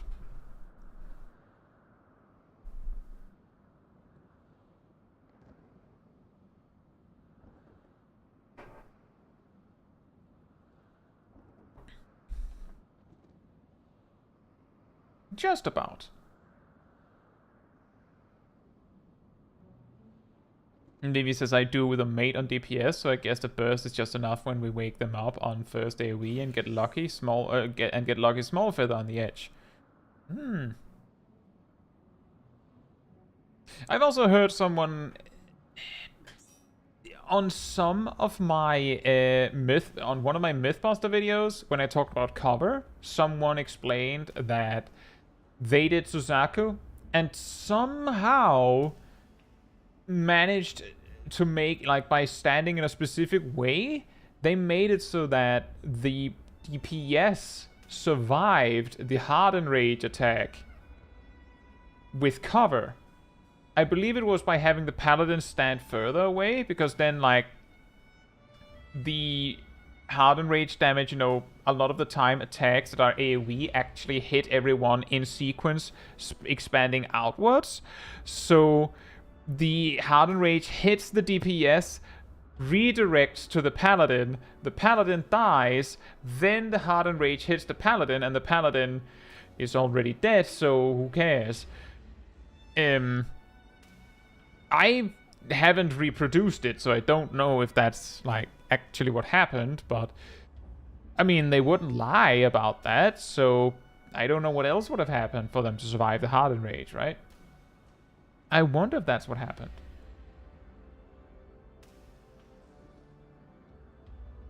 Why the striking gear, Kylern? The Viper is going to be using scouting gear.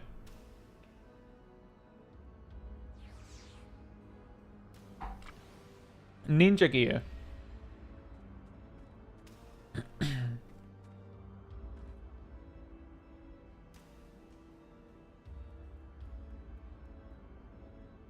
It's the same as ninja, not the same as samurai.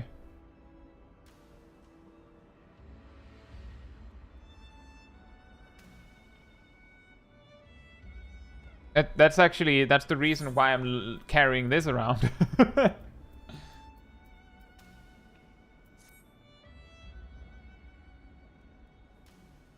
I think I mentioned this in my Dawn Trail prep video, by the way. Where are you all in the mists? We're up here.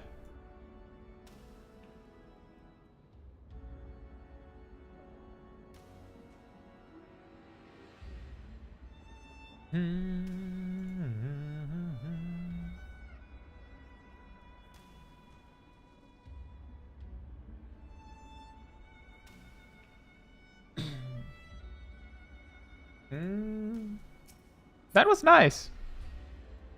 I found it quite interesting because I saw that Viek posted that clip and I was immediately thinking, oh yeah, that's possible. The reason why I just have stream footage of me soloing Sasaku Extreme so randomly is because if any of you, like, I know a lot of you have, but if you've watched my solo challenge series of streams, originally I just did like a few streams. Back then I called it Can I Solo That? Where I planned like one or two things to solo or attempt, and then I would do that, and while I did that, I was like planning to take suggestions for what to solo. The key problem was that instead of exploring a lot of stuff, what often happened was that I just spent like 30 plus minutes not being sure what to do about a fight. Turns out that if you just get asked to solo something really hard on the fly while streaming, it's really hard to come up with a good strategy. So you miss a lot of things because you're busy trying to be funny man on the internet. So after I'd done that a few times, I went away from it for a bit, and then I came back to it and was like, what can you solo? Vivi says, you can beat the bird face on Warrior with no invuln. Ah. Are you looking for specific types of clips or just anything interesting? The clips, Lexi, on... so there's the clip reviews room on the Discord community server. There's a pinned comment in it that explains it. But the broad strokes of it is, if you want to share something cool, something funny that happened, you can do that. If you have posted a long clip and the thing you want us to see happens like 20 minutes in, say that. Because if you don't say it, I look at it and go, that's a really long clip, and as we're going through it, I'm sitting there like, I don't know what we're looking for. So, you know, say it if it's something specific. If you want me to review your gameplay so that we can look at, you know, what you can do better, for example, like we did for Garzel and Ymir, then you can, you know, post a clip of that. Again, if you want more specific advice, it is better that you concentrate your clip. Like, for example, if you just make a whole clip of like a whole dungeon run, but what you're actually asking about is, so I did, like, on the second boss, I did so and so, what could I do different? Then either post a clip of that, or just say, this is the part that I actually want you to check. And then I'll focus on that. Basically, if you send a 30-minute clip, then I'll probably be watching the majority of it on double speed, and I'll be like looking for small things. And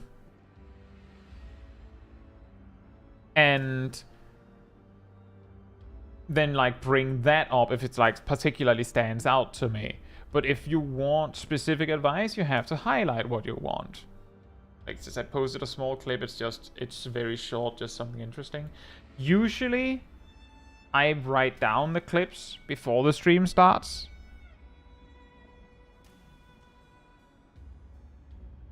Is it relevant to the Castrum Meridianum thing? And the reason why I do that, by the way, the reason why I write them down is because I have previously completely, like, messed up on checking a clip, because the person who posted the clip and wrote, like, a note about what to look for, like, what it was about, and I missed that part because I was too focused on something else, which kind of ruined it. So I usually, like, plan for the clips beforehand, in a way, so that I'm ready for it. It also means that I have a chance to check if there's, like, copyrighted music on a clip and stuff like that. And look, Tiny's here.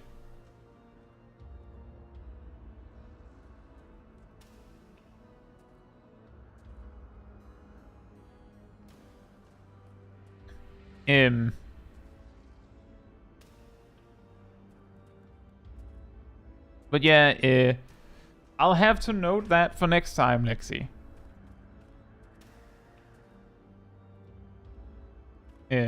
I hope that is all right.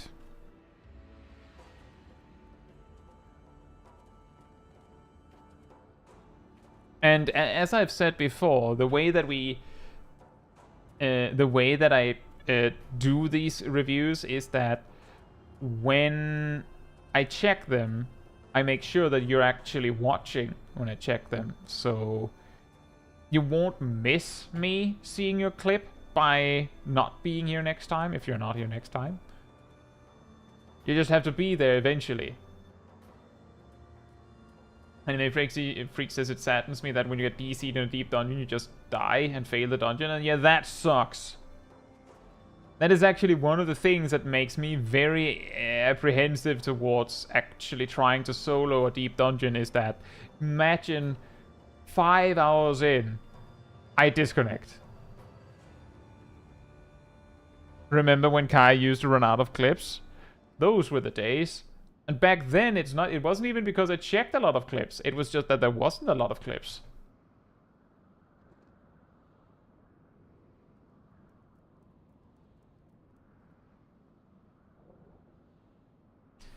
VX says, so theoretically I might have found a way to solo to do the Black F solo, just have to test it synced now. How long ago are we talking about here? That is a good question, Giraheen. A year ago, Small Kai had to queue for content.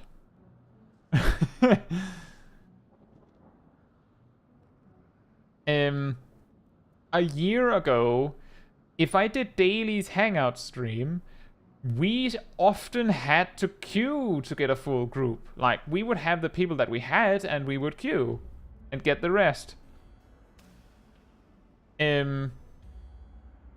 a year ago, because of that, I would absolutely not have made some sort of like extreme countdown stream or dailies with a twist or something like that. Because if I had done that, I would have just been like, well, I'm not going to enter without a full pre-made, and there's like 2 people there. Like, there's nothing they can do. There isn't enough people there.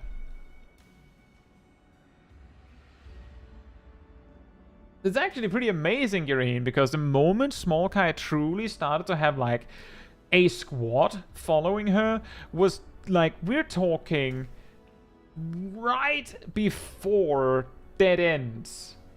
Like, I was insanely lucky that we actually had 8 people for End Singer so that we could do it minimum item level. Because I hadn't had that opportunity before. Like, in fact, when Small Kai had done Alexander, and when Small Kai did Omega, and even a little bit for Eden, we did it minimum item level. And, well, we tried, and we would sometimes have to do, like with Omega, we did it minimum item level. But we were, for some fights, we weren't even a full raid. Like, we were like 6 or 7 people, and we just went, well, maybe we can do it anyway. Because we didn't have enough people. So, you could imagine that, like, half a year ago, or a full year ago, if I did a tea time, there's a lot less people in the chat. And there are not a lot of people that posted clips. It was like, that's actually part of the reason why, as I said, both Gyasel and Ymir, I've reviewed many times, because there was a time where tea time was me talking for, 2 hours or more, and then we reviewed the clip from Ymir and the clip from Gyasel. And I'm not saying that as if that's a bad thing. It was just that those were the only people that felt confident posting a clip. So they got the time. Exactly. So, like, current tea time. Let's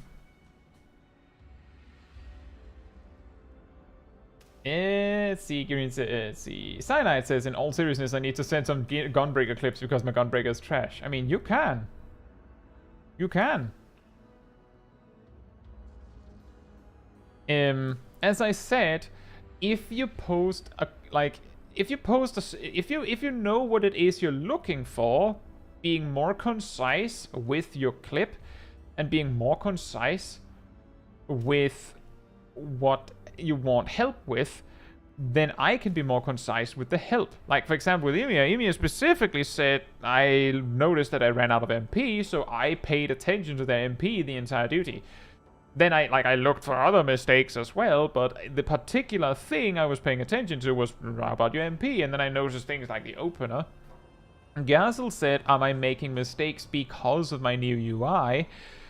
I didn't see any cooldowns going to waste, which might happen with a new UI. That was what I was paying attention to. Gyasel noticed, well, I failed some casts, like I didn't ABC properly. But I know Gyasel knows that. So I didn't say that. But yeah, if you're more concise, I can give better advice. And you know that's true because it rhymed.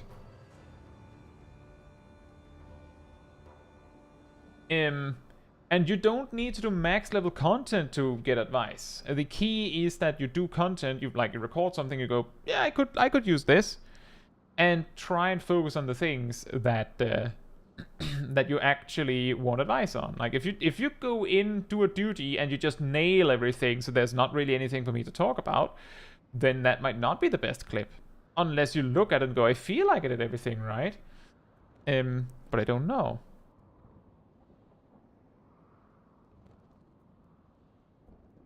Kaze says, I would make clips, but most of my questions are small and answered in the Discord, and that's also fine.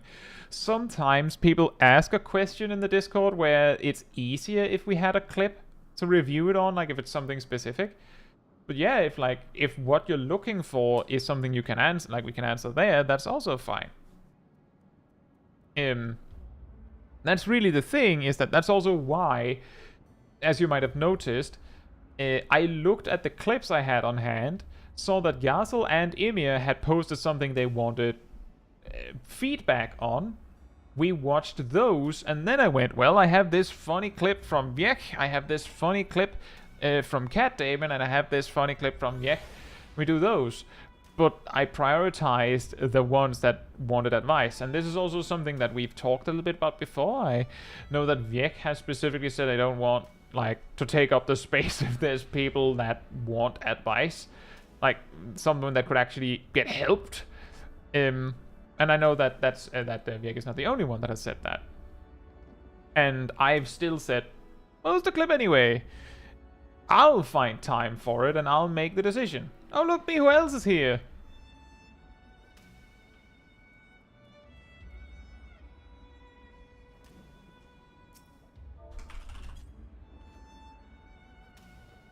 The maker of some of the emotes.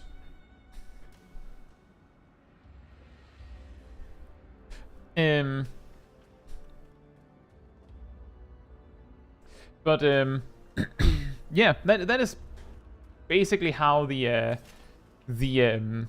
reviewing works, and part of the reason why. So some of you might remember the tea time and then be like, "What happened to that? Now you're walking." I think I explained this last time that we did this, but just as a little re-round up, when we've done tea time, I usually end up just talking the entire stream sometimes. And I'm like, oh, right, clips. And then it's like, I end up just watching 1 or 2 clips. That's what Emir says. That's kind of true. So what we're doing instead is that I'm walking until we reach the destination, then we check some clips. And obviously, as you can see, I end up talking during the clip review part anyway, because I have so much to say. But at least there is a point where I'm like, okay, this is the time where we review clips, so we do that. And that's also why I said, now that we've kind of, as Vince also said, it seems like we've kind of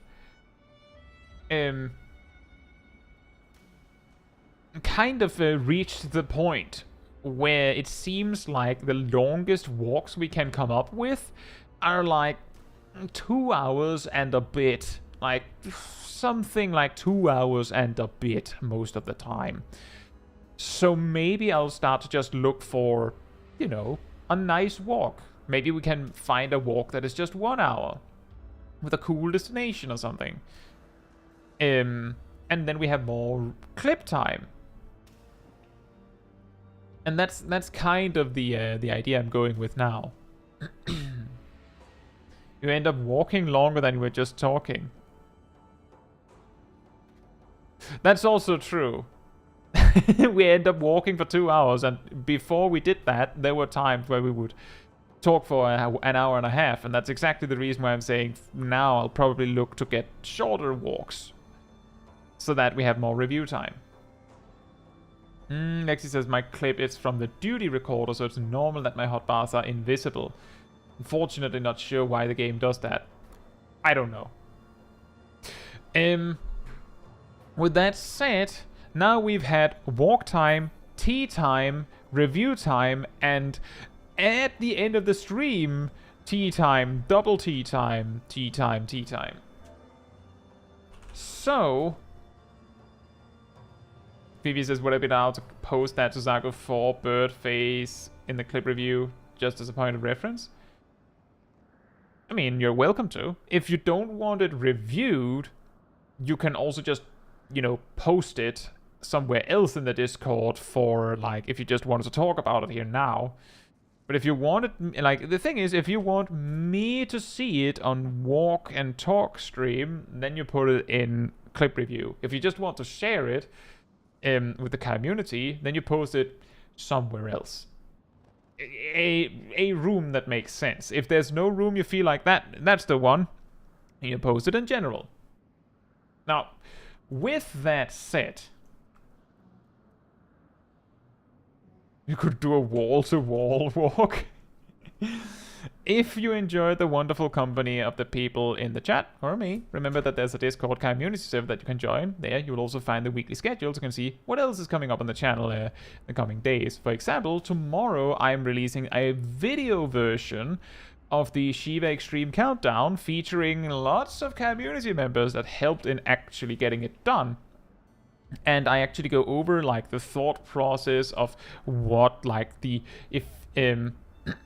if you had difficulty following on the stream, something you feel like I didn't mention, some things that I notice when I'm editing it and things like that, you'll see that I like highlight here and there, talk about the entire process. And if you just didn't watch the stream but you would like to know what happened, maybe it's better in a video form. You can also find the announcement room where I post links to videos, streams, whatever it is, when they come out. And if you go to the role assignments room, you can grab the reminder role. And if you do, you will get a notification when I post a video, post a schedule, post a stream. You also get an extra notification around 15 minutes before stream starts, so you don't miss a second. And if you enjoyed this particular stream, especially, then it helps me a lot if you leave a like on it in the YouTube system. That of course tells YouTube that this was a very enjoyable stream and you would like other people to enjoy it as well, so that naturally helps me. Thank you so much in advance. And if you want to support the channel even more directly, you can of course become a member, you can gift memberships, you can use the super chat system.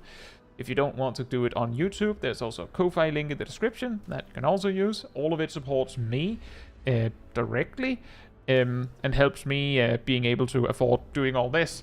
So thank you so much for the support for anything that you do, whether you are a member, participating in the streams, or anything else. It all helps. So thank you. And thank you for watching. Now, that of course means that there's only one thing left. Emir says I'd use Ko-Fi, but my card doesn't allow it. That's fair. I don't know why that is. But that's fair. There's also some people that genuinely can't become members on YouTube for reason or whatever. It's totally understandable. I just, like, there's some options. That's what I can give. Now, good night, good morning, afternoon, or evening, depending on where you are in the world, and I hope to see you all very soon. Thank you for the 5 gifted memberships, Emir.